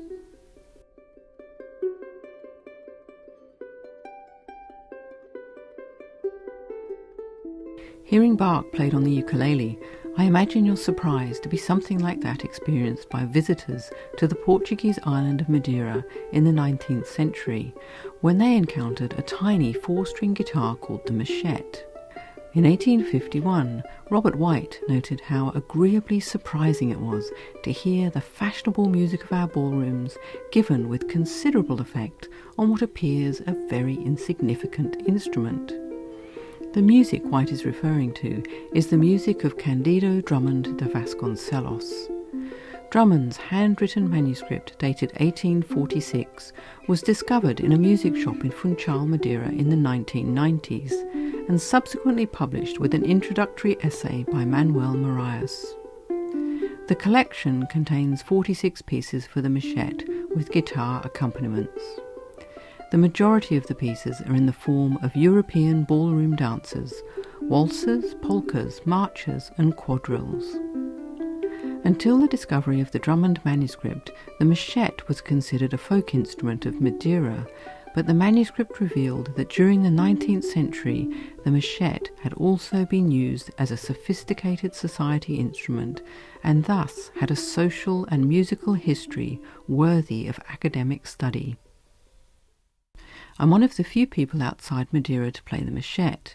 In 2018, I was invited by the regional government to record a CD of pieces from the Drummond manuscript. The following year, I was invited to perform arrangements of some of the same pieces with the Classical Orchestra of Madeira.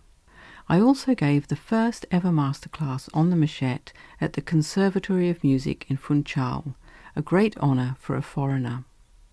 I'm not, however, the first foreigner to perform on the machete in Madeira and in England. Researching the newspaper archives of the British Library led to the discovery that the machete had featured in numerous amateur concerts in England in the second half of the 19th century. The principal exponent was Mrs. Oakley. On the 14th of May 1869, an article in the Islington Gazette gave a review of a concert at St Saviour's Hoxton, London. The reviewer noted that Mrs. Oakley's artistic playing of the machete in 2 duets with Mrs. Phelps received rapturous applause. Further research found that Mrs. Oakley's maiden name was Clara Phelps. Her father was a wine merchant in Madeira. Letters of the Phelps family, published by Clara's descendants, revealed that her machete teacher was none other than the celebrated composer Candido Drummond. In 1847, Clara's mother Elizabeth, in a letter to her husband Joseph, wrote, "Clara and Harriet continue to practice their stringed instruments, much to the satisfaction of Candido and Cabral. We really owe those 2 gents a large debt of gratitude for their instruction." Clara was 16 at the time. She was learning the machete from Candido Drummond, and her sister Harriet was learning the guitar from Manuel Cabral. 2 months later, Elizabeth, again writing to her husband, confessed, "I'm quite ashamed of the time Candido and Cabral have spent upon Harriet and Clara. Should they not be paid somehow?" Clara's machete has obtained unbounded applause from the chorale up to the top of Pico Ruivo. In 1860, Clara left Madeira when she married John Oakley, a young vicar who went on to become Dean of Manchester. The slide shows some of the reviews on Mrs. Oakley and her machete from newspaper archives between 1869 and 1884. Of particular interest in my studies is the fact that the machete was accepted as a society instrument in the 19th century. Although the tiny guitar looked like a toy, its repertoire and the people who played it proved otherwise. We've been listening to the Clara Polka by Candido Drummond. Not everyone who encountered the machete was a fan. John Dix, an American traveller who heard performances on the machete at the Philharmonic Society in Funchal, declared, "It is not probable that the machete will ever emigrate from Madeira." But in 1879, the year Dix died, the machete and its cousin the rajau were taken to Hawaii by Portuguese immigrants from Madeira. 3 of these immigrants took the top 4 strings of the rajau and put them on the smaller-bodied machete to make the first ukuleles in Hawaii. So while ukulele is a Hawaiian word meaning bouncing flea, the instrument is originally Portuguese. In its brief 140-year history, the ukulele has mostly been strummed. From simple down-up patterns used to accompany pop songs to the dazzling exhibition strokes of Roy Smeck, the ukulele has essentially been used as a chordal instrument. My research goal is to extend the boundaries of the ukulele by creating a portfolio of original and commissioned works which explore and demonstrate how the uke can be used and recognized as a contemporary instrument. My approach is based on my classical guitar training. That is, I use the Pima finger-picking system to explore how guitar devices such as tremolo, harmonics, scordatura, and even arpeggios can be applied to the ukulele. When I first started playing the uke in 2012, there were only a handful of publications available. The most notable were the groundbreaking The Classical Ukulele by John King, published in 2004, and The Baroque Ukulele and From Lute to Uke by Tony Mizzen, all of which were published by Flea Market Music. All of the pieces in these publications were arrangements, many borrowed from the guitar repertoire. Like myself, both King and Mizzen approached the ukulele from guitar backgrounds. Initially, I also focused on arranging pieces by Carulli, Saw, Giuliani, Carcassi, Tarrega and others. While these pieces are fun to play and have a unique charm on the re-entrant tuned uke, I soon recognised the limitations of dressing an instrument in borrowed repertoire. It was a bit like trying to borrow your big sister's clothes. They never quite fit, no matter how cool you think you look. I realised that until the ukulele had its own repertoire, it would always be considered a novelty or sideshow to the guitar. At that point, I started to consider how to develop a unique and idiomatic repertoire for the ukulele. I applied to the University of Surrey to do a PhD with Steve Goss and Milton Mermakides as my supervisors. My primary goal, therefore, is to create and perform new and contemporary repertoire on the ukulele. When I commenced my studies, I thought my greatest obstacle would be how to deal with stereotypical views that the uke is a novelty, a toy, a comedy prop, a strum box, or not even an instrument. But I've come to appreciate that the greatest strength of the uke is its unconventionality. By existing outside the canon of Western music, the ukulele is unburdened by historical practice or repertoire. The ukulele is, therefore, free to both find new paths and reinvent old ones. In being a flagship of innovation, the uke may also provide insights into how the classical music scene can stay relevant and connected with modern audiences. In 2018, a YouGov report commissioned by the Royal Philharmonic Orchestra found that more children across the UK wanted to learn the uke than the violin, the flute or the cello. Newspapers saw the uke's popularity as a threat to classical music. The Times was particularly scathing. It is news that might have pleased George Formby, if not musical traditionalists. The popularity of the ukulele is on the rise, while school children's interest in more sophisticated instruments is waning. Having performed and given workshops at ukulele festivals and events throughout the UK and Australia, my experience is that the uke community is musically open-minded and all-embracing. Main stage performances include heavy metal, jazz, country, blues, original songs and comedy routines. Perhaps even more surprising is the overwhelming willingness to give a platform to my new contemporary repertoire. The ethos of the ukulele community is one of inclusion, acceptance and participation. Concepts the Royal Philharmonic Orchestra and the classical music scene might do well to embrace rather than snub. Succeeding as a classically trained musician in the ukulele scene has made me appreciate the importance of making what I do both relevant and accessible to the broader community. That does not mean trivializing my work. It means learning to communicate and clarify my work in order to make it available and reachable. Children, and adults for that matter, like the uke because it's fun. They can strum it and they can sing to it. They can play chords and they can play melodies.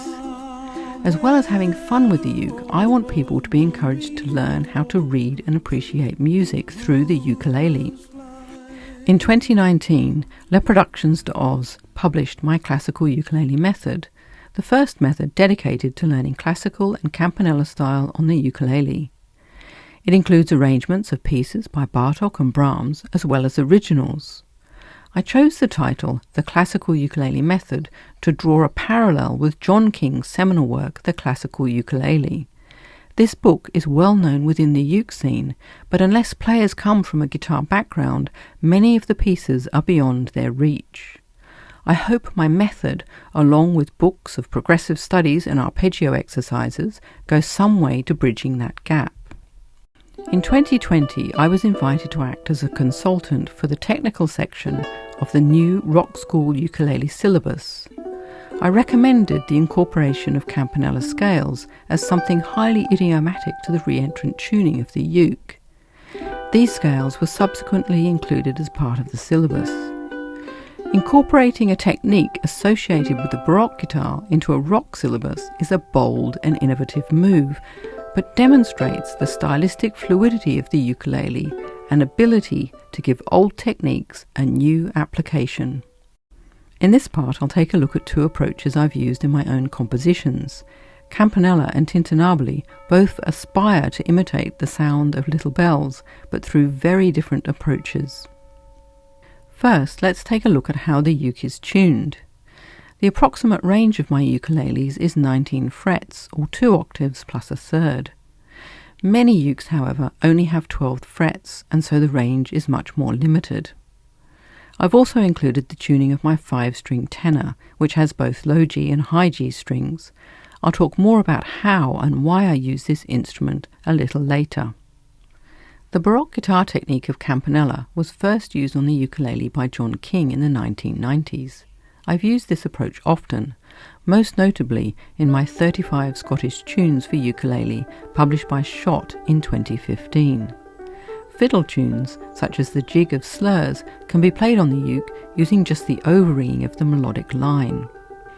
John King, who pioneered the technique, recorded an entire CD of pieces by Bach, arranged for what he called unaccompanied solo ukulele. While a single line of music might look simple, it can be technically and mentally challenging to play due to the counterintuitive nature of campanella. In Lockdown 1 2020, I used campanella style to compose a set of pieces based on an old English folk ballad called The Three Ravens, first published in Thomas Ravenscroft's Melismata of 1611. The tune makes an effective campanella arrangement, unadorned except by its own melodic footprints. A conspiracy of ravens, conspiracy being the collective term for a group of ravens, consists of 3 pairs of pieces in 3 different keys. The first piece of each pair is an arrangement of the theme in campanella style. The second piece is a variation on the theme. I used the 5-string tenor with the low and high Gs, as this sound is evocative of the Renaissance guitar and suited the mood of the old ballad. Black Raven 1 and 2 is the third set of A Conspiracy of Ravens.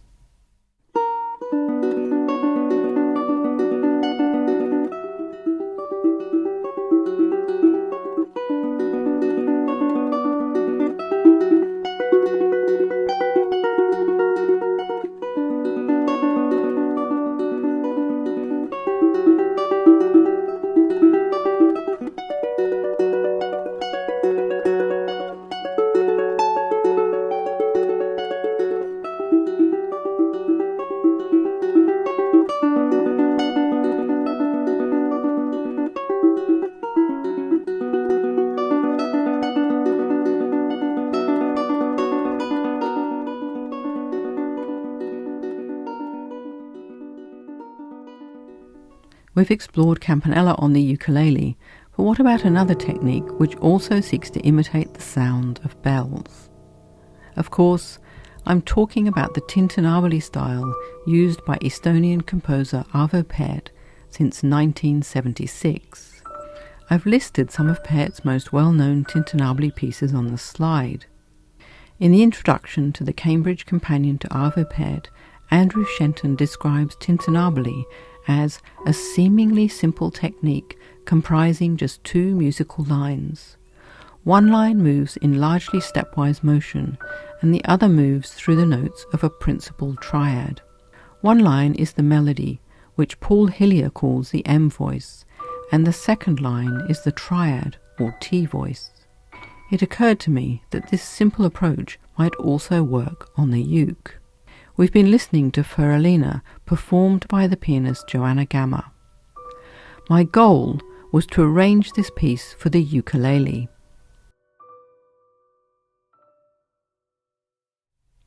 To more fully understand tintinnabuli, I created a table to help clarify the M and T voice relationships. Feralina uses first position inferior, that is, until 5 bars from the end, when a C sharp is suddenly introduced. I also began a series of my own musical sketches in tintinnabuli. For my first sketch, Holloway, I used a minor key like Feralina, but I chose C minor, as this key is very accessible on the uke, especially when the second string is tuned down a semitone to E flat.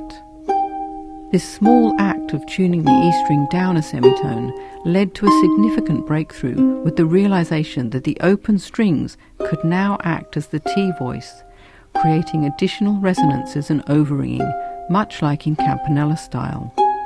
My T voice uses first, second and third positions inferior. Using reentrant tuning, the open third string was both the tonic note and the lowest note, thus acting as a constant pedal throughout the piece. The pedal introduces each bar and is held for at least a semi-breathe before the M and T voices enter. I also utilised Peart's idea of addition and reduction, with each bar increasing by one note until 8 notes are reached, and then reducing by one note.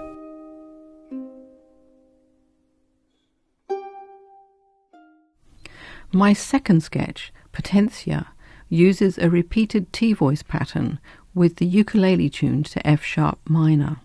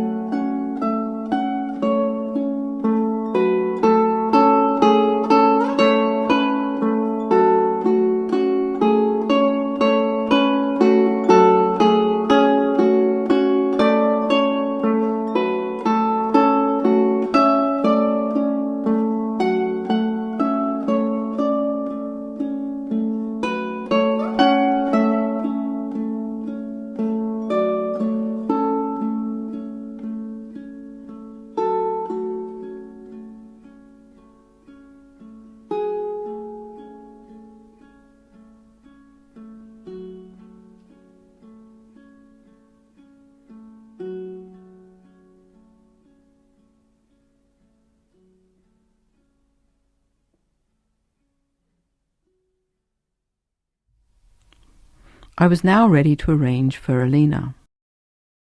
I used a B minor open tuning for the T voice strings, and this allowed me to keep Peart's original key. The 5-string tenor gave me the low B, high B combination, thus adding more depth and interest and going some way to solving my problem of how to arrange the pedal.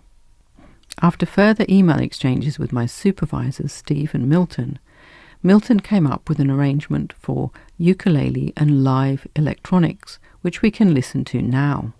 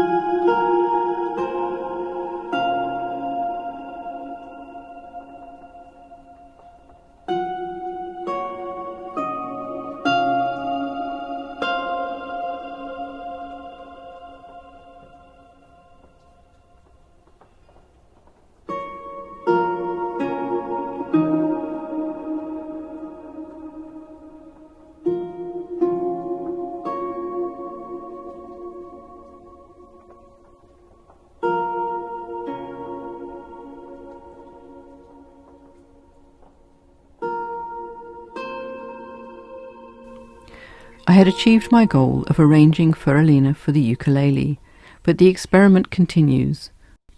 I'm still curious about how else I might use or adapt Tintinnabuli on the uke, and I'm currently working on 2 other pieces. To conclude, I'd like to highlight some of my collaborations with other composers.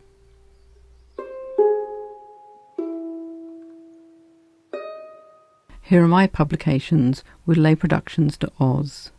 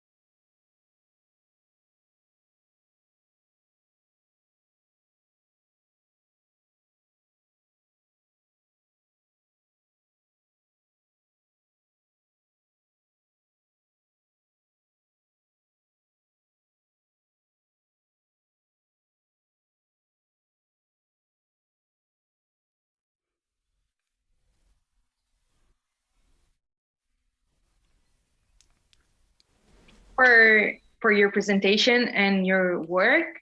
And while we wait for maybe questions to roll in, I have one. So you mentioned you use and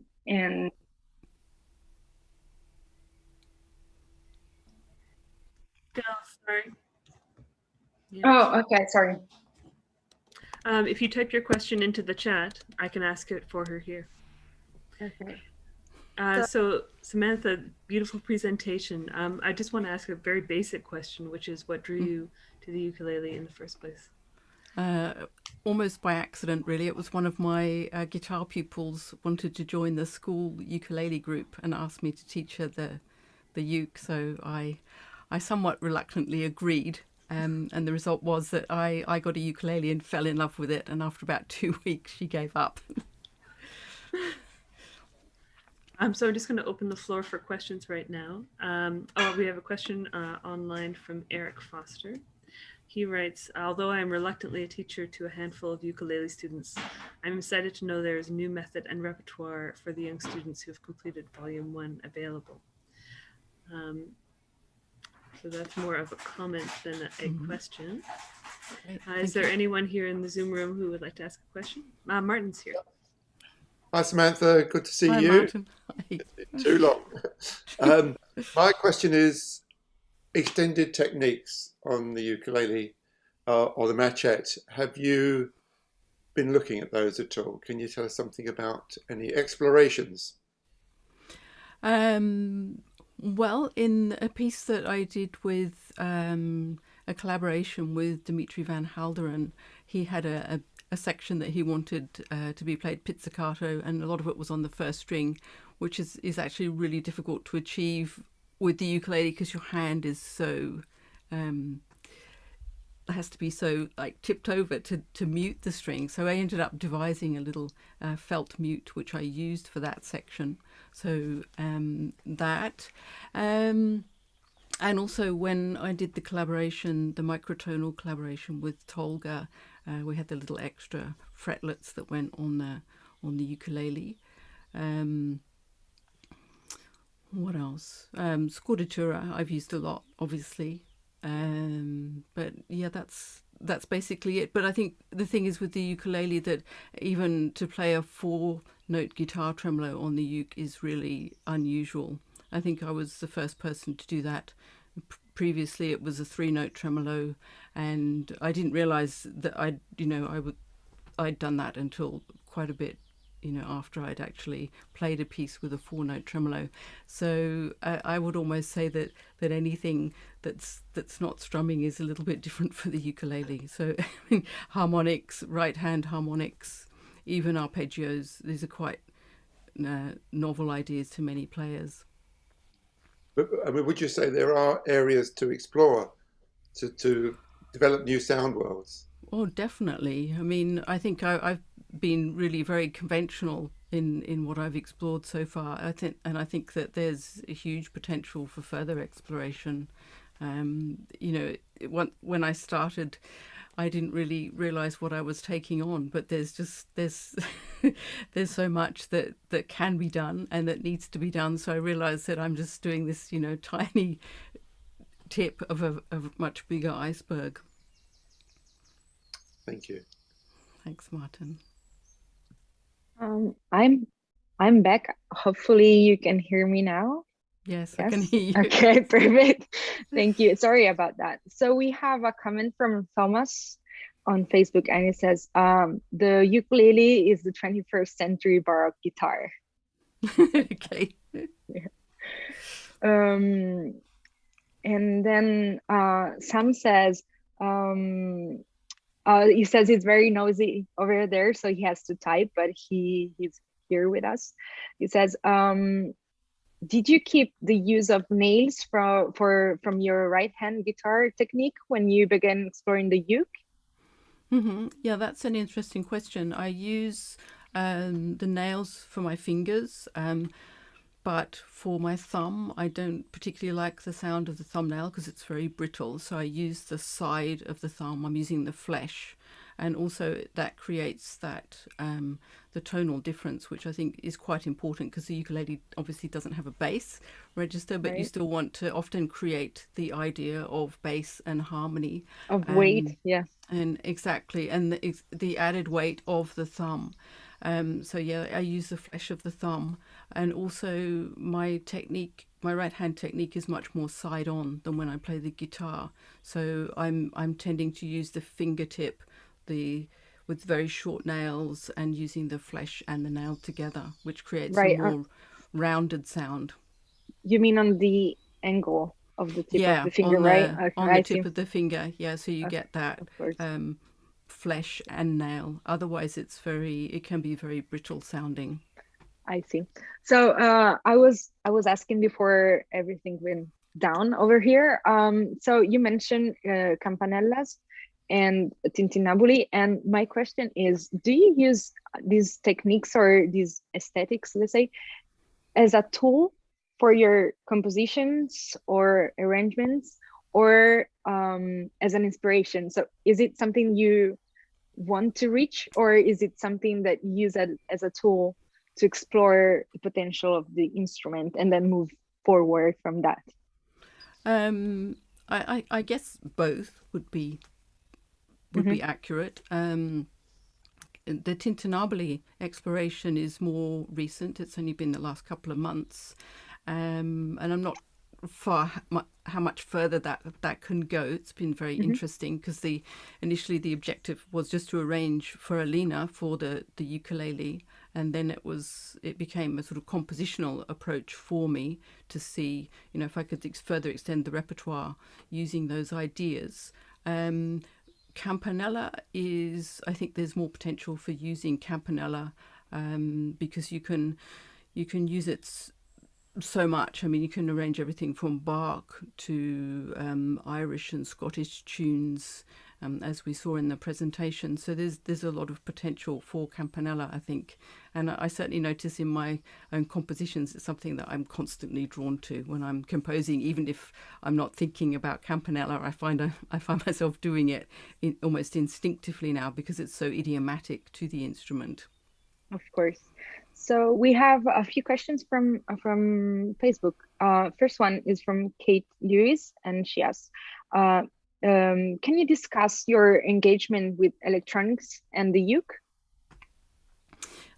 Okay, so I've had a couple of collaborations with Milton Mamakidis, and both of those collaborations have been done long distance, and the first one, when I was working on his piece Incited, I was actually in Spain, and I recorded it and I sent it to him and said, how's this? And then, because he'd given me specific instructions about playing to a click beat, that's why I had headphones on when I recorded it. And then he was able to work with the audio that I sent him to, and he added the electronics. And then we had plans last year to meet up and do some live ukulele and electronics at uni, just to experiment with that and see how it would go. But of course, the pandemic got in the way. So for Alina, that again was done long distance. When I sent the video to Milton, and I didn't know what to expect, whether he would do anything, and he came back and said, this is what I've done. He'd added the electronics, but it would be something that I'd love to do in the future, like once we're out of this phase of lockdown or whatever, that we could actually meet in person and interact in a more live way. That would be really interesting for me, because I'm not used to electronics. That's quite a new area for me. Okay. So yeah. All right, perfect. Thank you. We have 2 minutes left, but also we have 2 questions, so be really quick. So the first one is from Thomas Wheeler, and he asks, what do you think is the pedagogical value of your work on the ukulele? Yeah, that's a really good question, and I think that it's significant, and it's become more significant as I've progressed, and the more interaction I've had with the ukulele community, and realizing the thirst there is out there amongst ukulele people to learn about the techniques that I'm using, and how to play what we call classical ukulele. So I think that's become more and more important as I've gone on. Perfect, thank you. Last question from Yuri.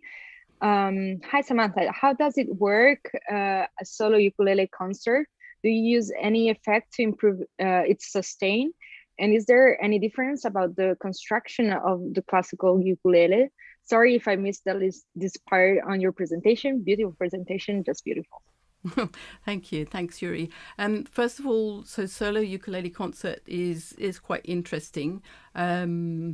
If I've played at a ukulele festival, they tend to have their own sound set up, so they often use microphones. But if I play a solo concert, then I don't use any amplification at all. But I tend to play in smaller venues in churches, because I live in the south of England, and so we have quite a lot of small churches around with the beautiful acoustics, so that's very lucky. In terms of the construction of the ukulele, there isn't at this stage a difference in construction. No, there are just ukuleles. I wouldn't say there's a classical ukulele. Perfect. Samantha, thank you so much. Thank you for your presentation and your beautiful work.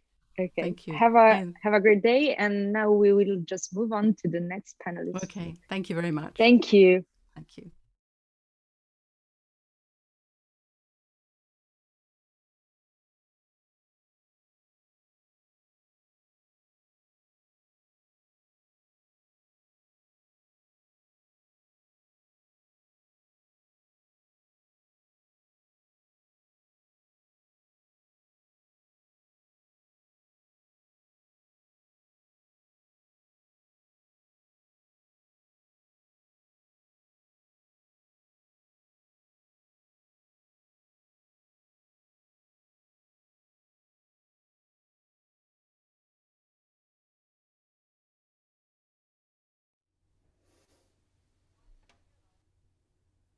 And we are back with Renaud Côté-Giguère, and he is a guitarist and composer based in Canada. And in his presentation today, he will show us new exercises to train both musicianship, and technique. Go ahead. Yes, exactly. So hello, everyone. Today I'm going to talk about this fretboard harmony. I've recently been playing a lot with Jeffrey McFadden's Fretboard Harmony book, which is really the perfect guide through this.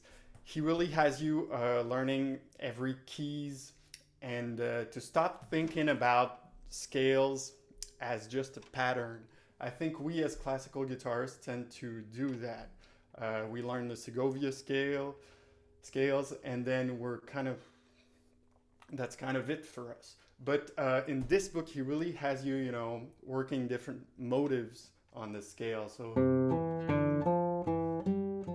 and then he has you play it on other positions. And then, so you really, in the end, you kind of really know C major. You don't know a pattern. And I think jazz musicians are quite ahead of us in this field. They really see these scales as tonalities and not as scales. And following that, I came up with a few exercises that will really work both technique and fretboard harmony, because I think everything is really kind of complete in this book. But what I'm trying to do here is to kind of combine some technical difficulties, technical workout with some musicianship, So I will be just sharing my screen here.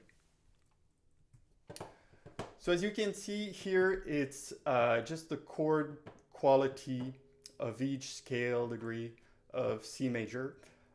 Because if you build, two triads over the C, you get a major chord, then a minor chord, etc. Then if you push that to seventh chords, you will get the same chord quality, but with sevenths. And the goal of this exercise is kind of to replace, these finger independence exercises that we work that go.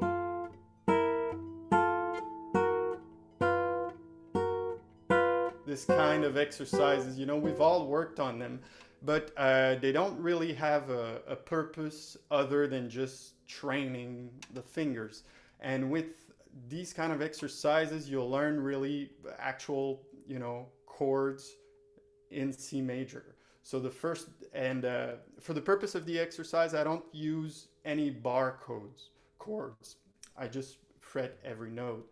So you will move from first degree C major, then you get D minor 7, E minor 7, F major 7, G7, A minor 7, and then B minor 7 flat 5, and back to C major. So if you see here, those three last chords, the C major 7, the minor 7 flat 5, and the minor, these three are kind of really hard, to play, to move around the fingers, and they're kind of really, really doing the same job as you would do with such a finger independence exercise. So I pushed this this idea to the next level, and with this exercise you can move it all around the circle of fourths. And this this little sentence will take you all day. It's just that moving through all tonalities is going to be really long, but it's really useful for your brain and for your left hand. I like going to the left, of the circle of fifths, which becomes a circle of fourths, just because I kind of get rid of the painful keys, which are the ones with a lot of flat. And then when I come back here, I'm more in the comfortable keys that I know. So it's a bit easier. I'm going to move on here to the ninth chord. You can see here that I left out the fifth of the chord because it's a note that doesn't really alter the essence of the chord. You will still recognize a major ninth chord even without the fifth. And this is again all in C major, and you'll be kind of playing a C major scale on each string, if you see what I mean there. So I will just play it very slowly. If you have your guitar in hand, you can join me and play this with me. I know I've been listening to this conference while practicing, so if you are, you can go ahead and try to play it. By the way, I will post this PDF on my website, so if anyone wants to download it and work on these exercises a little bit, I encourage you to do it. So here's with 9th chord, playing all the chords with the strings 2, 3, 4, and 5. So you'll have C major 9 on the first, D minor 9, then this is a very strange chord, the E minor 7 flat 9, not very common chord, but it's in there, it's in the C major scale. So, and then F major 9, G dominant 9, A minor 9, then B minor 7 flat 9, and then C major 9. You know, so you really have to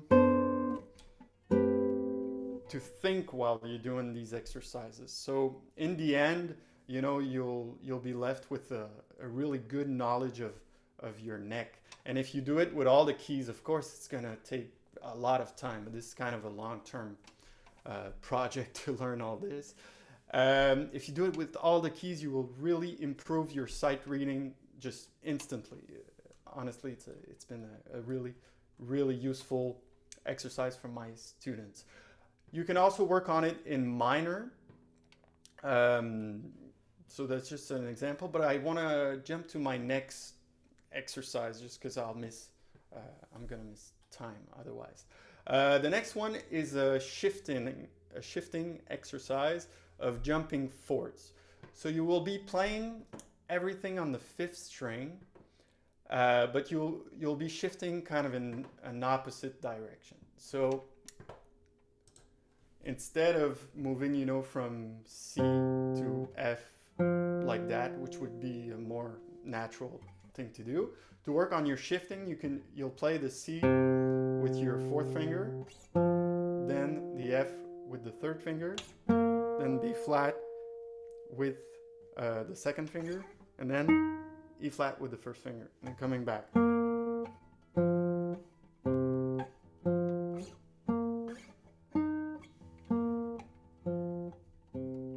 And then on the 4th string, you can start on F.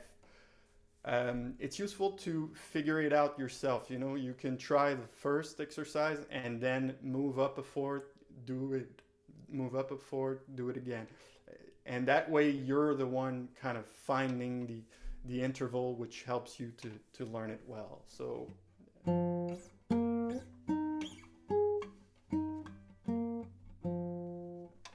something like that. And I also have invented one last little exercise, which is to play a major scale, but to skip a string in between, or to skip when you can, you know. So we'll start with the 6th string playing slurs on C, D, and E, and then you shift to the 4th string and you play slurs on F, G, and A. So it'll be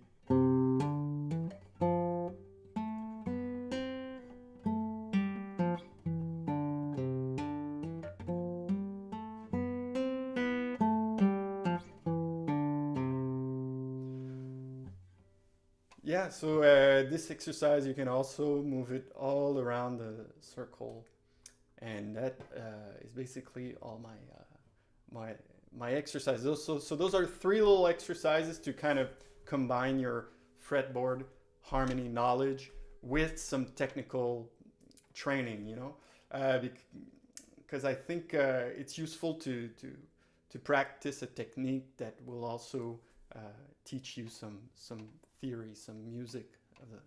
So yeah, that would be it for my short presentation. Thank you so much, Renaud. I have a question before maybe some more will come in from Facebook. Yeah.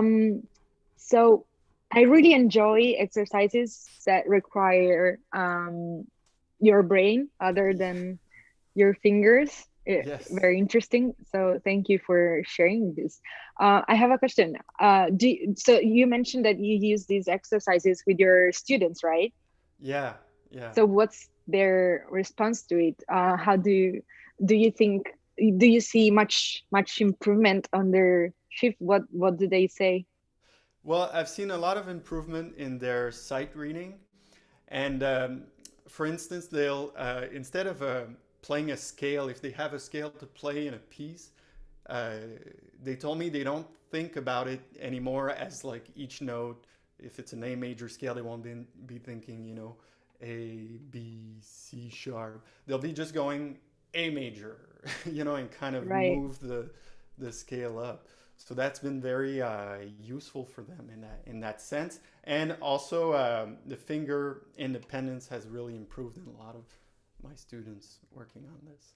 Yeah, I'm sure the first exercise you showed us really gives you proper knowledge of where things are on the fretboard, which is something that many young guitarists lack, I'd say, in the higher positions. So yeah, let's see if there are no questions online.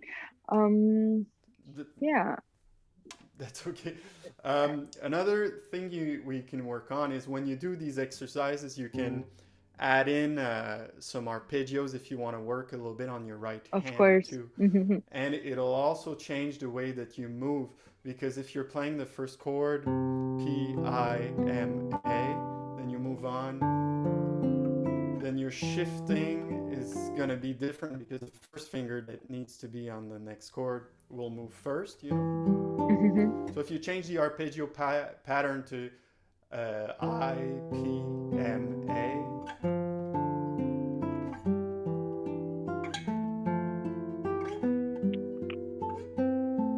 or to M, then you'll shift differently, and it's also working a little bit of your right hand at the same time. We have a question from Matthew, but I think you just answered, because he says, do you ever incorporate right hand arpeggio patterns into those jazzy black chords? I think you just answered that. Yeah. Well, that answers that. Yeah, Matthew just realized that. I was talking about that. So yes, and to work on this, you know, this C major 9 sequence, so this C ninth chord sequence, it's also useful to try and play it, let's say, on the first string, you know, using the first to fourth string. So now you have to kind of figure, how am I going to move to a B chord that's respecting the C major tonality, you know? So you have to go to this chord, and then so a lot of it is figuring it out yourself. That's a lot of the exercise, you know. Of course. We have one question from Marie-Soleil Fautier, and she asks, do you also work improvisation with your students? Yes, I do, and it's been really hard to teach improvisation. Really, often I'll just tell them to listen to very, you know, specific musicians that I think improvise well, and kind of have them, you know, play by ear a little bit what they're hearing. But to work on, I think a really useful thing to teach improvisation is these different motives, instead of a normal scale, to practice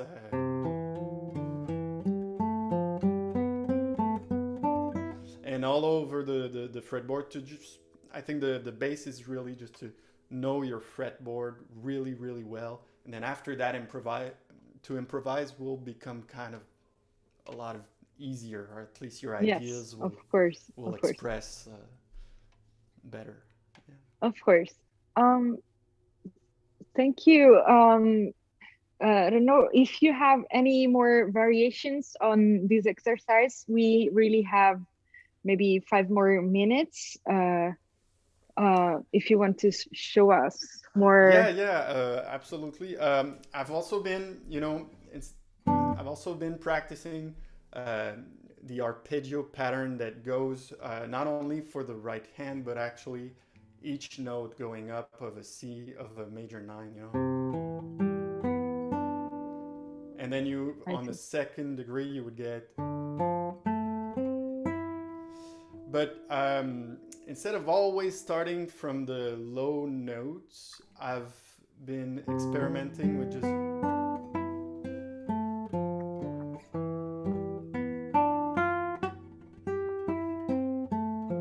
So you know, you move all around and you have to figure your chord out.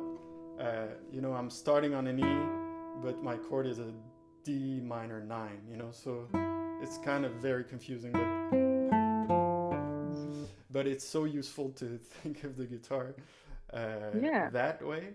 I've also, with the jumping fourth exercises that I showed, I've also been playing the exact same exercise, but working with like a major 7th chord using the first string. So I'll be playing E, G sharp, B, D sharp, you know?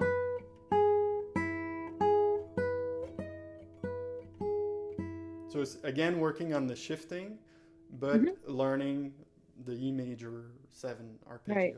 I think now that I think about it, it might also help the ear training, because maybe you look for positions on the fretboard by ear, maybe because you know what 7th chord sounds like, and then it might also help in that sense.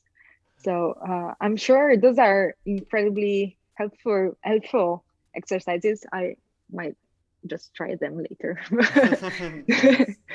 So thank you so much for your presentation. We don't have any more questions. So again, thank you for your work and for showing us these exercises that I'm sure everyone would want to try and see where we are with our knowledge of the fretboard.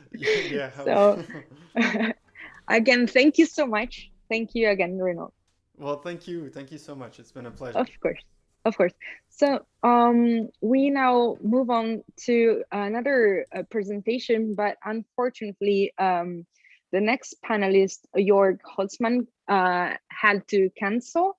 So that will make us move on to the next one. But likely that will get us back on track with our schedule. So see you in a minute.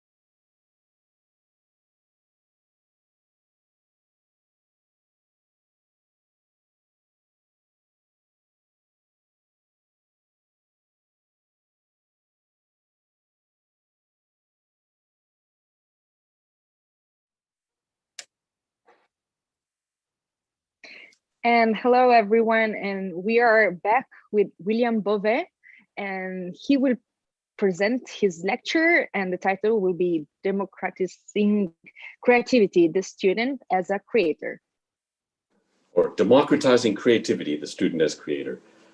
So in my early days as a teacher, I worked at a conservatory of music where people were coming in at grade 1 and expected to graduate as teachers or performers. So it was a hierarchical system. And that was concerning because after a while, I had lots of adult students with jobs and families.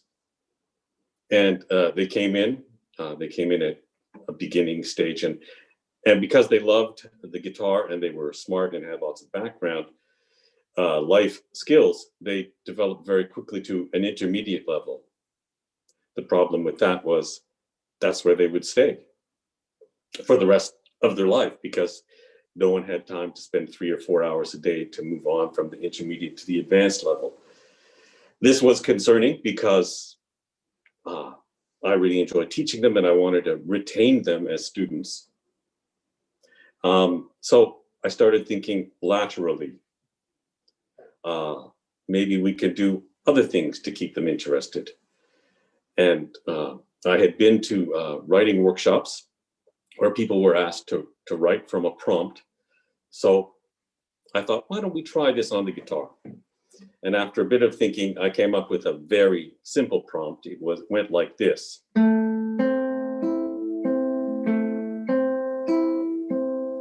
One bar of music.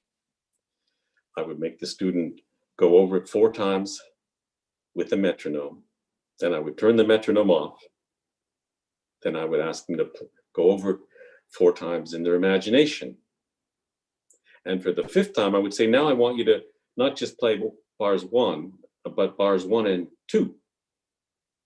And inevitably, every student knew what they were going to do in bar 2, and they would write it down. And let's say this was bar 2. I would have them play bar 1 and bar 2.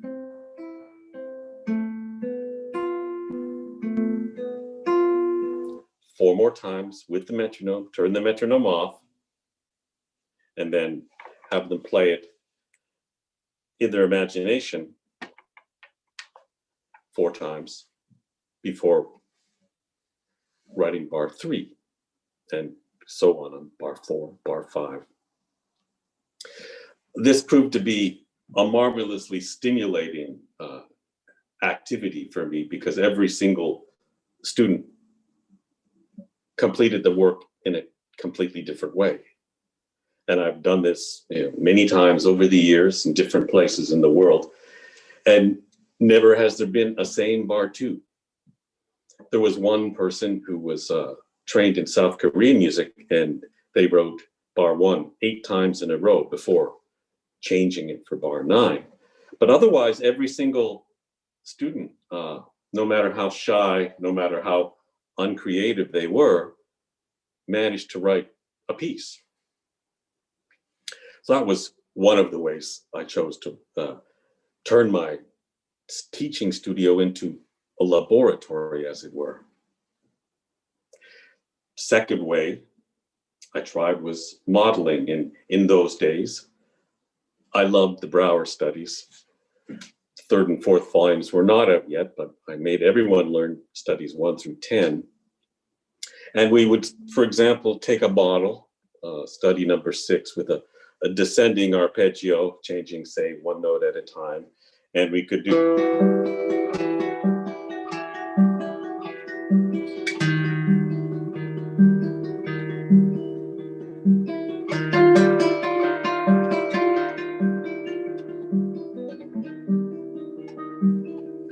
change 1 note at a time, create a brand new arpeggio pattern. And the exercise would simply be keep the arpeggio descending until you can find an ending. Another way we could play was with study number 1, which is a lovely alternation between fingers and thumb. We could, we could go.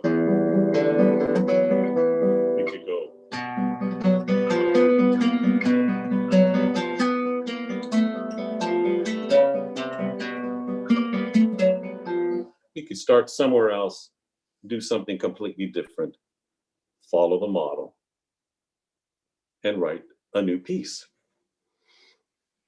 I also liked using study number 8 because it's a canon, and it gives us a means of teaching canonic writing, a canon that's followed by an arpeggio sequence with the canon theme.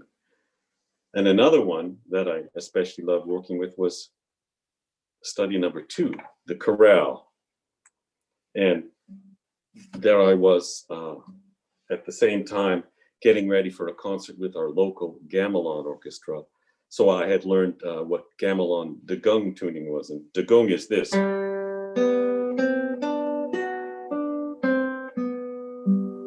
Or with this ending note, sorry.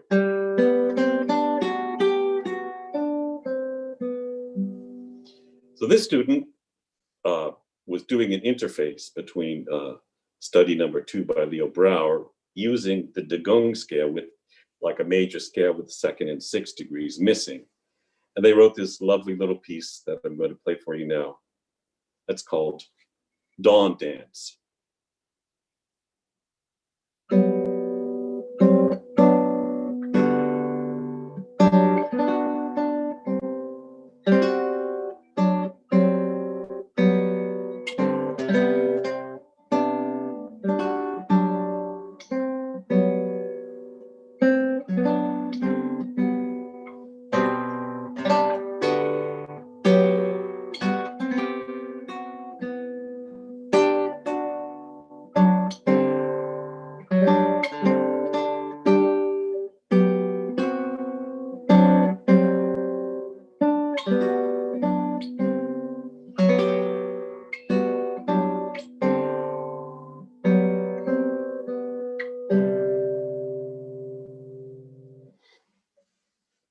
So this way of teaching, this way of creating music allows the teacher and the student to explore analysis a little bit, allows one to develop ideas and perform. And so we had this special concert, this concert that was also a book launch, because we made a book of the pieces. And so what happened was the students came into the room and they had their own book. They had their own concert. We had democratized creativity, but they brought new ears into the experience. So a traditional student recital, the person who plays is isolated from the group. The group often hopes that the performer will make more mistakes than them. But in this case, the students had accomplished the same exercise many times.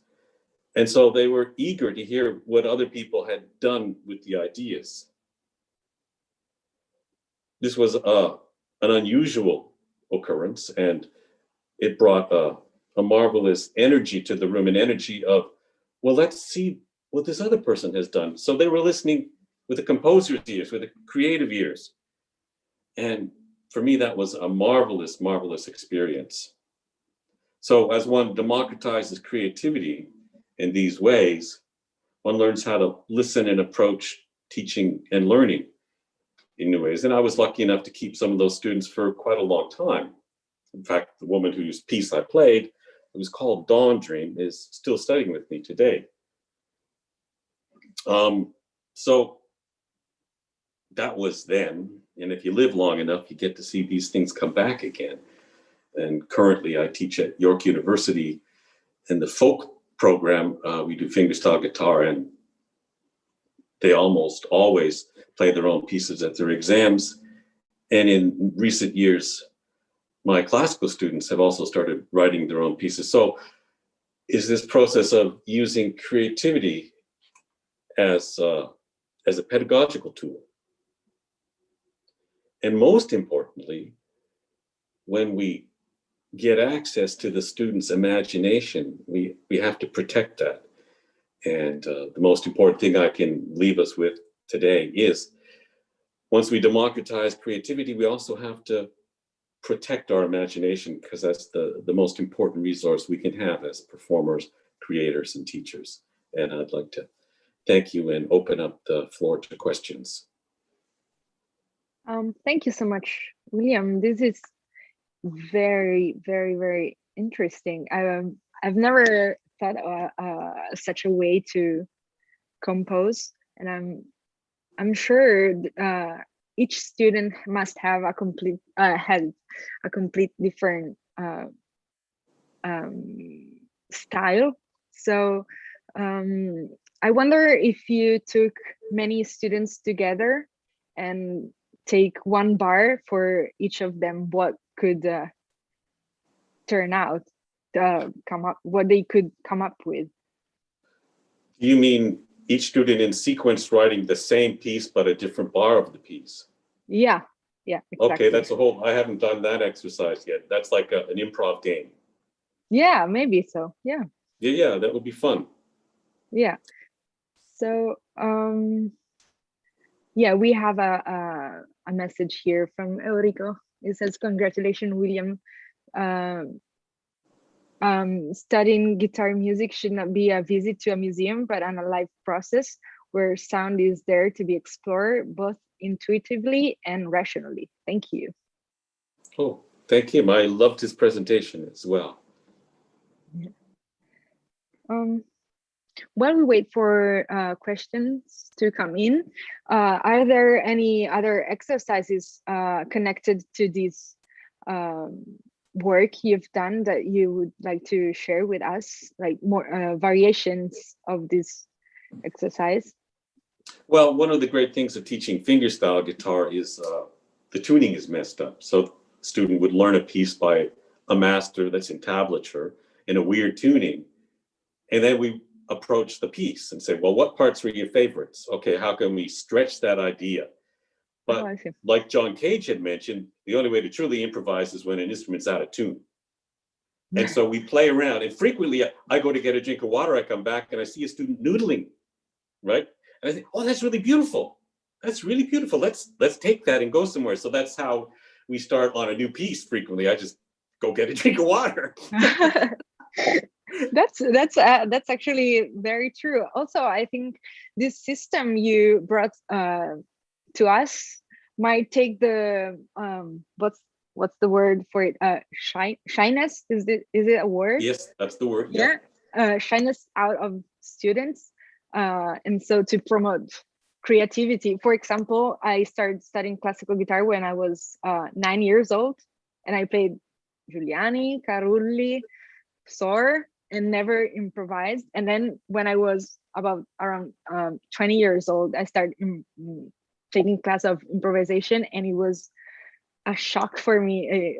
I was very shy about my ideas and wouldn't express them because I've never done that. So I'm sure your technique brings creativity out of students.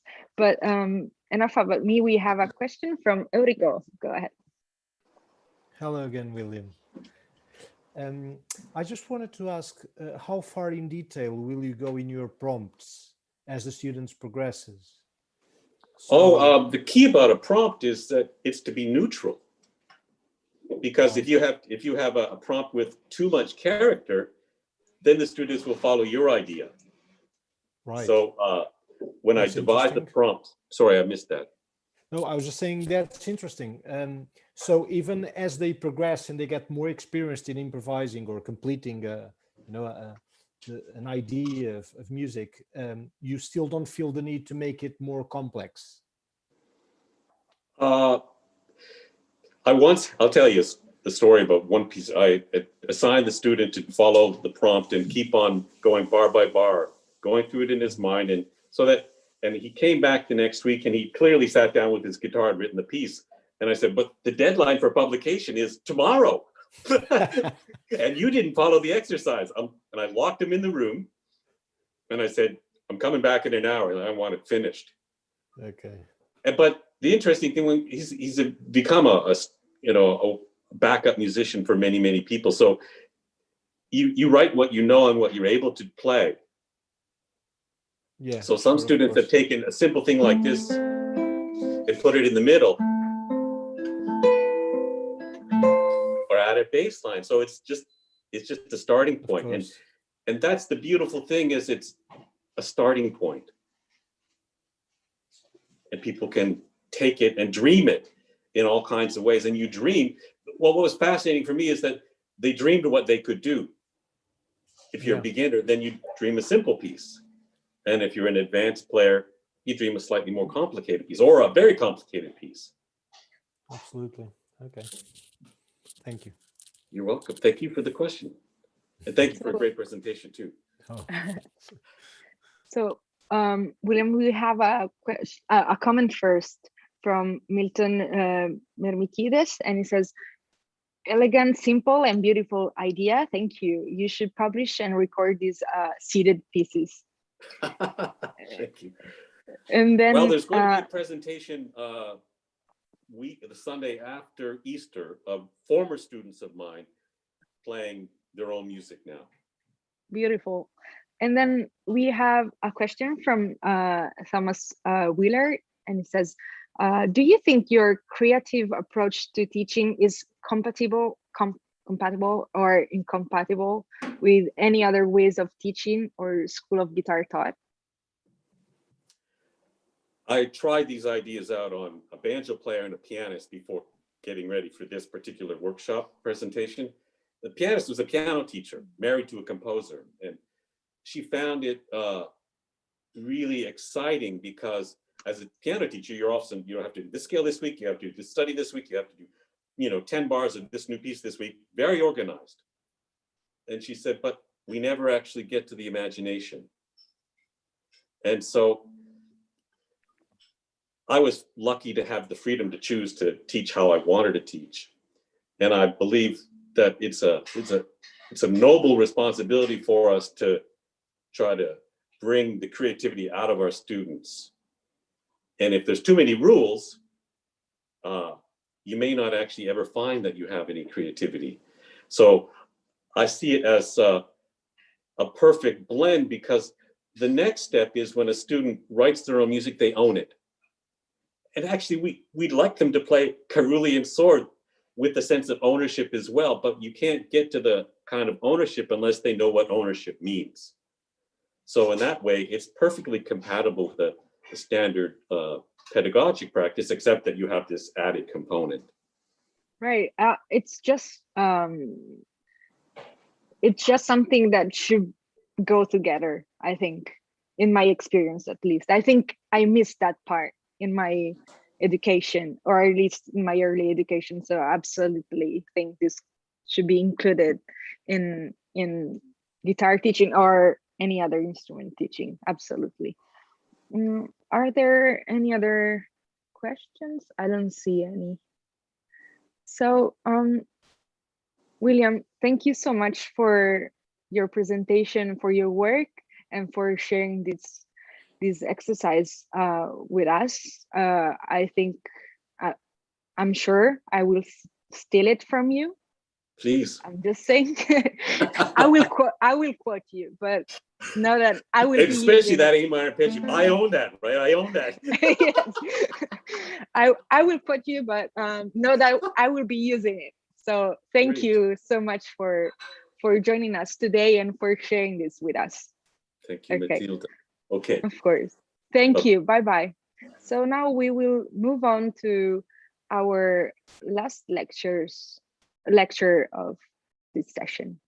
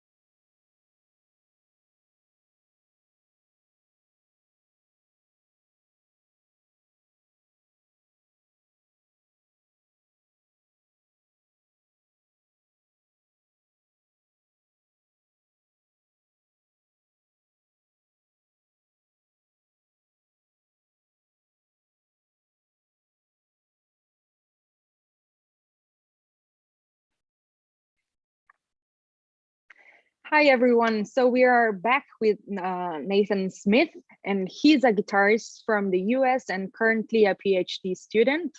In today's lecture, he will present how symmetric group S4 can be utilized to analyze the many ways both right hand and left hand fingers connect with instruments with fretboards. So welcome, Nathan.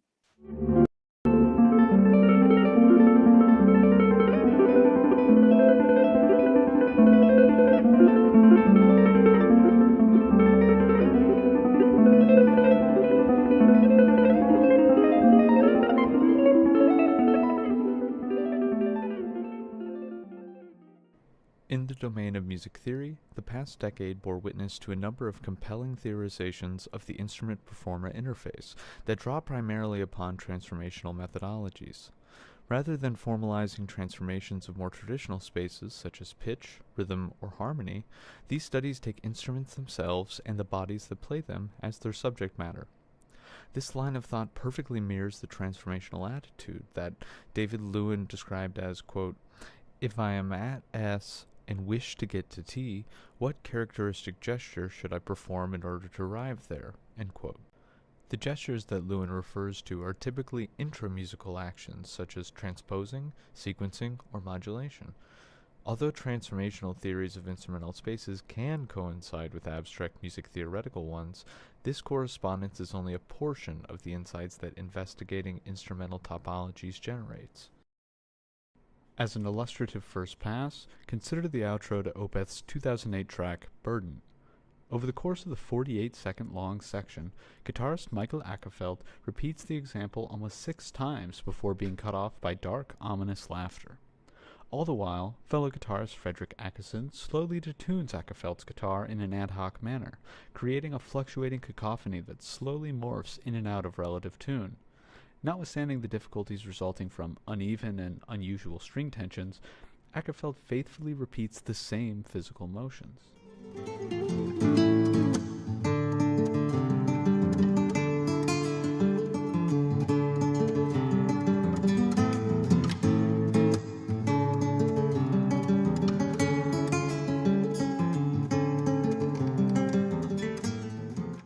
As the guitar slips further out of tune, the pitches of the notation slowly lose their value, essentially transforming it into a form of tablature.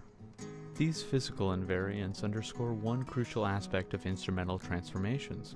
Pitch is not inherently modeled with an instrument's topology. This does not, of course, mean that pitch is not important. Rather, this highlights the fact that pitch and temperament are often tacitly known by the instrument.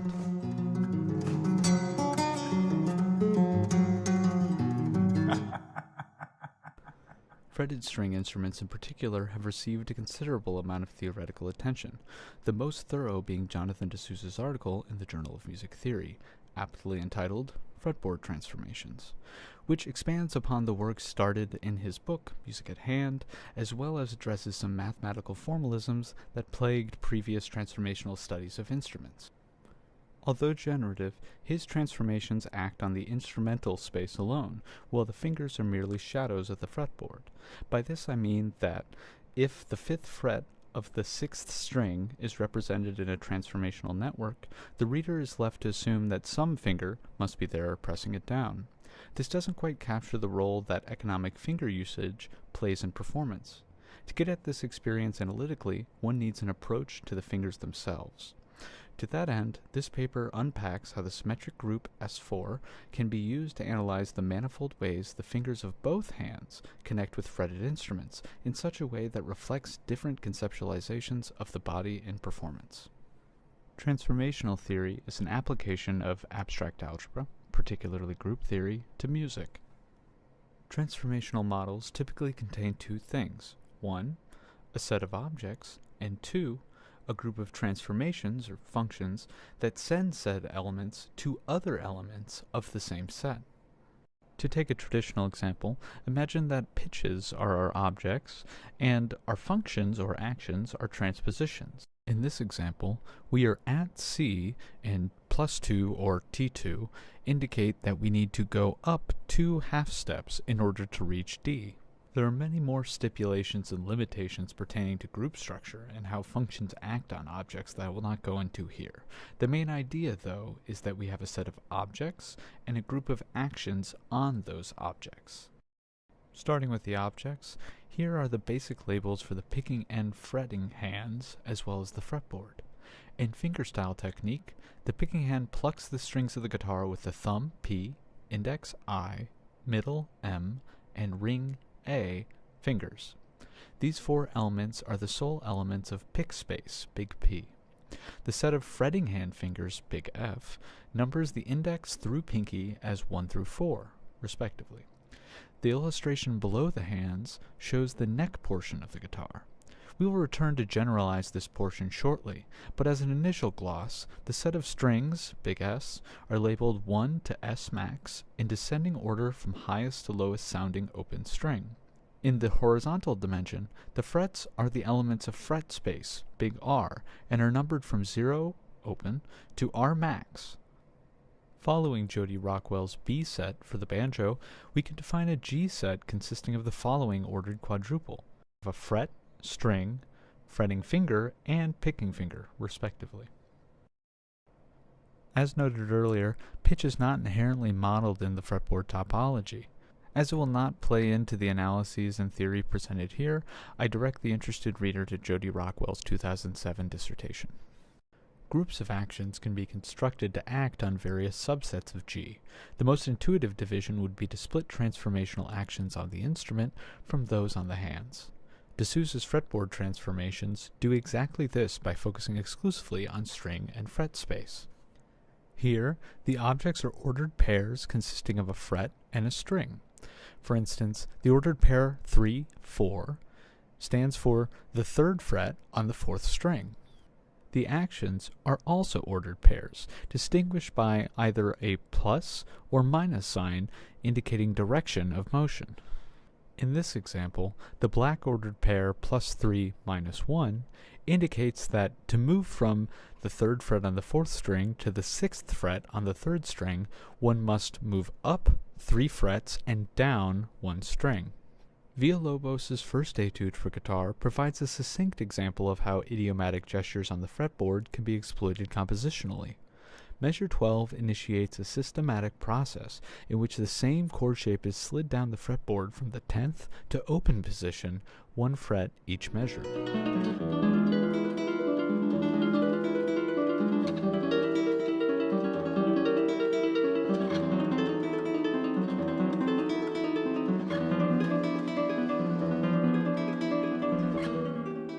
This motion can be represented in a transformational network where the objects are collections of fret-string pairs that are connected by the transformation -1, 0, signifying a shift down 1 fret. Alternately, the distance between the starting and ending shapes can be represented as -10, 0, capturing the global motion of the progression.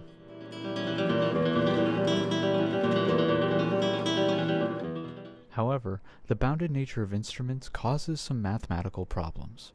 Drawing on Lewin's comment that mathematically formal spaces model, quote, theoretical potentialities rather than musical practicalities, end quote, De Souza's solution to this problem is to redefine R and S as theoretically infinite, i.e., equivalent to Z cross Z. From this infinite space, the analyst or performer focuses on the subset that a particular instrument uses. Although this may at first sound needlessly abstract, this definition captures nicely the notion that certain gestures transfer between different fretted instruments, despite their differences. For instance, none of the 5 fretted instruments I have lying around my apartment inhabit the same subset of the infinite fretboard space. However, I could technically perform the Villalobos etude on any one of these guitars, even the 8-string.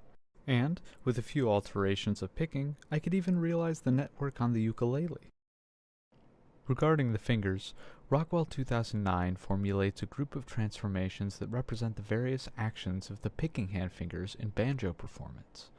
The particular group is the symmetric group S3 of permutations that is isomorphic to the dihedral group D6.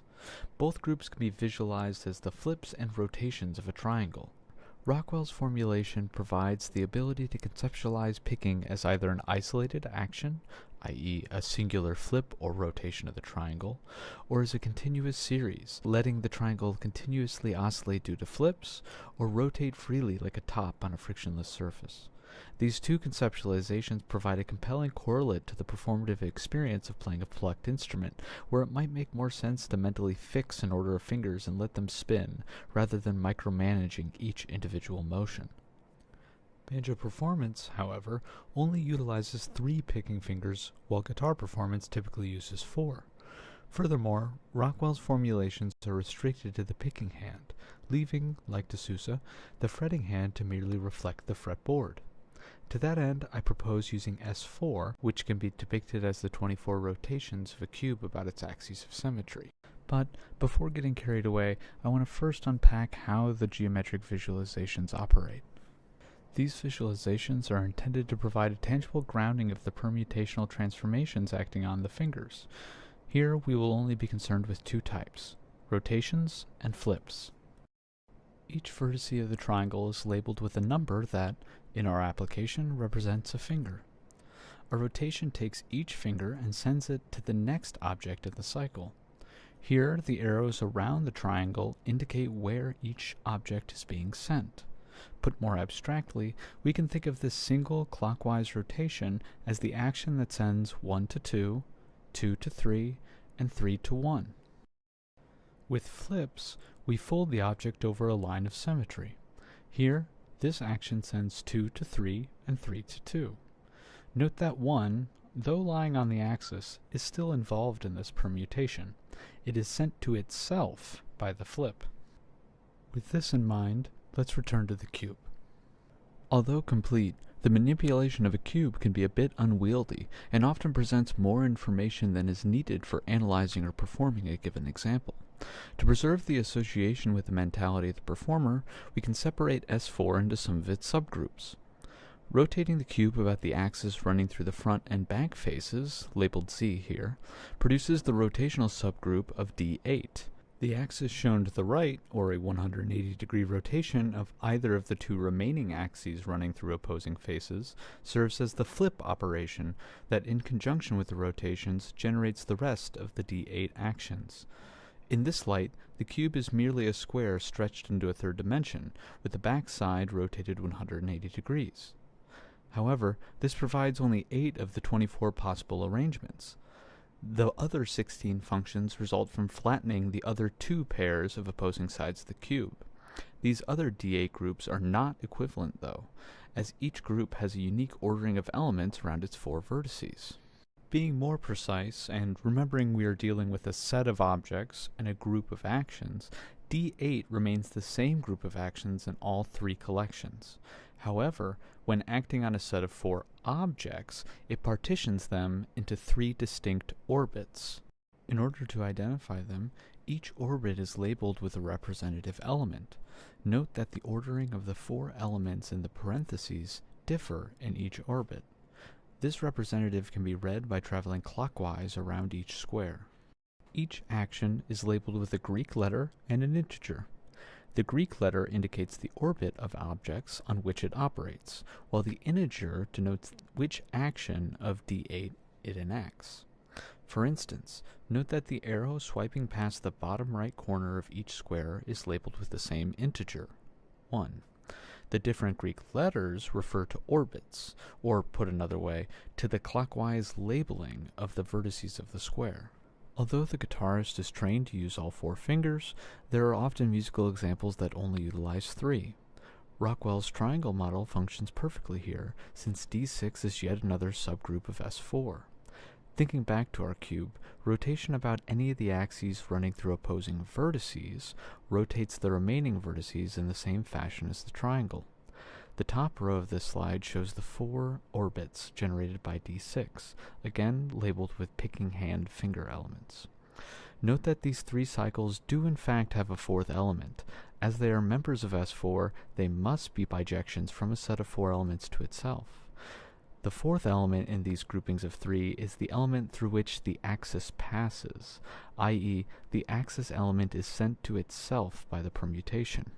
There are 4 orbits of D6 because there are 4 elements that can be thusly fixed. As noted earlier, I labeled all of the operations or actions with a Greek letter and an integer. For each of the two types of subgroups, the integer represents the actual action, while the Greek letter conveys the orbit being acted upon and their dispersal around a given shape. The table shows a simplification of the subgroup's commonalities. This table fixes one ordering of each shape that places one on the top corner and continues the labeling by moving clockwise around the remaining corners. When given a particular Greek letter, one simply substitutes in the correct orbit. Lastly, the rotations of each dihedral subgroup themselves form a subgroup isomorphic to the cyclic groups Z3 or Z4 for our triangles and squares respectively. As with the dihedral subgroups, these cyclic groups also have multiple versions in S4 that correspond to their given dihedral group's orbit. The cyclic group Z3 is latent in Rockwell's formulation. However, by excavating these cyclic groups, we can visually represent the split between moment-to-moment movement and continuous cycling. For example, Rockwell's permutations label a single motion from P to I, and the continuous alteration of these two fingers as alpha 4. I propose using directed integers mod n, i.e. Zn, under addition, for single alterations and preserving the dihedral permutations for continuous alternations. Turning to some applications, I will first show how the fingers can both reinforce and deviate from fretboard transformations, thus showing their independence, before turning to a brief analysis of Ben Monder's solo guitar work, Windowpane. Presented here is an annotated excerpt from Villalobos' fourth prelude for solo guitar. Note that epsilon 1 drives the picking hand throughout. The transformational network just above the notated score uses a variant of de Souza's contextual fretboard transformations. Sn represents a shift along the fret dimension where n is the directed distance traversed. K is the contextual transformation that moves the middle fretted note up one fret.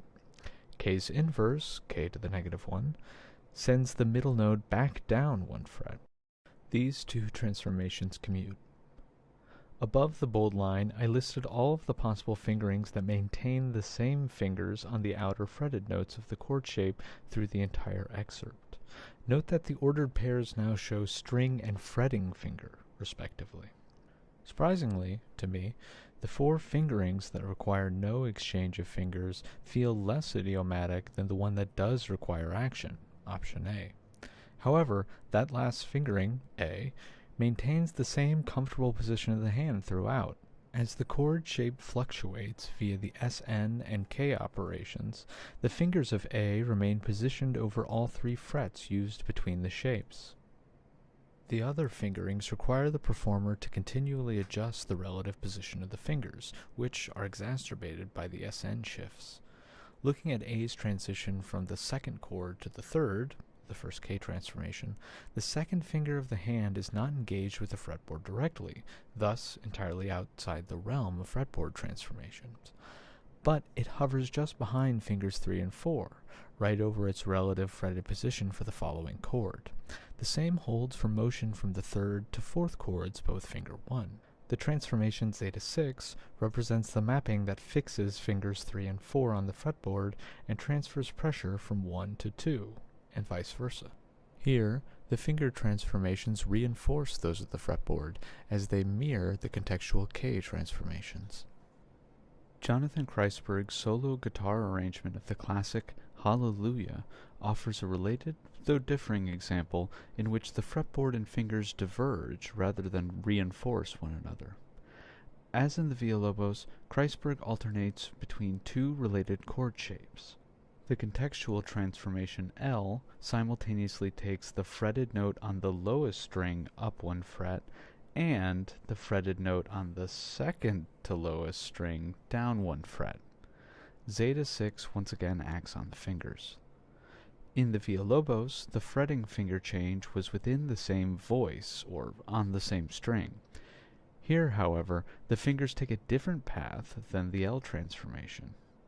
Whereas the fretboard perspective highlights parsimonious motions along the string, the finger perspective not only travels in the opposite direction, but also incorporates a string change. Here, the fretboard and fingers are complementary takes on the same chord change, both of which add to its particular character.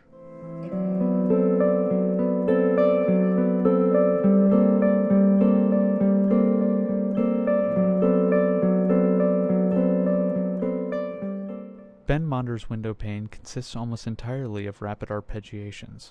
As such, picking patterns are integral in articulating the two formal sections that alternate throughout the work.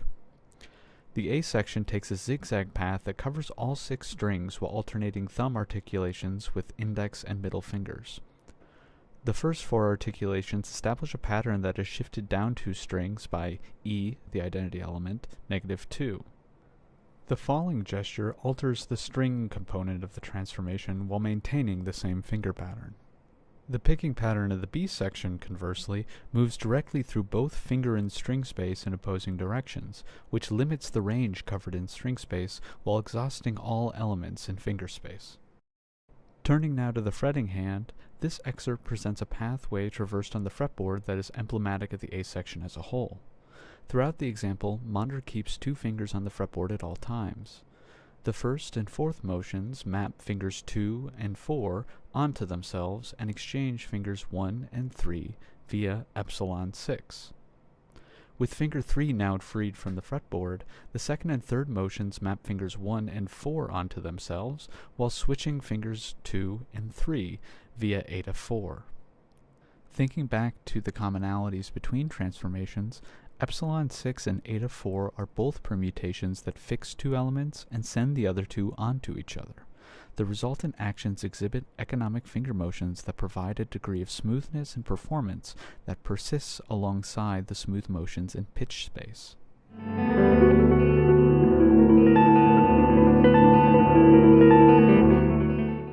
An exemplar from the B section provides a different approach to fretting fingers. Instead of focusing on along the string connections, this example explores what function the fingers play in a given section. Monder utilizes 2 different chord shapes in this excerpt. In each chord, the finger 1 holds the bar, some finger is firmly planted, some finger is off the fretboard, and the last finger functions as an initiator of hammer-ons and pull-offs. Monder's first pass through these chords is a direct shift that rotates the 3 non-barred fingers, not to the string the resultant fingers inhabit, but to the function those fingers played in the previous chord shape. After repeating this alternation 4 times, Monder adds a passing motion on the lowest string, shown here in the middle chord shape. This passing fret requires a change of finger that subdivides the rotation shown in the top network into 2 stages that preserve a common finger function node between them, as shown in the lower network. Although this second configuration requires an extra step, it maintains a common thread that helps conceptually mediate the ungrounded rotation of the first pass.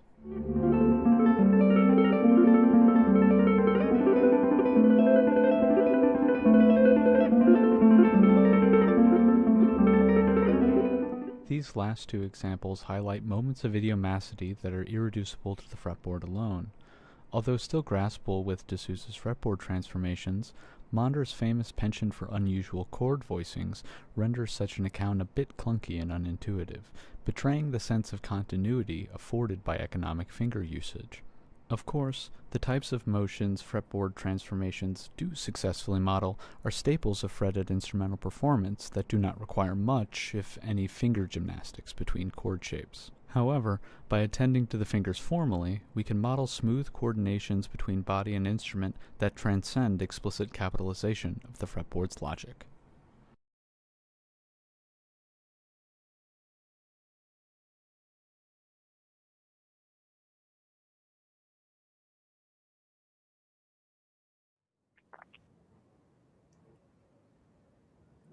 Okay, so thank you so much, Nathan. It is an incredible work you've done so far. Thank you for sharing that with us. I have a question. So this morning there was a roundtable about the collaboration between composers and performers, and the concept of idiomaticity or idiomatic music came up. And well, let's say they had some different feelings about that. I am a big fan of idiomatic music. So my question is, have you thought about, or will you think about sharing your work as a tool for composers who are not guitarists to write music for performers like me who like to play idiomatic music? Yeah. No, I mean, that's a good question. And that's kind of one of the things that I didn't quite explain as much in the presentation, just for sake of time, is that of course I'm using like a mathematical structure that applies to like literally everything. You know, anything with four elements, and you're trying to rearrange them, that would work. So part of it in its application and in some of the choices I chose in this video, for instance, it relied on my pre-existing knowledge of being a guitarist and playing through these excerpts and everything like that. So it's not quite the thing where like you can give it to a non-expert and go, this will explain to you everything. You know what I mean? Like it requires a little bit of kind of the conceptual background in order for it to be unpacked. And that has to do with, you know, mathematical music theorists always like to talk about how visualizations and the mathematics, they're so abstract, blah, blah, blah, which is true. And that's part of, you know, the generalizability of the mathematics. But this is definitely an applied example where it does, I mean, you can use it without having too much, you know, knowledge of it, but it does, I don't think it fixes the problem. I'm saying it might help in this instance, but it doesn't necessarily, you know, like knowing the mathematical functions doesn't fix the problem, or doesn't like immediately give you this idea of idiomacity. What it can do, however, and because I feel the same way, it could be used similarly with D'Souza's work, which focuses on the fretboard, in which it doesn't necessarily tell a composer what shape is going to feel nice for a guitarist, right? But it does open up their mind to like, oh, this sliding motion is nice and easy. Yeah. Right? So similarly, this one might be like, oh, having common fingerings, common. Exactly. Yeah, it might just like awaken that kind of like, oh, this is something that is of concern for them. Yeah. But the mathematics themselves might not be very helpful. Of course.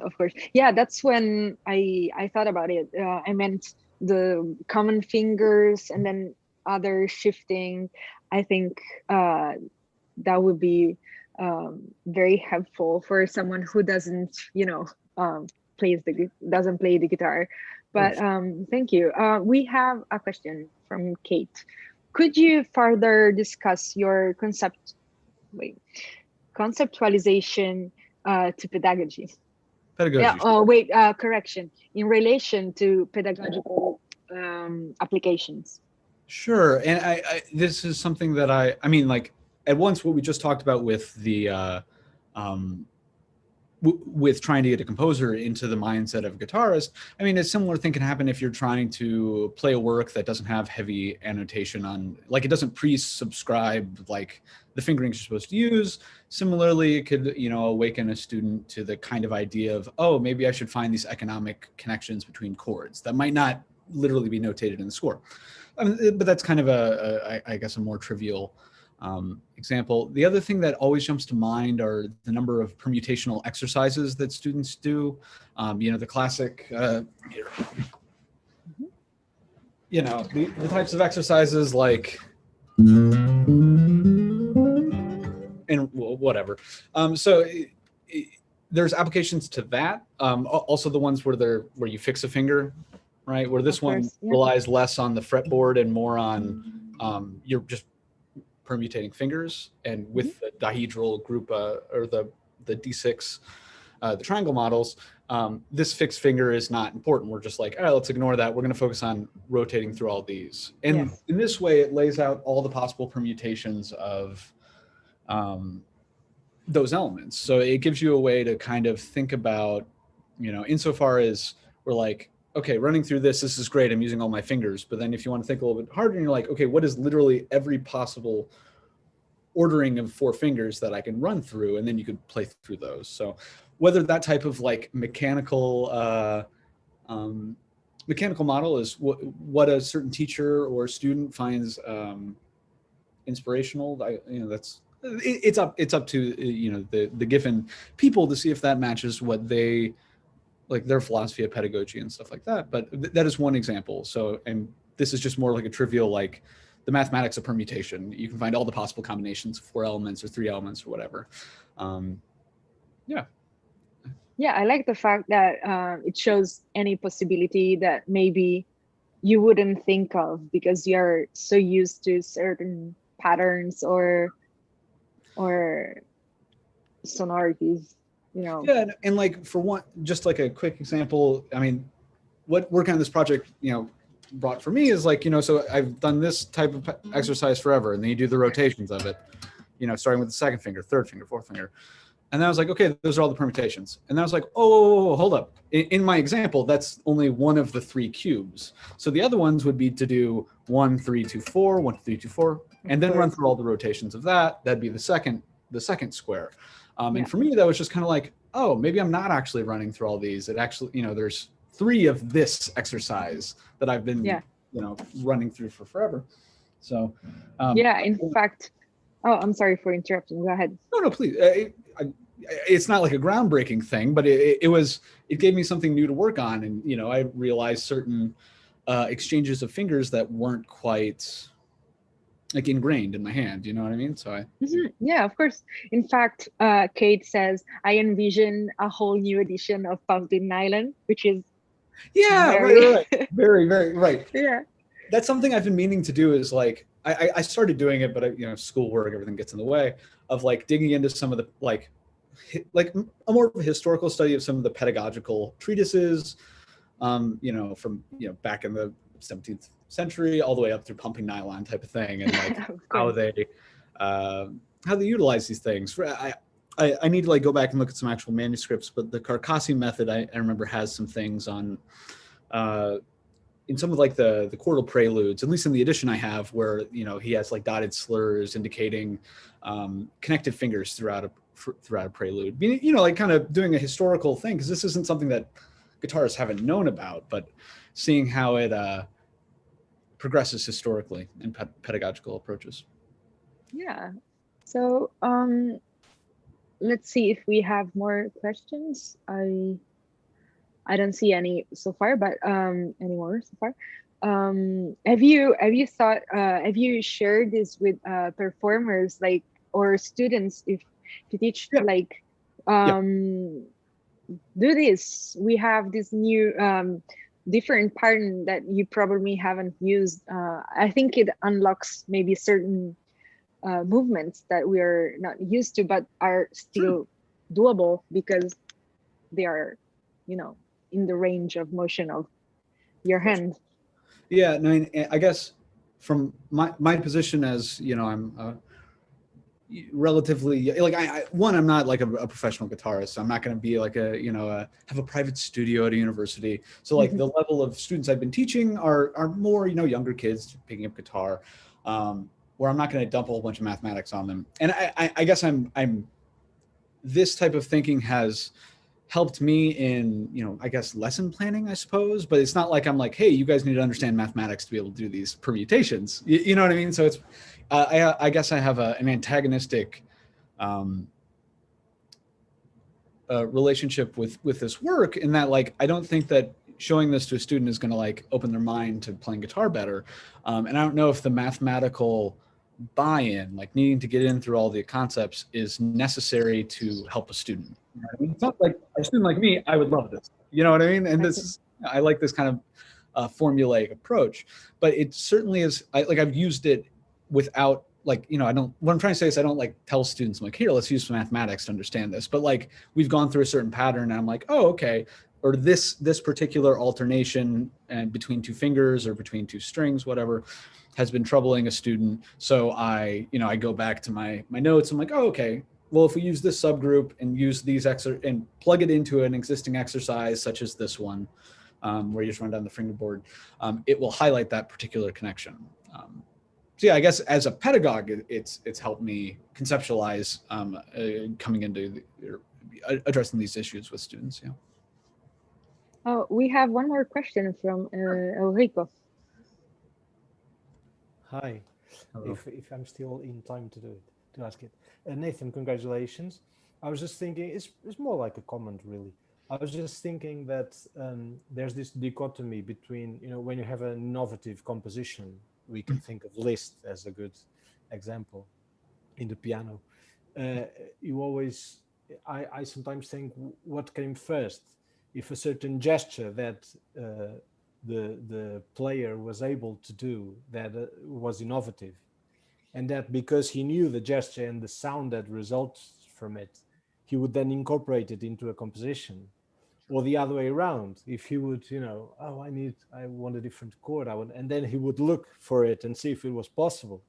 Yeah. And I think what your work here really provides is really, how to say, a complete panorama of what the person could do with the fingers, and therefore vocabulary, potential vocabulary for composition, I think. Yeah. No, and like with that, that's partially what drove me to this model was thinking through music of like Ben Monder and some jazz guitarists who have unconventional chord shapes, let's put it that way, and reading D'Souza's work and my own scholarly stuff and going, and then like playing through it, but still feeling something. And like, so like you said, do you have the gesture first or do you have this musical idea? Like some of these chord shapes aren't intuitive in the way that, sliding a power chord up and down might be. Yeah. But then again, these guitarists still need to perform these things, which still, Ben Monder's an incredible guitarist, obviously, but he still has to perform these things, and types of economic motions between these unconventional chord shapes still exist. And for me, I found that in the fingers. You know what I mean? So it's an example of some of these chords might be new. It might be a new vocabulary. Absolutely. It may have preceded the gesture, but then in trying to realize that, you have to filter it back through the body. Like he could come up with these cool chord shapes and then thinking about connecting them and then performing them as a performer, the body gets reintegrated into the cycle. So I think that's a wonderful way of thinking about it, as this like dichotomy between, the chicken or the egg, the gesture. Yes. Or yeah, I like that. Thank you. Nathan, I'm so sorry, but we are running a little late, so I have to step in. Thank you so much for sharing your work with us today. Congratulations. And yeah, thank you for being here, everyone. So let's move on to the next lecture. Thank you. Bye.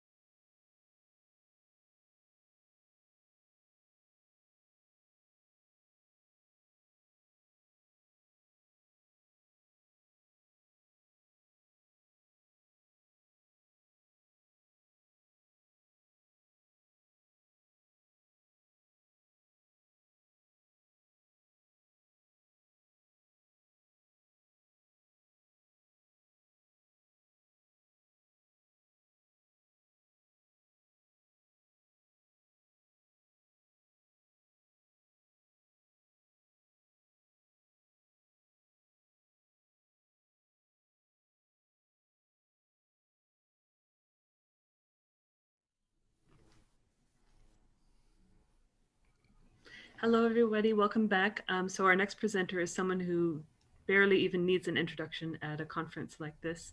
Milton Myrmikides is a lecturer at the University of Surrey. He's a composer, an academic, a writer, an electronic musician, and a guitarist from London. And he's going to be talking about one of my favorite subjects, the quote-unquote idiosyncratic pitch matrix of the fretboard. His presentation is titled Digital Self-Sabotage, Remapping the Fretboard with MIDI Guitar and Macs for Pedagogy, Composition, and Performance. Thank you, Milton, for being here. Thank you. Thanks, everybody, for putting this together. An incredible team, really. So this is about the fretboard as a musical interface. and the use of MIDI guitar and Max MSP to remap and break the fretboard's auditory motor connections, really. A quote from Rosenwinkel and D'Souza is to hear the music directly.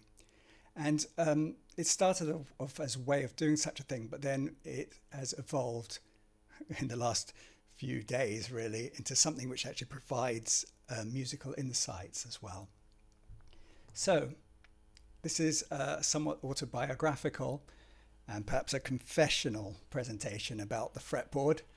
I have admittedly an unusual background. I learnt the guitar having fallen in love with Hendrix and hearing the Hendrix chord and his chord soloing technique.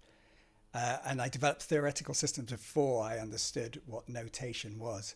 So there's three distinct areas we all have, and that's the sort of abstract syntax about chords and scales, pitch visualization on the stave, and then the actual execution, in our case, the fretboard. And they act as translation systems between each other, sometimes quite strongly, and in other times, but certainly in my case, weakly. If I just explain, if I were to see this, particularly after my hard training at Berklee College of Music, really F major 9 sharp 11 is conceptualized as F and major 9 sharp 11. The F I find and major 9 sharp 11 is this object here, and I stick them together. This, of course, could be mapped on the stave, but even though I've learnt to read music, it's an uneasy connection between the fretboard and the stave. And when I read music or write it down, it seems to have to it doesn't go directly to the stave, it bypasses via this abstract connective system. Now, I blame myself for this for years and thought that I was a poor student or a poor musician, but in my defense, the stave is an unusual object with inconsistencies. And despite my hard work at the guitar, it's one of my first lessons was with Brett Wilmot, who I don't know if anyone's been through his complete book of harmony theory and voicings, but it's a really deep training of the fretboard and in its idiosyncratic standard tuning. And I worked everything out on that fretboard. I worked out what a fifth was and a major third was, not on the stave, but on what we would call Leithwood's abacus, the fretboard itself. And such exercises, seeing the shape as F major 7 flat 5 will do minus 6 9 or G 9 13 or on and on and on, allow this deep connection between the abstract world and the fretboard, but not so much with the conventional pitch surface of the stave. I recently had 3 important insights about the fretboard. One was how deeply ingrained it was in me. I did a project with UCL Neuroscience where I improvised in an MRI scanner on a plastic fretboard. And I also did it in my head without actually moving my fingers. And they could find my fingers basically in my brain. So as much as I was playing the guitar, the fretboard was playing my brain. I also am deep into electronic music, and I have this Push 2. And I realized only recently that when I played chords on its grid surface, I would avoid notes on the same row. You can still play notes on the same row, but because the fretboard was so instilled, I just presumed it had this limited polyphony on there. So the fretboard provides this invisible constraint. And lastly, I remember being at a party and picking up a left-handed guitar and playing upside down and being bemused at first and then being able to play.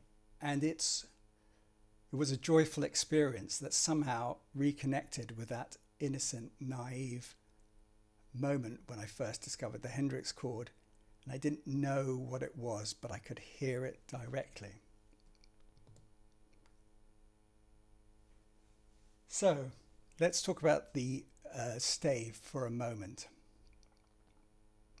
We assume that it's this clean, abstract representation of pitch space. But if you look at it closely, hidden are these inconsistencies. If we know that C is in this space right in the middle of it, and D is above it, and B below it, you realize that there is a tone between C and D, and a semitone between B and C. And this inconsistency spreads all across the stave, and we just assume to know it.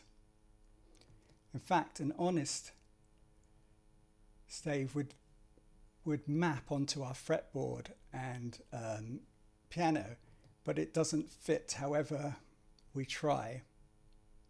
It doesn't fit on the piano once, but it doesn't fit on the guitar 6 times. An honest stave, in fact, would look like this, with semitone grid lines showing these correct gappings.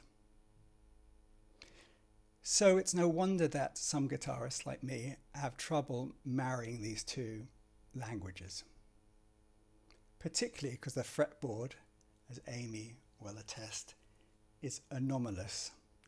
It's a broken, limited polyphony overlapping dual interval space with interval class 5s and with a 4 thrown in, like someone whispering numbers at you whilst you're trying to write down a phone number. And as Goodrich says, the average note has 2.8 locations and 9.2 fingerings. I've mapped out a chromatic scale for each color here to show this strange anomaly pitch surface. If we move the fretboard, you can see it starts looking like a Bridget Riley print. Beautiful, but you understand that this is something that we're holding as guitarists in our minds and have to somehow juggle, particularly because we have to do it over several octaves. And so this is really what we're holding in our mind. This is our pitch surface, and this fretboard sits uneasily. And I think it sits in servitude to the inherited importance of stave and piano-based pitch musical language. So this is where the MIDI guitar comes in. The MIDI guitar is developed, of course, to extend the sounds available to the guitarist. But in its digitization of pitch, we can somewhat decouple from this diatonic and naming and nomenclature of that we guitarists have inherited. So just to show here, what I have is a MIDI guitar, and I've got it running into the system. I've got it just playing audio. Hopefully you can hear that. And because each string has this little pickup and it can recognize the pitch,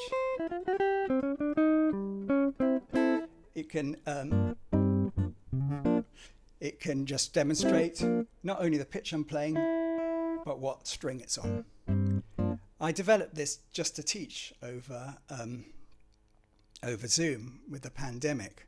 But as with many things, pedagogy and analysis and performance and improvisation can blend together. So I could demonstrate not just on the piano, but on the fretboard, all what I was demonstrating far better than the camera picks up. Of course, because it's MIDI, I can send these to whatever sounds I want, and be somewhat of an avatar.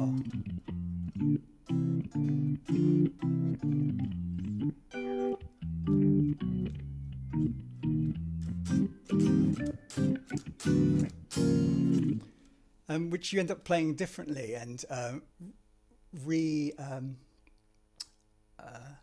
discovering what these chords mean. And you can have super fun with all this stuff. But that's for another time. Let's talk about the fretboard itself.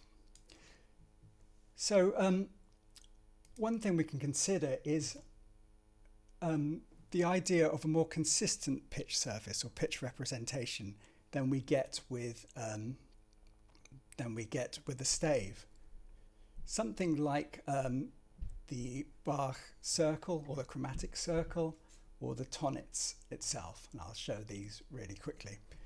I started to basically hack these MIDI stream so that I could represent not just the fretboard, but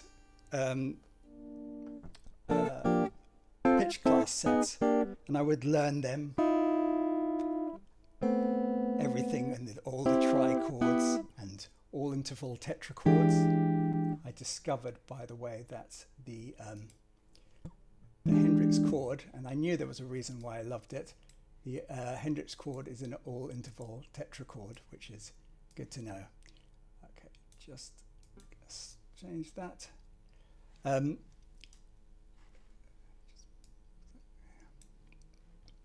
so that these objects in space would be would give me the pitch class sets, and I could think beyond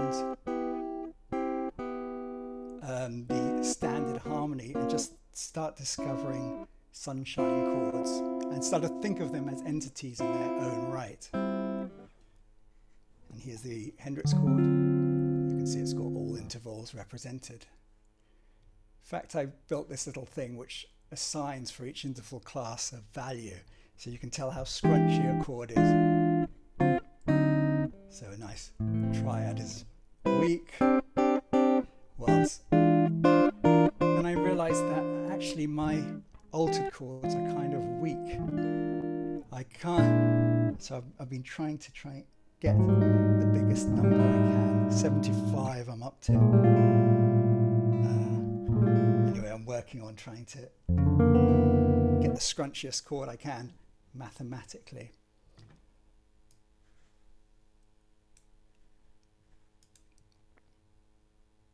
The tonets as well is a useful way of thinking about these chords, not just in diatonic space, but also how they might connect.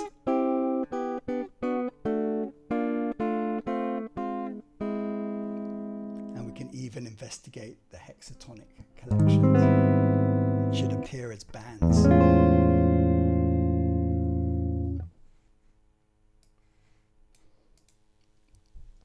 But all of these are still not privileging the fretboard. They're an alternative notation. What happens if we put the fretboard itself as the central interface of our musical dialect? Such as Martino's use of hexagrams to represent which strings you play. Enter the de Sousaphone, which is only 2 weeks old, but here she is. This represents all of my sounds. I'll put it on a MIDI sound here,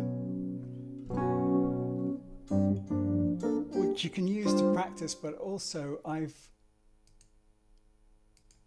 able to block strings so they won't sound.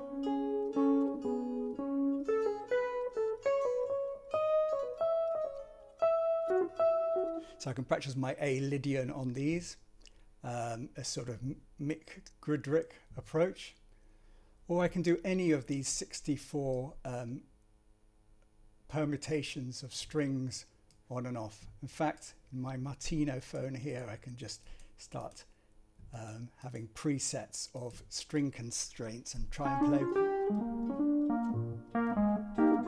blues without using those strings. Just run through them or randomize them. What's quite nice also is that I can even paint out areas, my favorite areas, so I can practice but still avoid, but I'm not allowed to hit this one here. So pedagogically, this kind of connects to their limit and constraint aspect of jazz guitar. I can also, of course, change the tuning.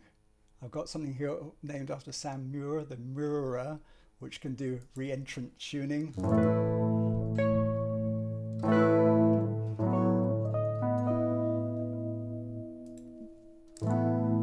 And even rotate the strings round.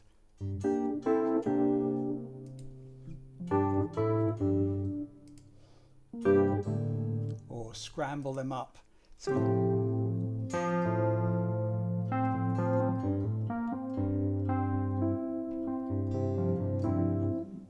really fun, and do our standard odd tunings, Dad Gaddit, or Ant Law fourths,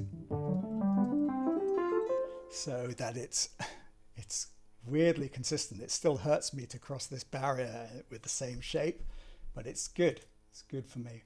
And also physically impossible tunings, like this cluster.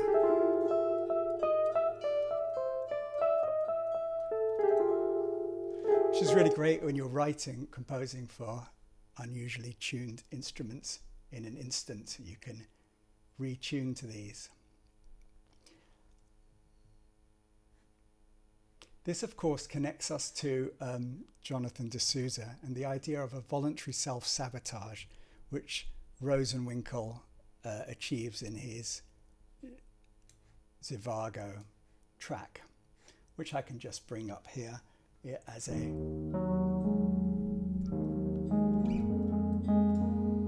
these lovely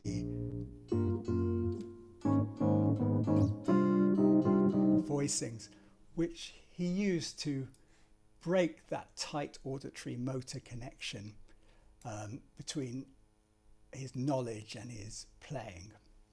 He felt like he knew too much about what he was doing and not hearing the music directly. And this sort of sabotage is really effective. And we can do this to any tuning that we desire, even randomized ones.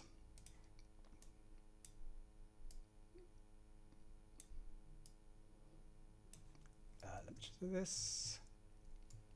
Even randomized ones here.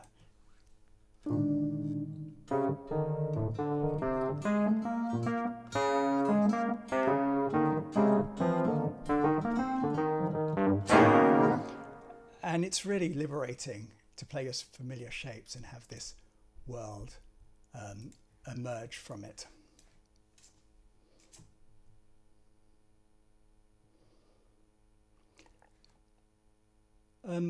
What's also possible is for us to think of the fretboard as a dual interval space, a consistent one. For example, we could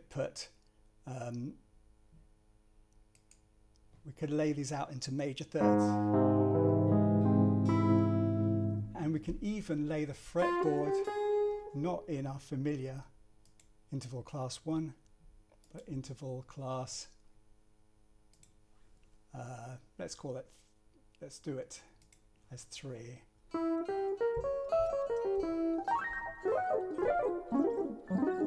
Which allows an access to this sort of piece of music.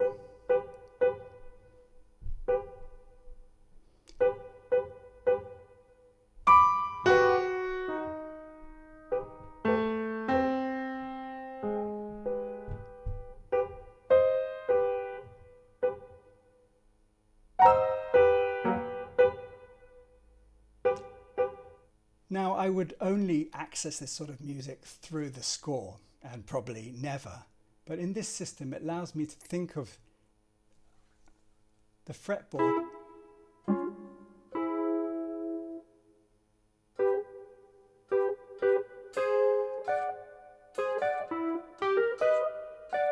as my playpen for the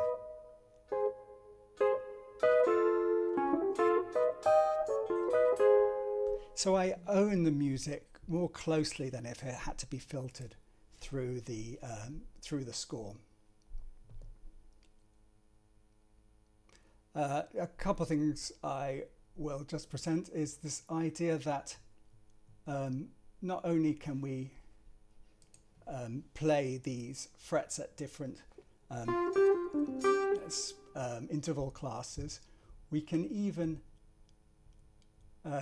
extend them upwards so that they are geometrically expanded. I'm going to add a little delay to it so you can hear.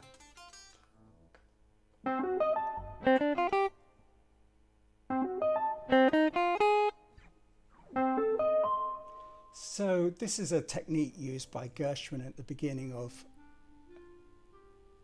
I Got Rhythm.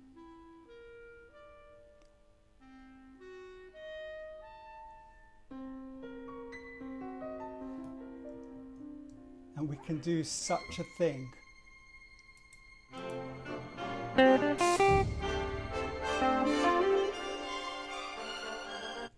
And we can do such a thing here.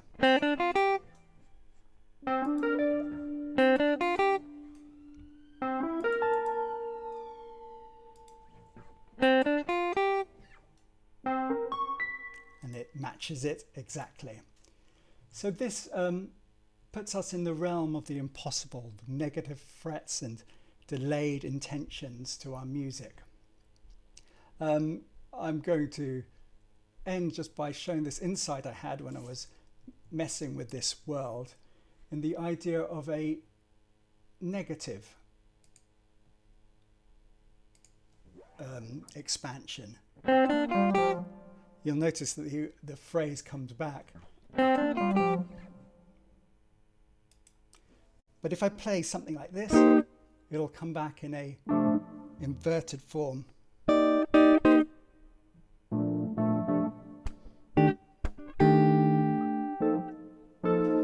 I just happened to find out that E major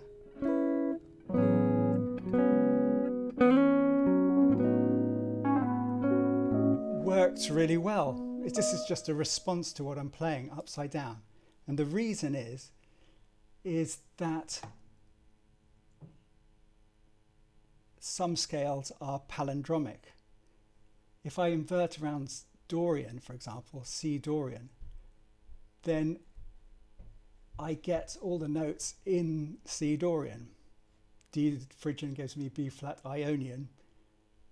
And I also discovered that this works with F sharp Dorian also.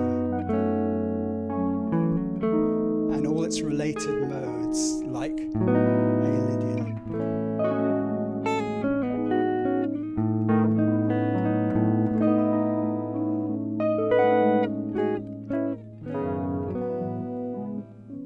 And there are other palindromic scales.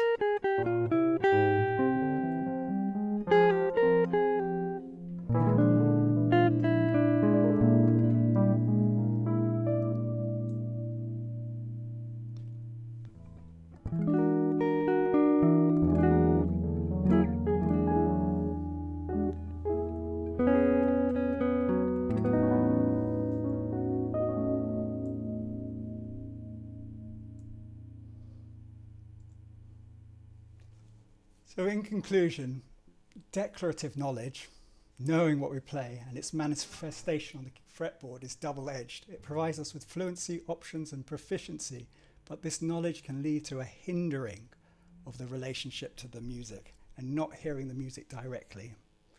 Technology, from simple retuning, extended chordophone engagement to some of the techniques displayed here, may create beneficial shocks to the system.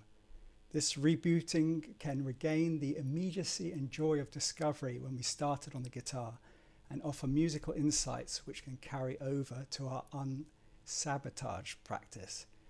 This demonstrates the complex and symbiotic interaction of abstracted knowledge, cognition, visualization, and embodiment.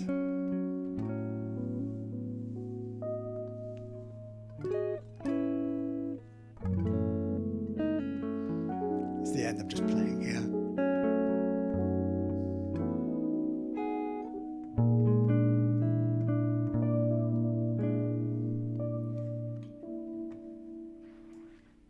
Thank you so much, Milton. That was brilliant. Just about made it. So I'm going to open the floor for questions. If people are on Facebook, you can just ask them there. And if there's anyone in the room who wants to ask a question, just open your microphone. Milton, I might ask you to stop sharing your screen, though, so we can see you. But I was curious, you mentioned in the middle of, oh, I'll let Renaud ask a question first. Yes, first of all, I was so impressed by what you just did. I think you, if I'm right, you were improvising with your negative self. Yeah, exactly. Basically, I'm playing F sharp and it's coming back upside down, rotated around C. And it really feels like I'm improvising with myself in beyond looping because I'm not sure what's coming out. Did you try with other modes? Yeah, so I can do, I've kind of worked out every mode that I can do it with. If it wants to be in the same mode, I mapped it out, I went through it quite quickly, but if it's rotated around C, then I can list you the 28 modes that it will work with. But it was really interesting because like if I play a low note, I get a high note back. There it is, you see. And it seems to respond to me in a way that looping doesn't, basically. Yeah, and I was curious to know, because this is kind of very mathematic kind of approach to, it's like a really maths kind of brain. And I was thinking like, then this is probably how, computers that mimic Bach style work. They kind of have like Markov chains that kind of calculate the percentage of, anyway, so I was thinking while you were talking and telling myself, well, like what is human anymore? Like what is our human experience? Yeah, I mean, this is actually, this is entirely human, the approach. And the reason I showed those inverted systems is that I was just messing around and I didn't plan and built this so I could jam with myself upside down a bar later. I was just messing out with what could I do if I just deconstruct what the fretboard is.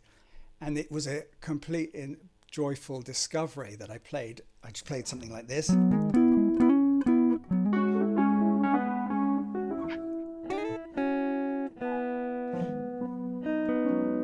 And I couldn't believe it. And then I worked out, why is that? Why do some notes sound good? And then I worked it out. So it was out of heuristic jamming, essentially, not through a master plan that it came about. But to be honest, the first thing was just to show the fretboard. That was the first thing. So when I was teaching, so it was out of necessity, and I thought, well, I want to get one of those notes up an octave so I can do a closer harmonies. So it was a practical demonstration, and then all these other things emerged from it. All right. Well, thank you. Your presentation was awesome. I loved it. Thanks so much. Thank you. We have an online question from Patrick O'Reilly. Could you explain a little more about how the scrunchometer rating is calculated? It's actually the scrunchometer. I think we should get the correct. So the scrunchometer is, again, I put a little too much in there, so I'd like to have spent more time on it. But basically, if you know interval vectors, what they do for any harmonic object is they provide the number of interval class 1, 2, 3, 4, 5, 6, and basically I just assign a value. So interval class 1, this, I better turn off the backward stuff, is it's the highest value, and then a fifth and an octave. A fifth is the lowest value interval class 5. And then, so it just adds them up basically. And I'm trying to get as many as I can. I'm going to try and get the highest value of scrunchy notes, which is another way of, equally valid way of thinking about dissonance, really. We also have a comment from online from Andrew Noseworthy. He writes, I especially appreciate the combo of theory / intellectual / complexity, but also practicality, application, and tangibility here. Lots of places to go and a deep dive, but instantly grasping what's happening too. And I wanted to follow that up with the question of, are you using this already in your teaching? You mentioned that you're using part of it, but do you see this as having a pedagogical application, especially for advanced students who are maybe really deeply ingrained in their patterns? It's a good question. I mean, I still think there's a barrier of entry, even though they're really affordable MIDI guitars. But I think there's a barrier of entry just to have Max MSP. However, that's always going to prevent a sort of wide scale adoption of any of these things. Okay, so there's many ways forward. I use those tools and the tonnets and so on for teaching on the piano as well as on the guitar. And it's more demonstrating, visualizing concepts rather than a student using them directly. However, I would love to develop a guitar learning system that is deeply embedded with this, so that you could just work on a random position and string set, and then just through this principle of limit and variation, create this a really informed pedagogy.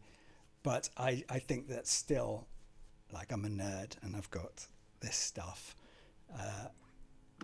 But I think it does feed back into normal life as well.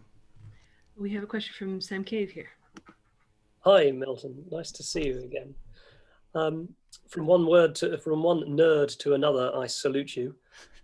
But I wonder whether you started by talking about the stave and stave notation, and I wonder if you could say a little bit more about I mean, perhaps that was just a starting point for growing some of this, but perhaps you could say a little bit more about the relationship between this and the stave, and what applications you've found or would like to trial in your teaching related to the reading of staff notation and getting that onto the fingerboard in a good way. I mean, when I was doing this, I suddenly realized how useful it would be, and I've looked around for some sight reading tools, and I think that they're not very good yet. And I think that you could have a really wonderful, fun guitar, like a Guitar Hero for real, Guitar Zero thing, where, I mean, I didn't show it yet, but I'm starting to get a Space Invaders thing, like a Defender thing, so that you're playing and then the bars come across. But we could easily do that, having the notes come down and you just have to find them. And I think we should embrace this with fun and abandon, and in all sorts of ways. I mean, my use of guitar and technology previously has been for microtiming. That's really what I've been into, sort of revealing those aspects. But I don't see why this couldn't be used for all levels of sight reading, chord reading, all sorts of things like that. Yeah, presumably it would be easy to adapt for non-equally tempered systems and a natural overtone series and all sorts of things. Yeah, good point. I mean, there is a right now I'm just playing an even tempered instrument, but that instrument could be just intonated in any way.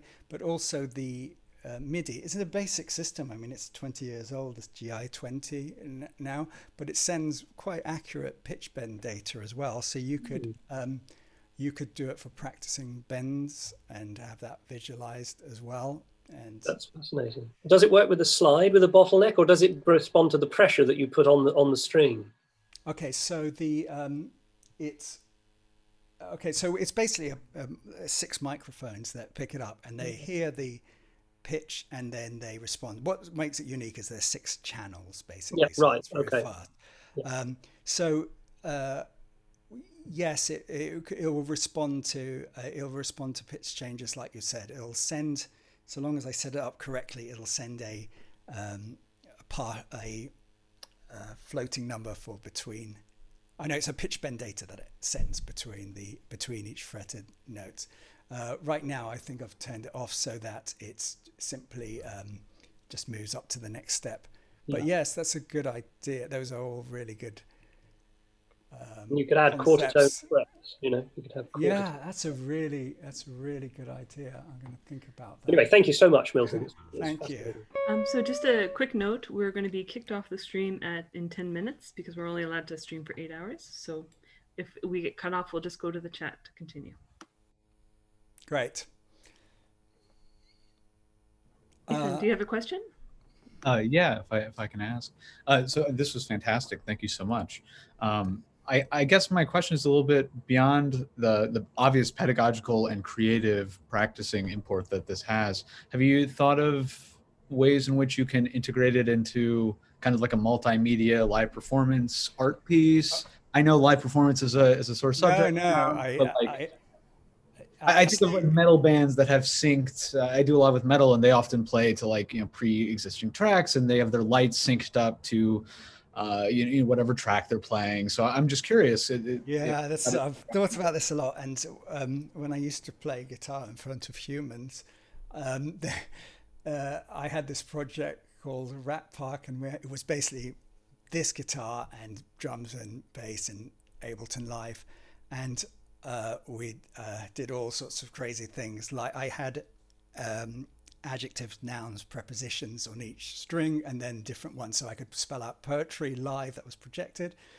Also, with this, I haven't shown it, but I can actually split the audio, so you can have not just MIDI but audio panned round. So an arpeggiation goes, all your cubes could be actually realized around in space. And of course, now you can just send MIDI data to lighting systems and they respond really fast. So yeah, I'm totally into the synesthetic performance of all that. I also made some animated characters, and if you bent, the mouth opens. So it was like a little kind of guitar avatars that would respond. Yeah, so I can't wait to do such things again. But and I like the idea of distributed performances, like having each string of a Bach prelude being the basis of even different rooms or broadcasts. That's beautiful. Thank you so much for sharing this with us. Thank you. I think we have time for one more question if there is one. If not, I wanted to ask, you mentioned in the middle of your session that when you picked up a left-handed guitar, you had this idea, this dissonance. And I was curious whether you had the same dissonance when you were developing this. Oh, so absolutely. I mean, the left-handed guitar was actually the joy of trying to play upside down and feeling just mismatching, you know, what it feels like having a walking bass low down to the floor, and how ingrained, you know, the delicious burn of that, of it not working out how you wanted to. But yeah, this is like a steroided version of that experience. It's hard to explain because it probably comes across, you know, sort of detached, but what it actually feels like, even to have it tuned in fourths and not to come out how you think. And it hurts just to play a major triad arpeggio across that break. Yeah. You understand it because I've done so much to accommodate that. I discovered recently that there's a tic-tac-toe rule when we speak. When there are words that are similar, we tend to do it in the like hip hop and pitter patter. We don't say patter pitter or hop hip. It feels completely wrong. But I wasn't aware of such a invisible constraint that we have, and that break in the string is so deeply embedded that you know, Ant Law, I don't know, he's basically built his whole system around that, and he says that it makes impossible things sound really really easy, and very easy, and basic things almost impossible to play. And that's I think it's a good thing for us. I think actually, now going back to standard tuning, I feel so much more solidified in my understanding, even just playing with this for a couple of weeks. You'd think it would confuse, but it does the opposite, actually. It sort of strengthens, and it takes away the stress, because I've now played every single bad note. I've basically got buckets of avoid notes. You know, you can just have the strings changing every beat, and it's actually quite liberating, and you just focus on groove and gesture, and that's and you realize how important they are. Like a 2-5-1, it didn't really matter. I do 2-5-1, I mess up the strings completely, and I get and it's nice. It is 2-5-1 still. It has that identity, even though it's completely wrong. So it shows that pitch isn't the primary expressive medium, really. It's just a good one. This was such a wonderful lecture. Thank you so much for being here. So we're going to stop the stream now and move to part 2, and then we're going to have our roundtable on pedagogy. Thank you so much.